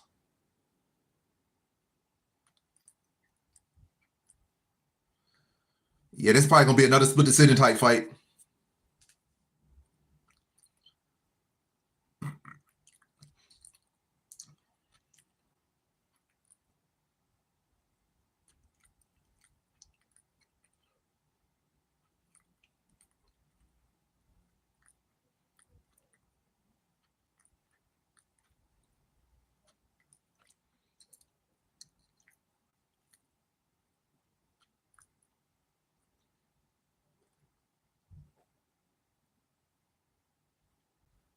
All right, round 3 away. Long looping hook lands for Royval to start round 3.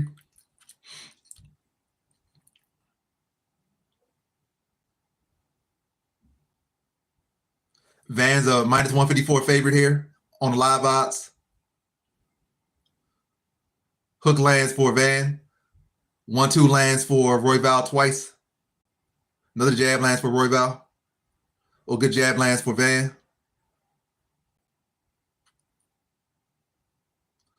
Oh, Good 1-2 lands for Van. Oh, nice body. Oh, body kick caught. Partial land for Roy Baldo. Good right hand for Van.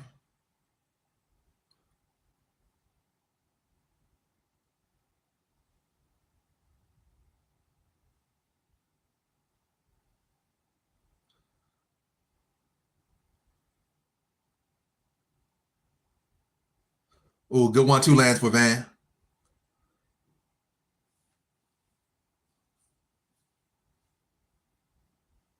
Oh, nice combination. Hooked to a left hand for Royval. Oh, Royval let it all out. He fight like a dog. Good right hand lands for Van. Good left hand lands for Royval. Oh, another good hook lands for Van.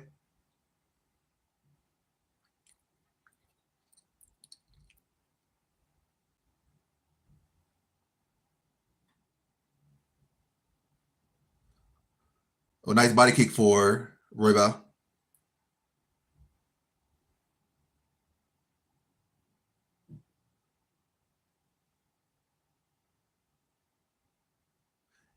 It has to be a good time for Van to throw a head kick. Oh, nice 1-2 lands flush for Van. But that just motivates Royval. He just comes in even crazier.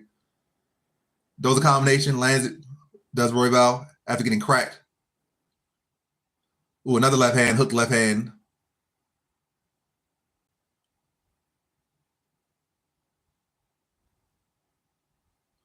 Royval spits out some blood. Another left hand lands for Royval. Good jab from Royval. Oh.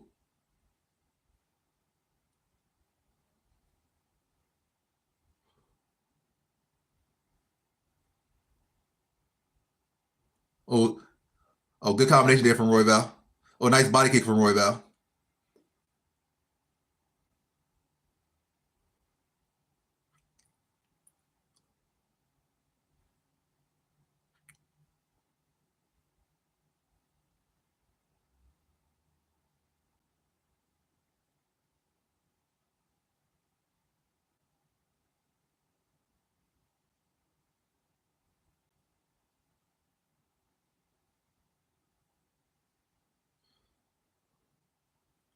Good combination by Van.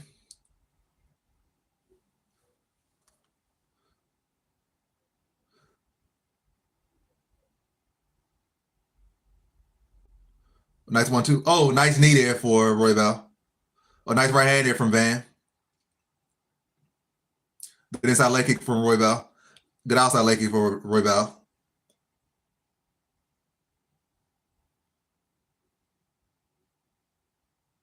Oh, nice combination there from Royval.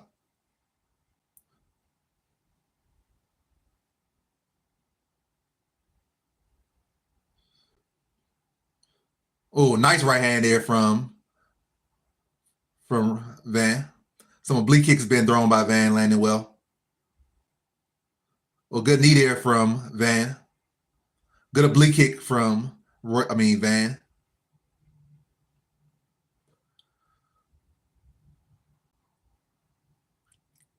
Oh, that oblique kick is landing real well for Van here.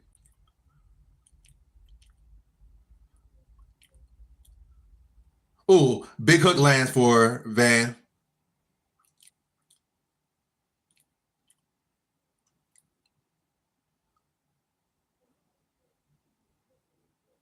Trading down the stretch. Oh, Royval got dropped. 6 seconds left. Van chasing the finish. Yeah, I think with that, Van won.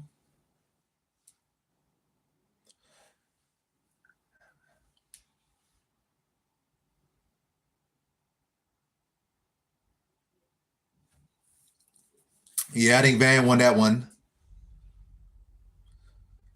We have a new title challenger with that one, I think. It's definitely a fresh matchup, so I think they're gonna try. I don't think they're gonna try to rob Van now. I wouldn't call it a robbery, but he definitely won the fight. I think Van with hurting and dropping Royval at the end there in a close competitive fight.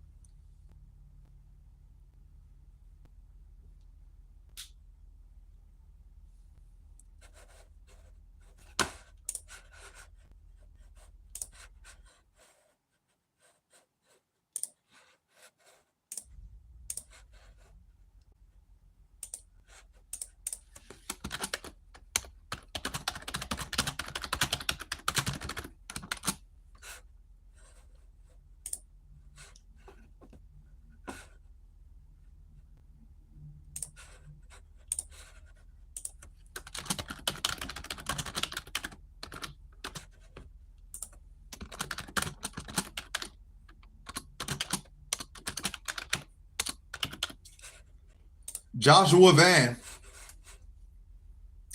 Joshua Van with a unanimous decision victory. So next poll is up. 2 votes for Pantoja.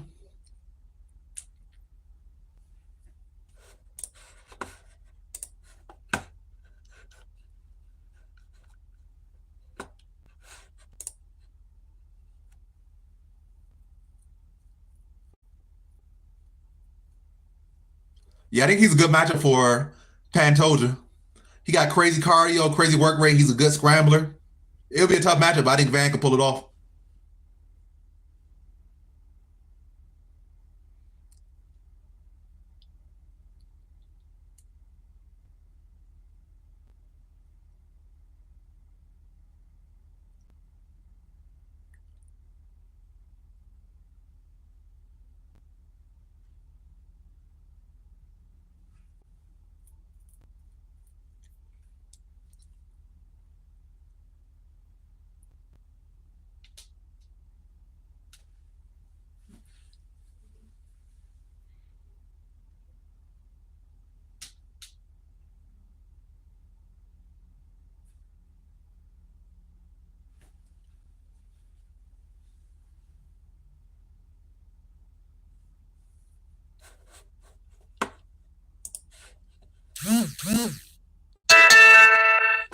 I say more so submission than knockout.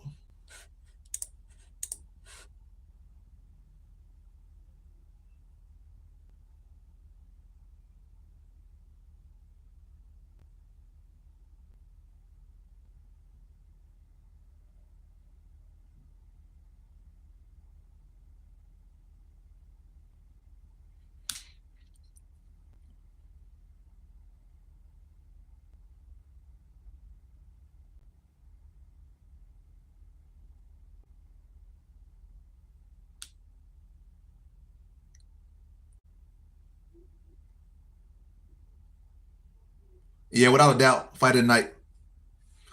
And I don't think no fight's gonna take that fight tonight. Might be fight of the year, to be honest. Because that was actually competitive back and forth for 15 minutes. I think that's probably fight of the year right now.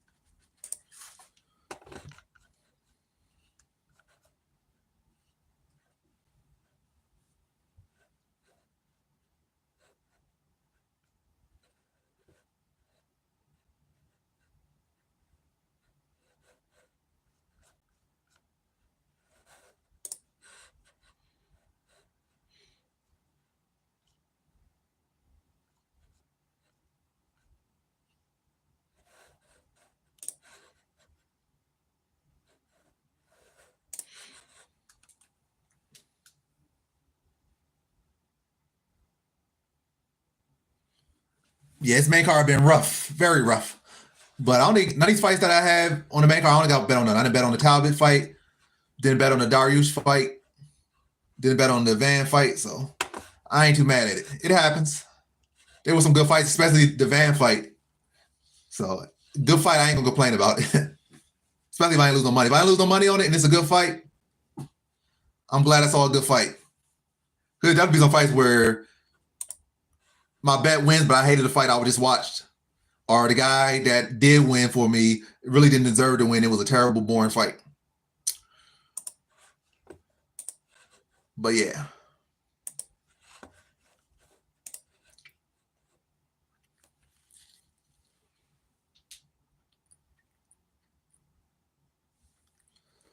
Could they? Let me see. Talbot, no, they couldn't. In all the matchups, the right man won. There was no toss-up. Lima clearly faded in that third, lost the second. Moicano fell apart in the third, and especially the second. Van versus Royval was very close. Maybe, but that big drop, like the way the fight ended, there's no way they could give it that to Royval. So all three decisions were right on the money as far as who won. There was no, could have went this way or that way in none of those matchups. No, I got low confidence on Pantoia. I got average confidence on Topuria, but Pantoia just low.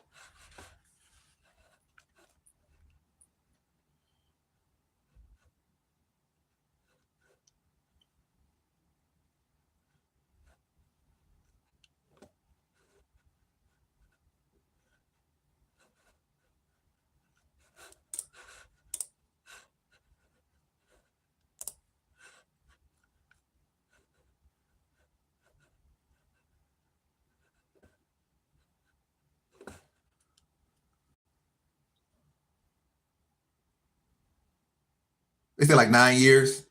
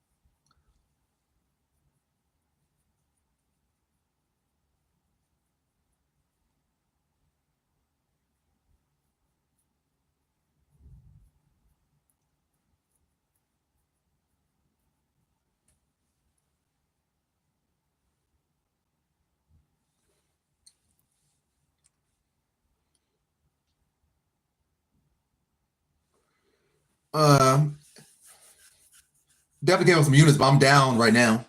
It's all coming down to the main, whether I end up down or up.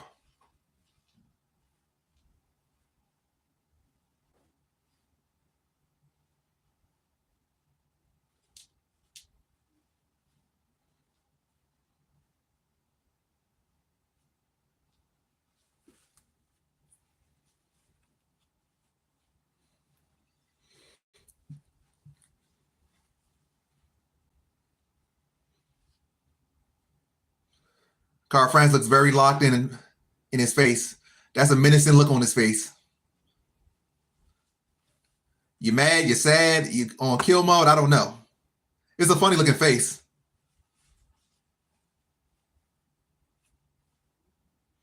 Is Farkas a bot? I don't mind bots. I take all the free bots I could get. Put 10,000 bots in here and make me seem like I'm the littest channel on YouTube. And then follow me to Kick or Twitch so I can really make some money. Have some bots in there. Not that I paid for. Somebody else would have somehow triggered those bots to be there. I'll take that. It's not my fault.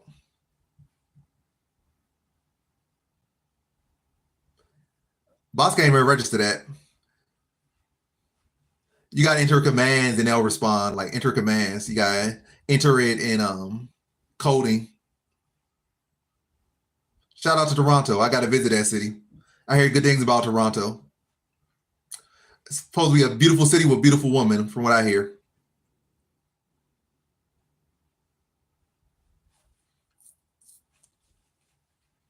Those are definitely bot emojis.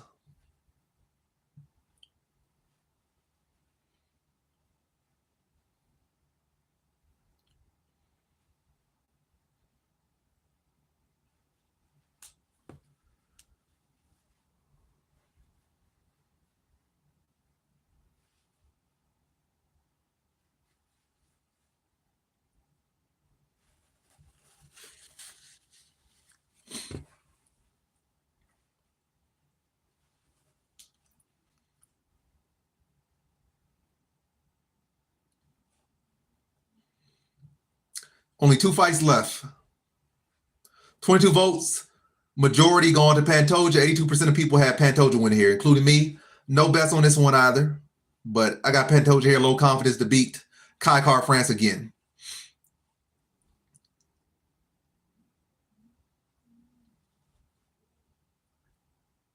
At the long last, Kara-France gets his first shot at the title in the UFC. He's been here a long time.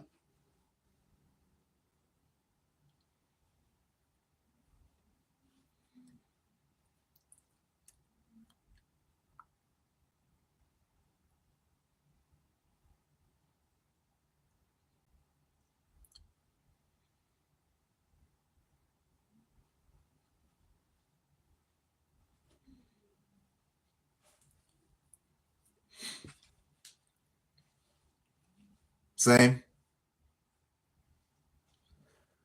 Very little value, a lot of risk. Unless you're going with underdog, but even then, I wouldn't bet on it. Maybe a live bet, but I'm not doing it.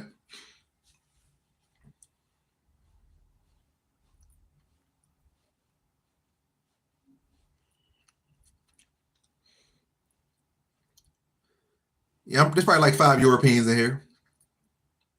Yep, it's a title fight.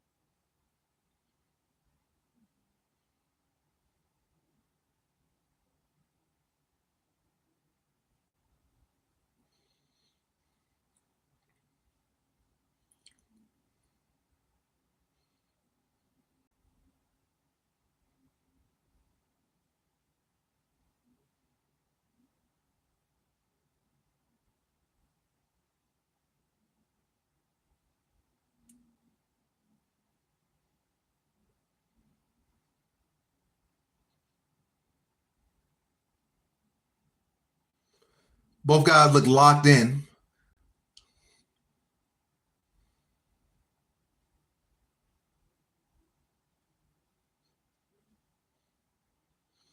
This AI is extremely advanced. Fark is even developing a life story, a sad one at that.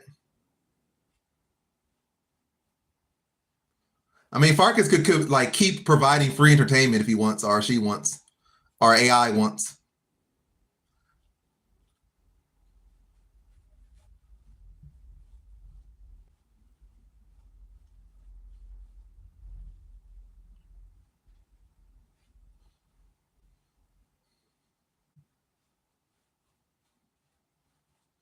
35 versus 32, 5 versus 5'4".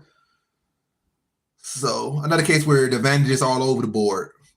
France younger, but you give him an inch of height, but he will have a 2.5 inch reach, well, 1.5 inch reach advantage. Tell us something like solve the Da Vinci Code AI bot.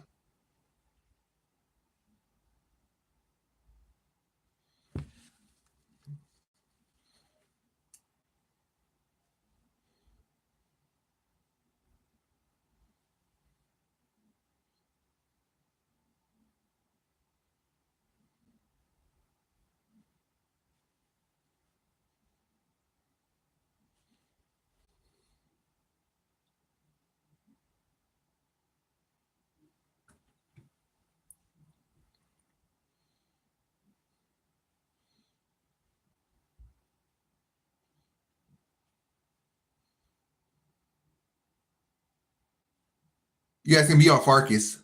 I think Farkas can give you an album review right now. Farkas is AI, so AI just takes a couple seconds. They can review anything.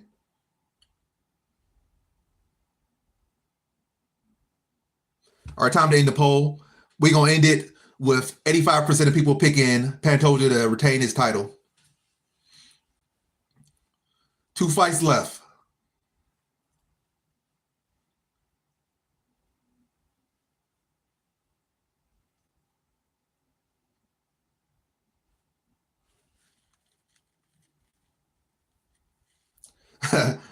Yeah, I doubt Kyra France wins after making that face.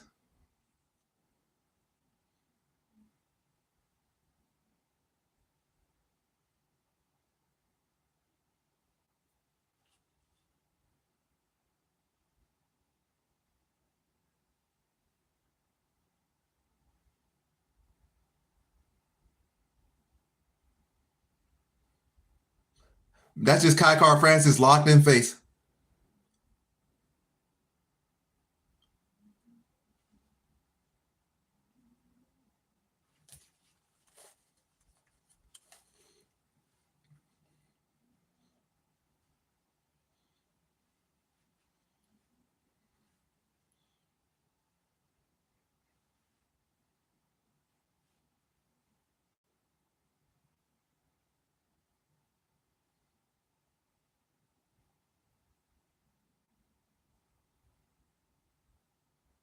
They touch gloves, respect shown. Fight about to go down.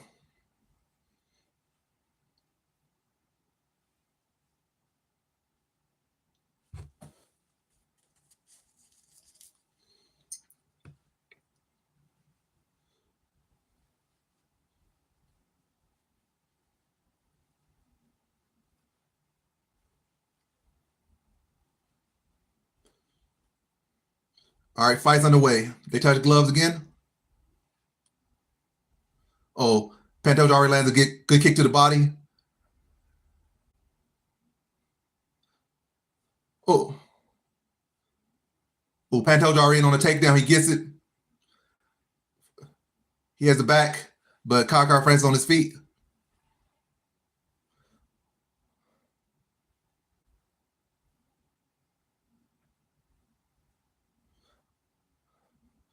Oh, Pantoja has him down. He has the back. He has the body triangle on. Already less than a minute into the fight.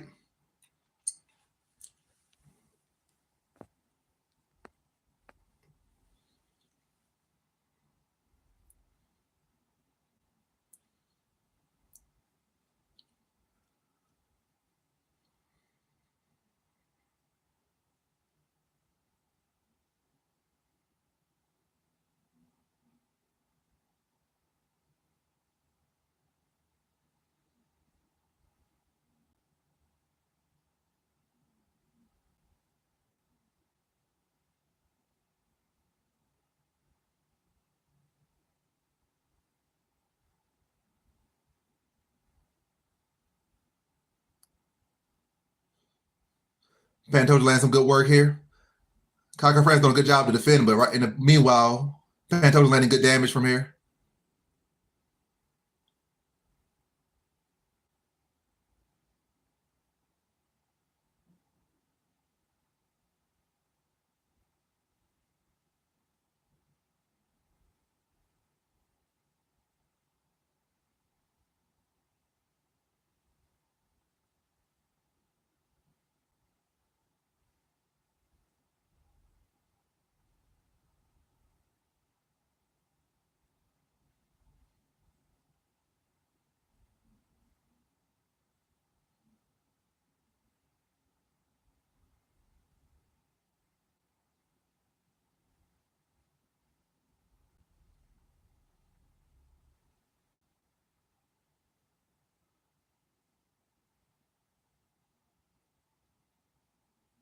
Oh, he nearly had the back mount there, but oh, he let the arm triangle.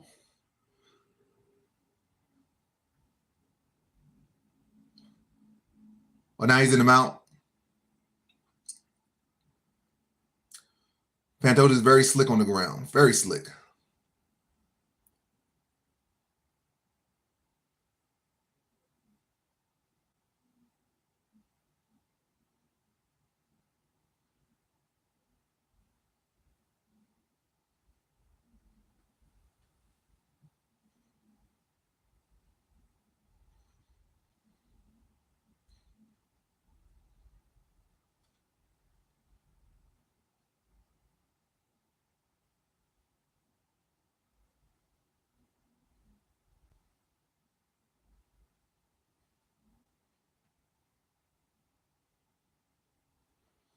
I didn't watch it, but I heard about it.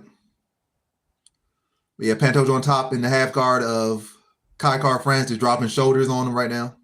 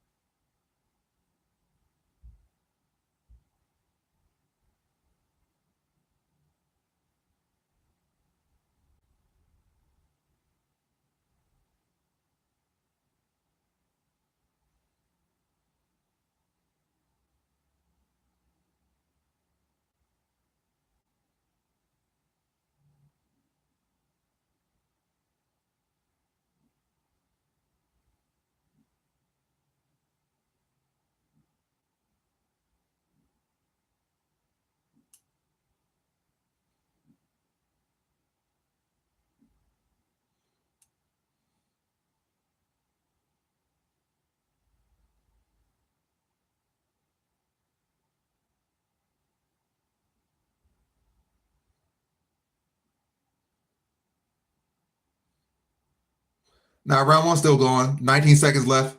Dominant first round for Pantoja. Pantoja lands some elbows here.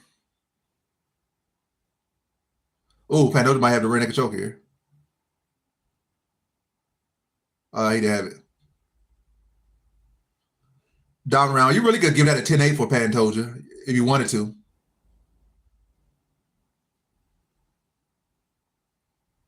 But still 4 rounds to go.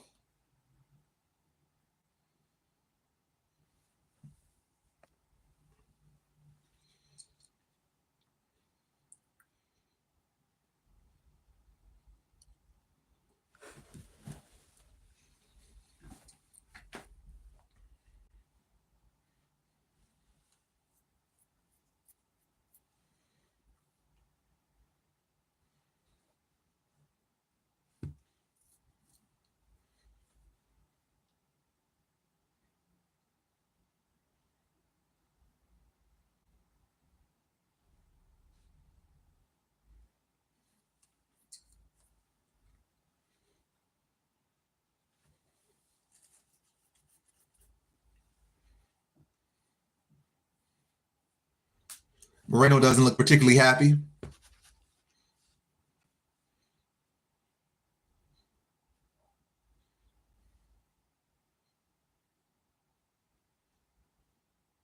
All right, round two underway.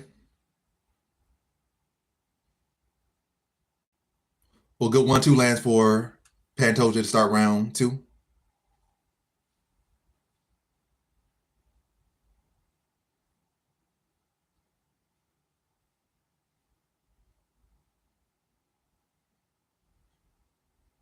Oh, nice body kick for Pantoja.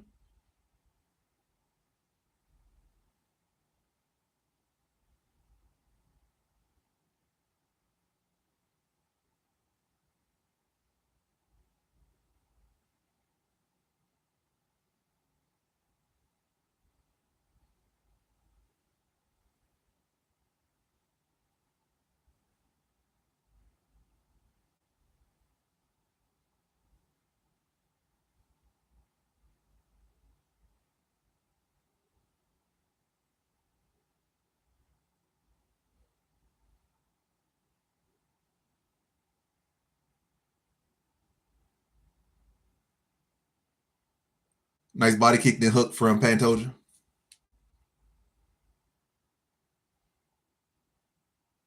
Ooh, nice combination. Not two leg kicks land for Pantoja.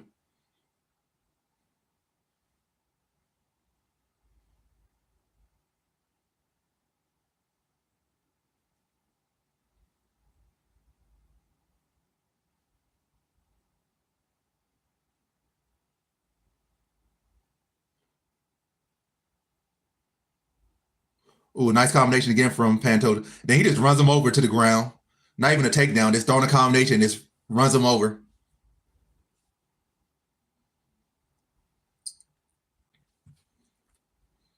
Pantoja in the close guard of Kai Car France with 3 minutes left in round two.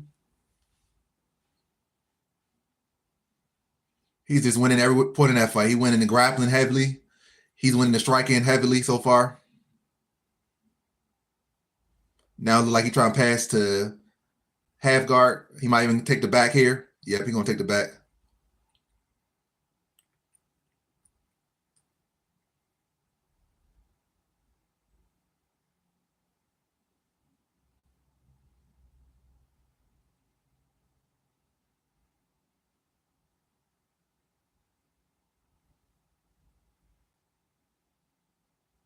Oh, Kai Car France able to get back to his feet. That's a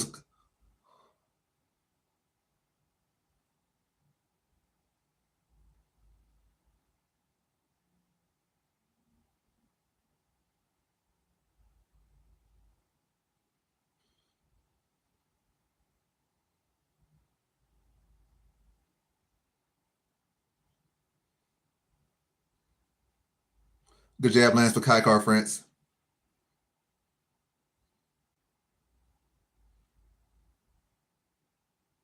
Good body kick from Pantoja.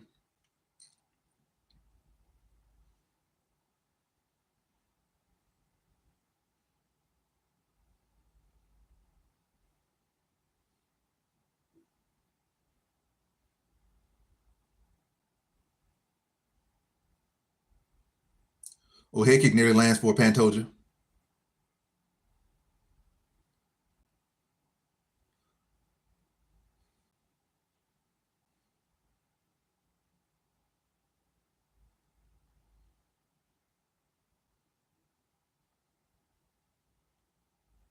That was done by Kai Car France. Like he was initiating takedown. Now he allowed Pantoja to switch around, put him against the cage. Now Pantoja's going for another takedown. But Kai Car France able to disengage.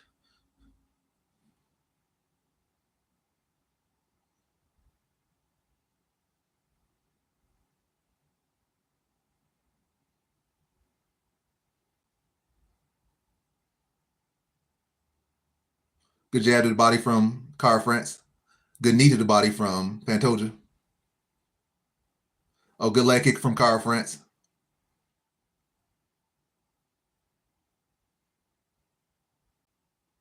Oh, nice knee to the body from Pantoja.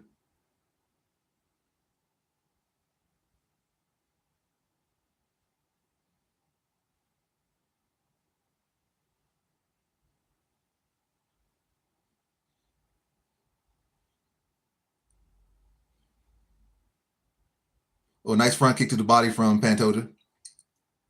A better round for France, but still a round for Pantoja.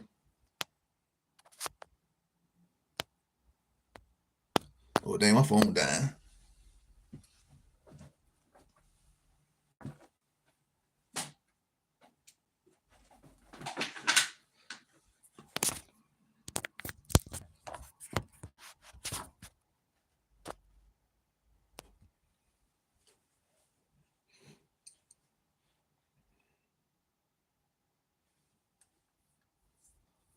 I mean, the fight's still going. Too soon to start saying somebody did better. Wait till the fight's over. Then you can like, oh yeah, he did better.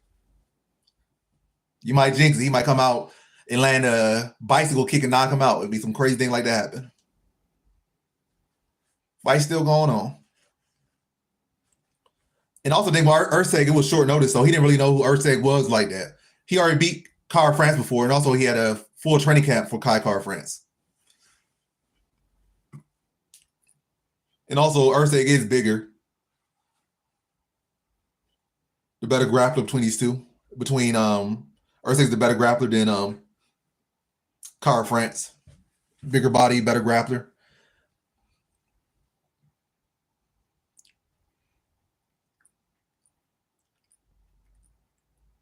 Another good body kick from Pantoja. Right hand from Pantoja.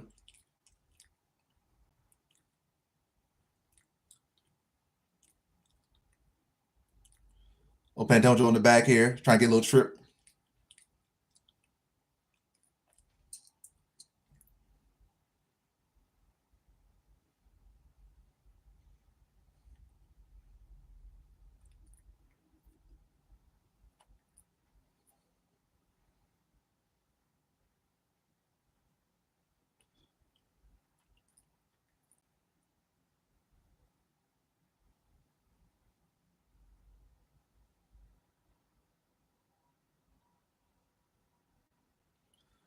Oh, Pantoja able to get the body lock again.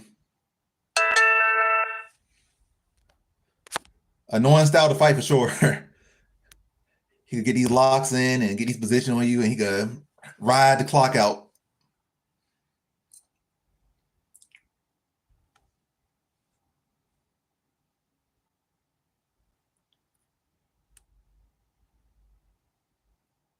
I would say Kara's gassed. Neither guy's gassed. Pantoja just has a very tough style to deal with. Oh, he getting close to every. Oh, it's over. It's over. Rear naked choke. Over.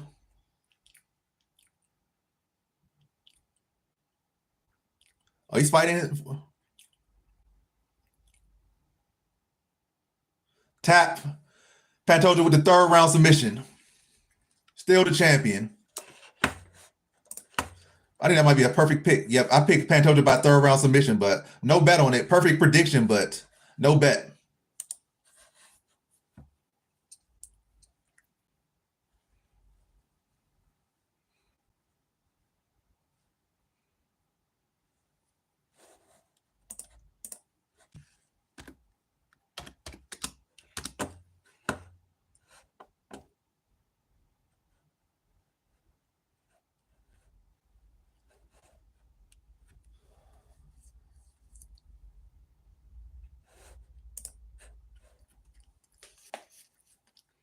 All right, time to put up the final poll of the night.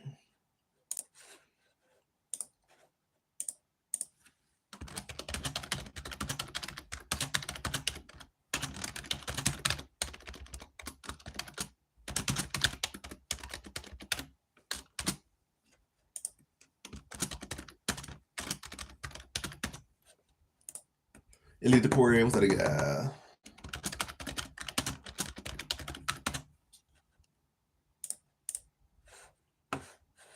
All right, final poll of the night. Y'all got Taporia or y'all got Olivera?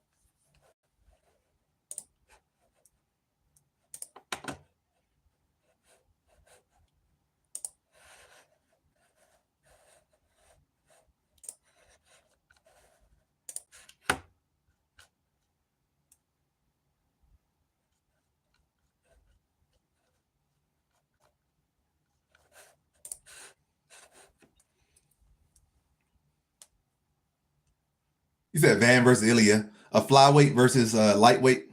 Don't make no sense. It's gonna be Van versus Pantoja.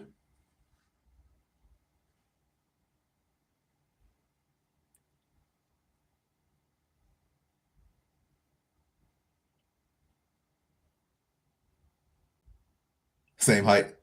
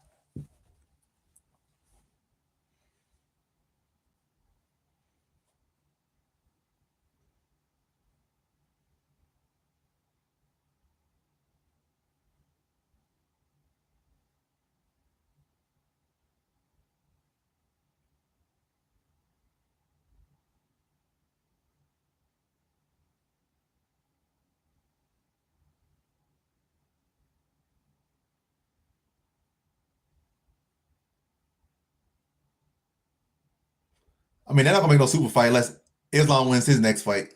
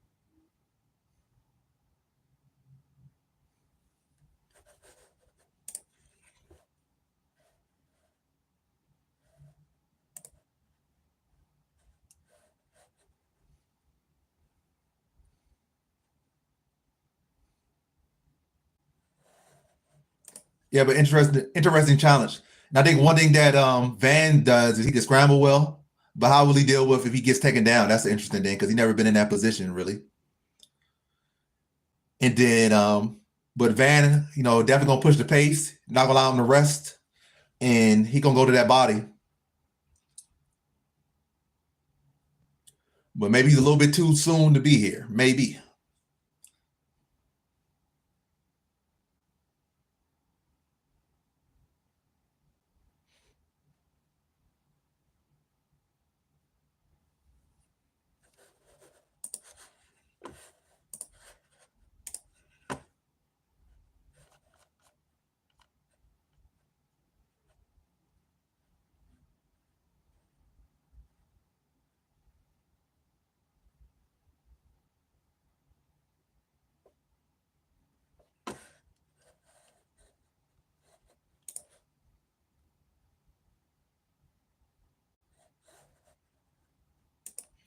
Yeah, plenty of times.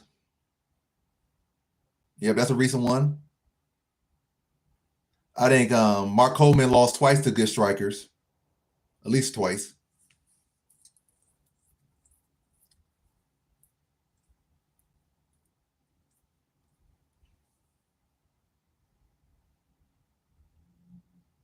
What's his name?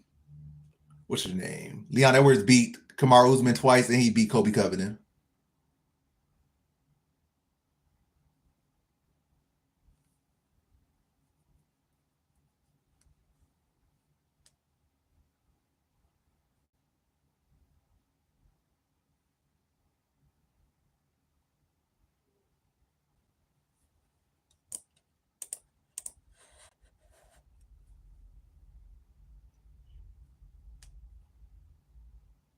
Joanna beat what's her name? Carla Esparza twice. Now she beat her twice or once. She beat her once, I think.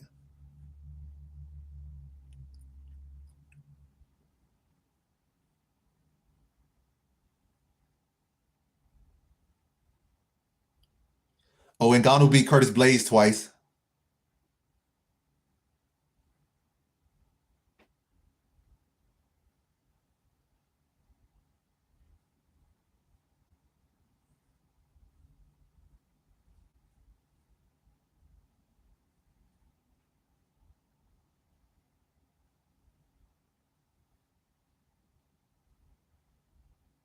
O'Malley beat Sterling.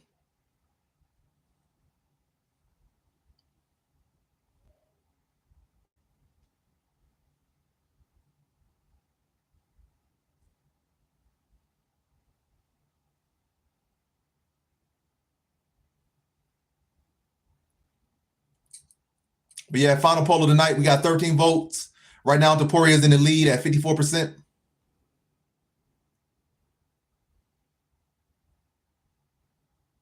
John Jones a wrestler himself, so that don't count.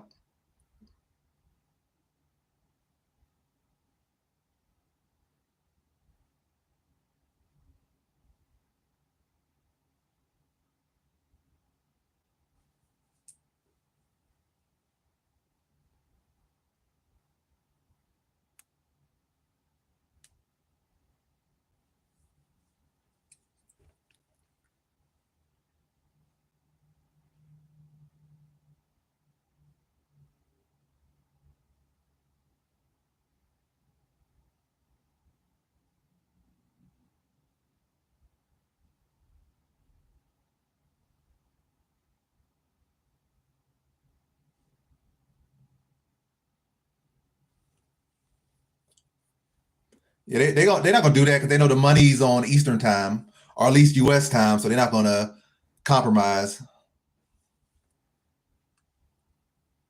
mean, Cain Velasquez is a D1 wrestler too, so that don't count. You could say open ring versus Brock Lesnar.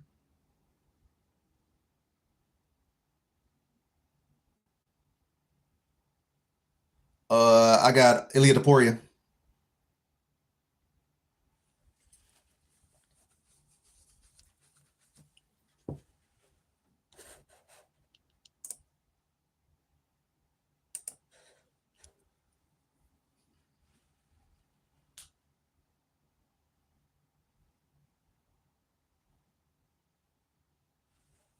Nah, he stayed wrestling. He never really turned into a striker. He had striking elements, but he always threatened with the takedown. He was never a guy that just full out strike.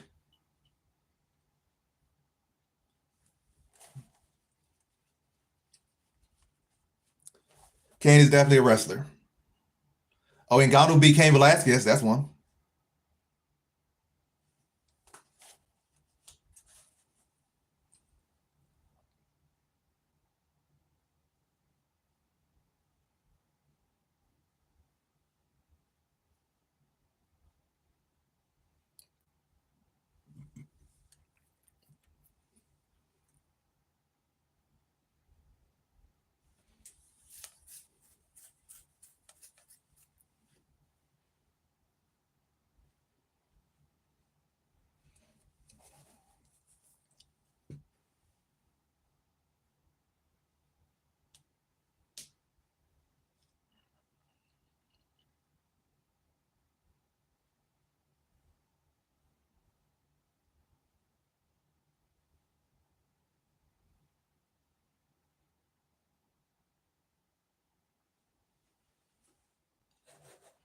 The audience in loving Charles Oliveira as he walks out.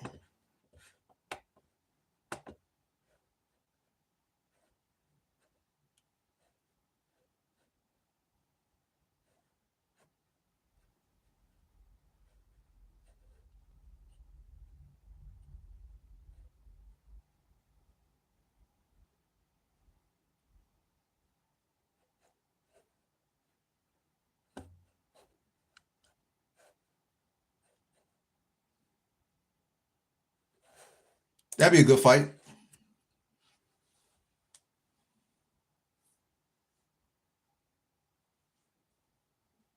I mean, technically, Vault got taken out. Then he fought a new generation member that's not the best fighter. If Ilya would have stayed at that weight class, Vault would have retired.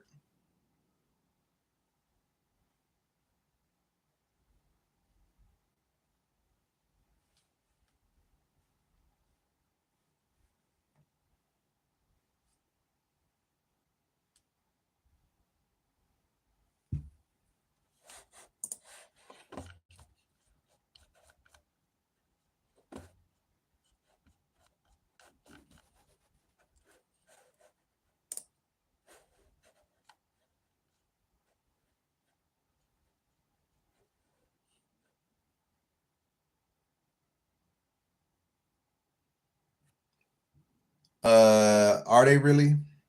I think you're a little bit slow, Joseph, but I'll let you get away with that because your last name Leslie and you're kind of feminine. So I'll let you get away with that, but I'll let you get away with that.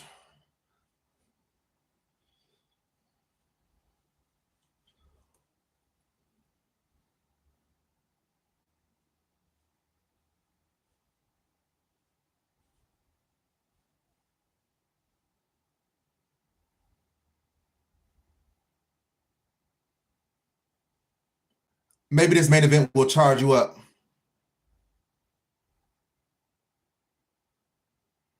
They are, but you can't even see all the picks. I think what all pretty much all my losses were on the main card to start, so it ain't really that bad with it when I'm like 6-4, might finish 7-4. It's not a great night, but it's nothing bad, especially if you again being around. It ain't no bad card to be honest. But hey, somebody that don't know nothing gonna be like, oh, that's a bad card. But people that know, no, that's not a bad card. It's a passable card, but it's not a bad card by no means. I'm gonna tell you. I'm gonna tell you that. 6-4 might finish 7-4.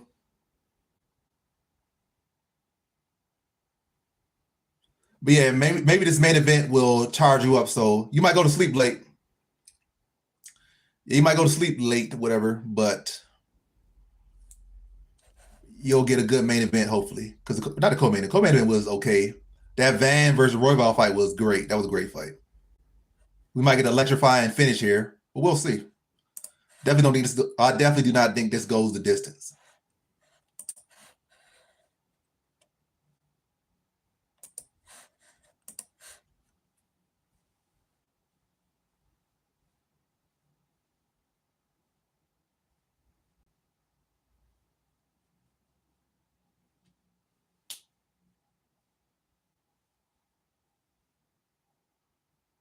The grappling's okay, but that fight was not that good.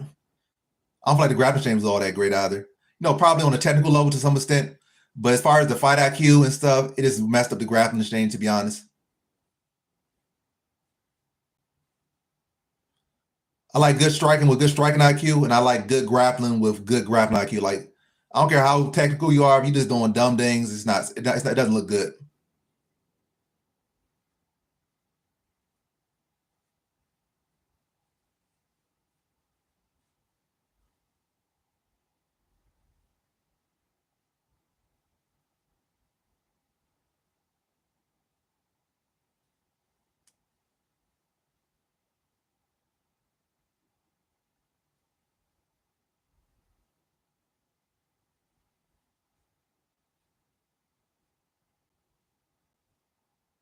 Nah, the Tracy fight wasn't all that exciting, to be honest. I mean, it's a good win for Tracy, but it was not no exciting matchup, I don't think. But hey, you got to see an attractive woman fight. So she attractive woman fought, a lot of grappling, she won. So it's good for that reason. But that fight has zero rewatchability unless you just a straight up super gooner. Yeah, that fight has no rewatchability.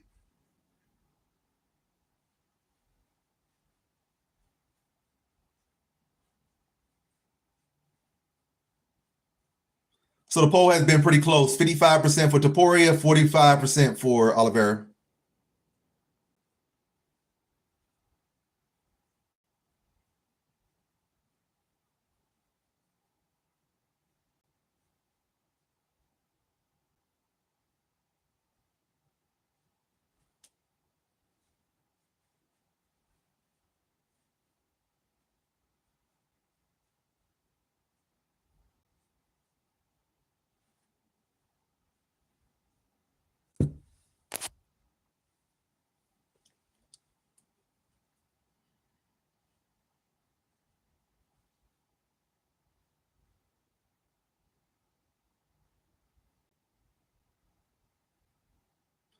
Ilya Taporia is in the cage now. Now the voting is at 50-50. So the odds might say otherwise, but this chat right now has it 50-50. 22 votes, 11 for each guy, 50-50. Poll's about to close soon, so we might end this poll on 50%. So as far as what this chat is saying, this fight is up for grabs by other guys, 50-50.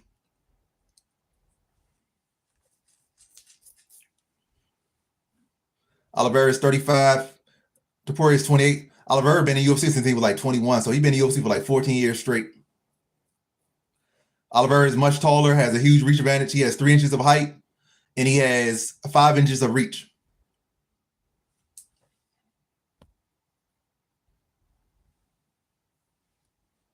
I don't know what Begund is on. I'm not sure. I haven't made a pick on that yet. But Jack is definitely live based off what he showed in his last fight. He's much bigger. I think he has better striking than anyone that Islam has ever fought, and he's at a weight class Islam has never fought at before. But also, Jack may have never fought a grappler at the level of Islam, and if Islam can translate his size over there, his skills definitely carry. But yeah, that fight's up for grabs right now.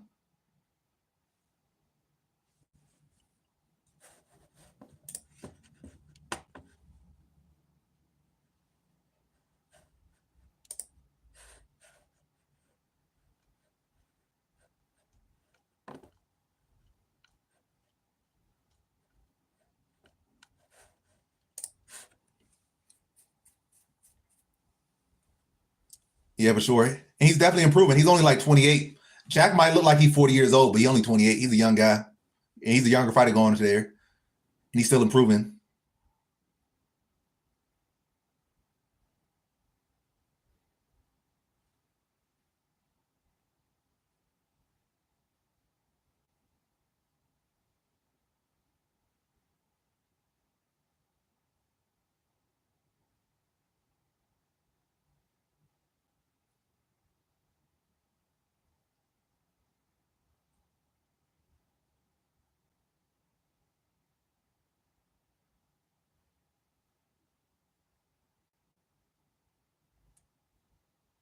Neither.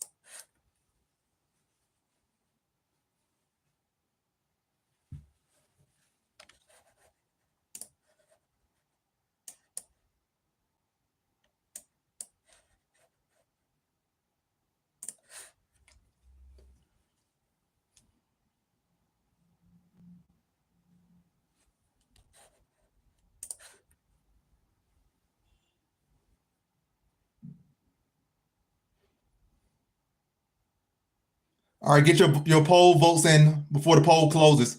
I'm closing the poll as soon as the fight starts. So it's 50-50 right now. I'm closing the poll as soon as the fight starts. I don't know. I'm probably going to pick Poirier, but I'm not betting on it. Holloway has not done good in rematches. So it's hard for me to pick Holloway in that one. He should win that fight, but it's hard for me to pick him when he's done so terribly in rematches. For the most part. Especially rematches fights he lost originally. If he won the first fight, he probably wins. But as far as fights he loses, he has not won one of those fights in a rematch. All right, ending the poll now. It's 50-50. 12 votes for each guy. For the lightweight title, final fight of the night, Taporia versus Olivera for all the marbles.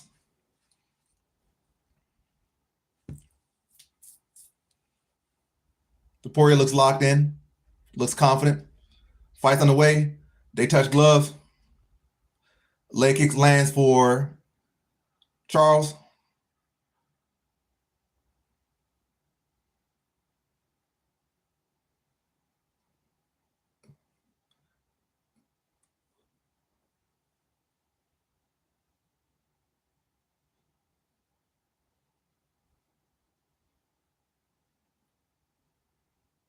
Oh, Charles shooting for takedown. Got the double underhooks.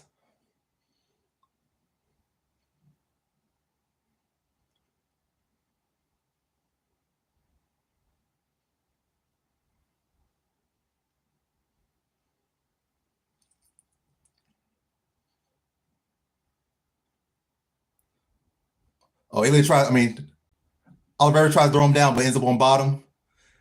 Charles already bleeding from the eye, from his right eye.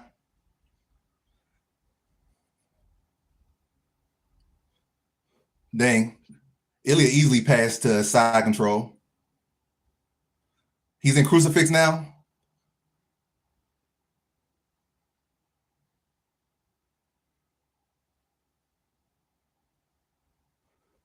Oh, Charles going for a leg.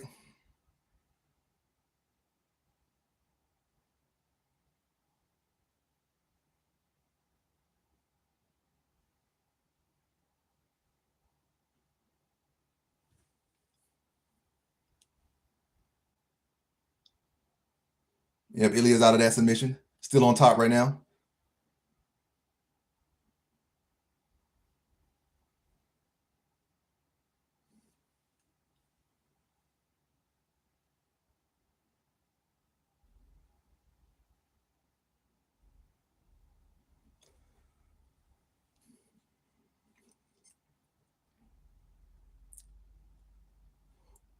Ooh, right hand and a hook land for Taporia.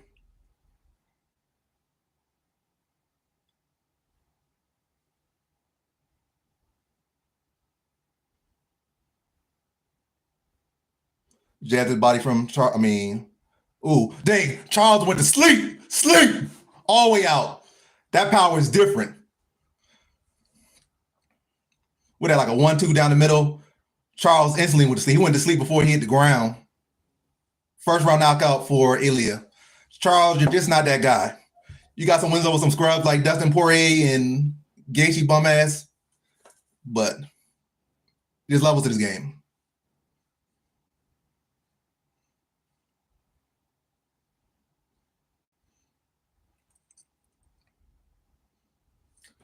Cash it.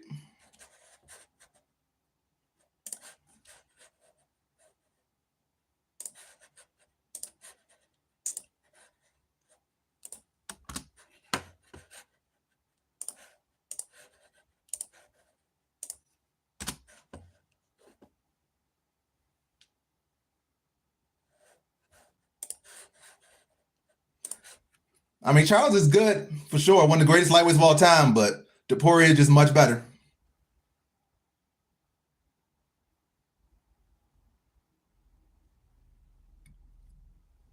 Charles ain't never been knocked out like that.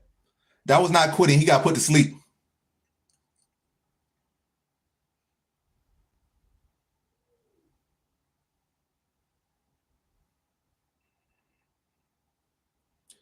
Yeah, Islam was right to duck.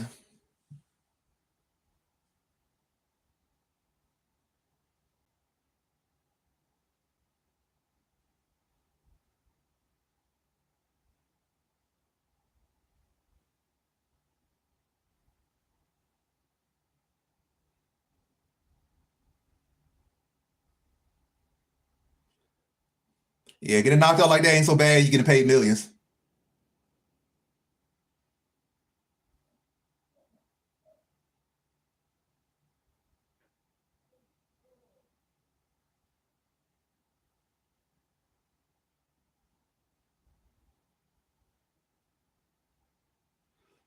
I mean, I don't think Islam wants to fight. Islam going if he wins the belt, he's gonna stay at welterweight. He's not coming down to fight Taporia.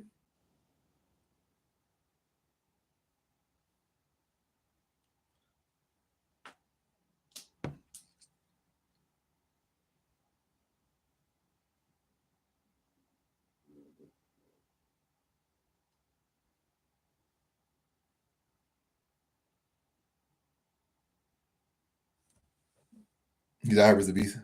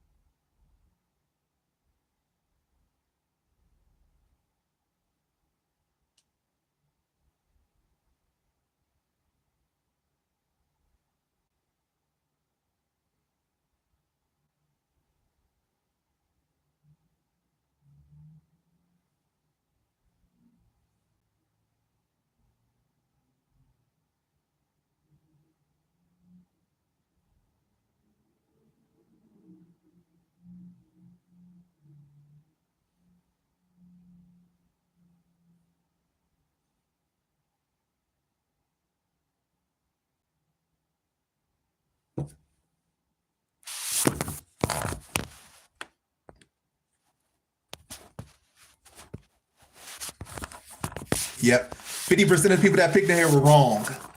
I had Ilya by first round knockout. He closed out. He closed out my final parlay, so that's good. But yeah, definitely a lot of people in here were picking Charles for whatever reason. But yeah, Ilya looking nice with those two belts right there. That's a timeless photo right there. Two division champion. Not a champ, but a two division champion nonetheless.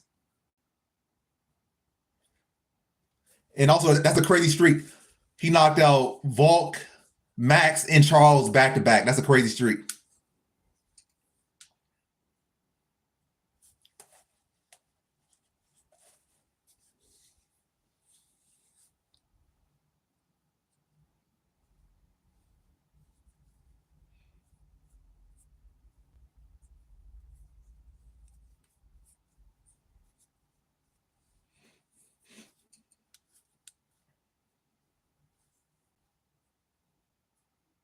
Maybe Patty next.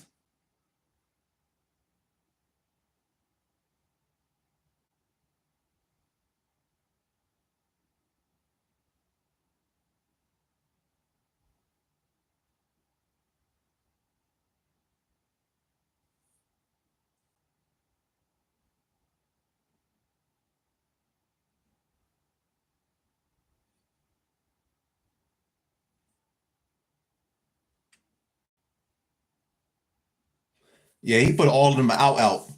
He didn't put them like TKO. All of them were KOs, not TKOs, KOs. Like Charles has been knocked out before, but they've been TKO. Like he kind of quit. He got knocked out for the first time ever. That's his first time really getting knocked out. That was the first time Holloway really got knocked out. That might maybe like the second or third, well, probably the second time that Volk has really been knocked out.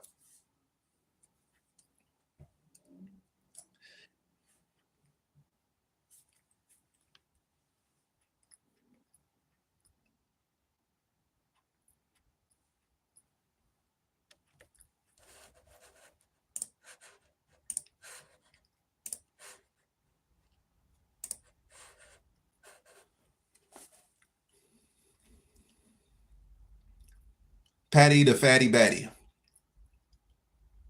And of course, you know, Patty's not in fight shape. He probably like 180 right now, maybe 200.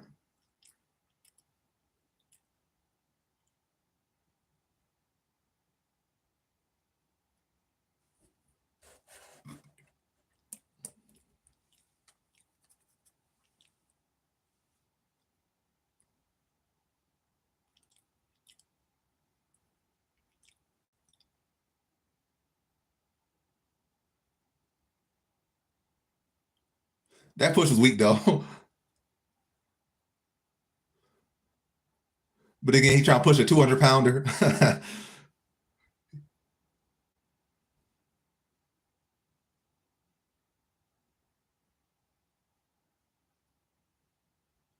That push pushed him nowhere. That man weighing like 400 pounds right now. Patty is super heavyweight right now.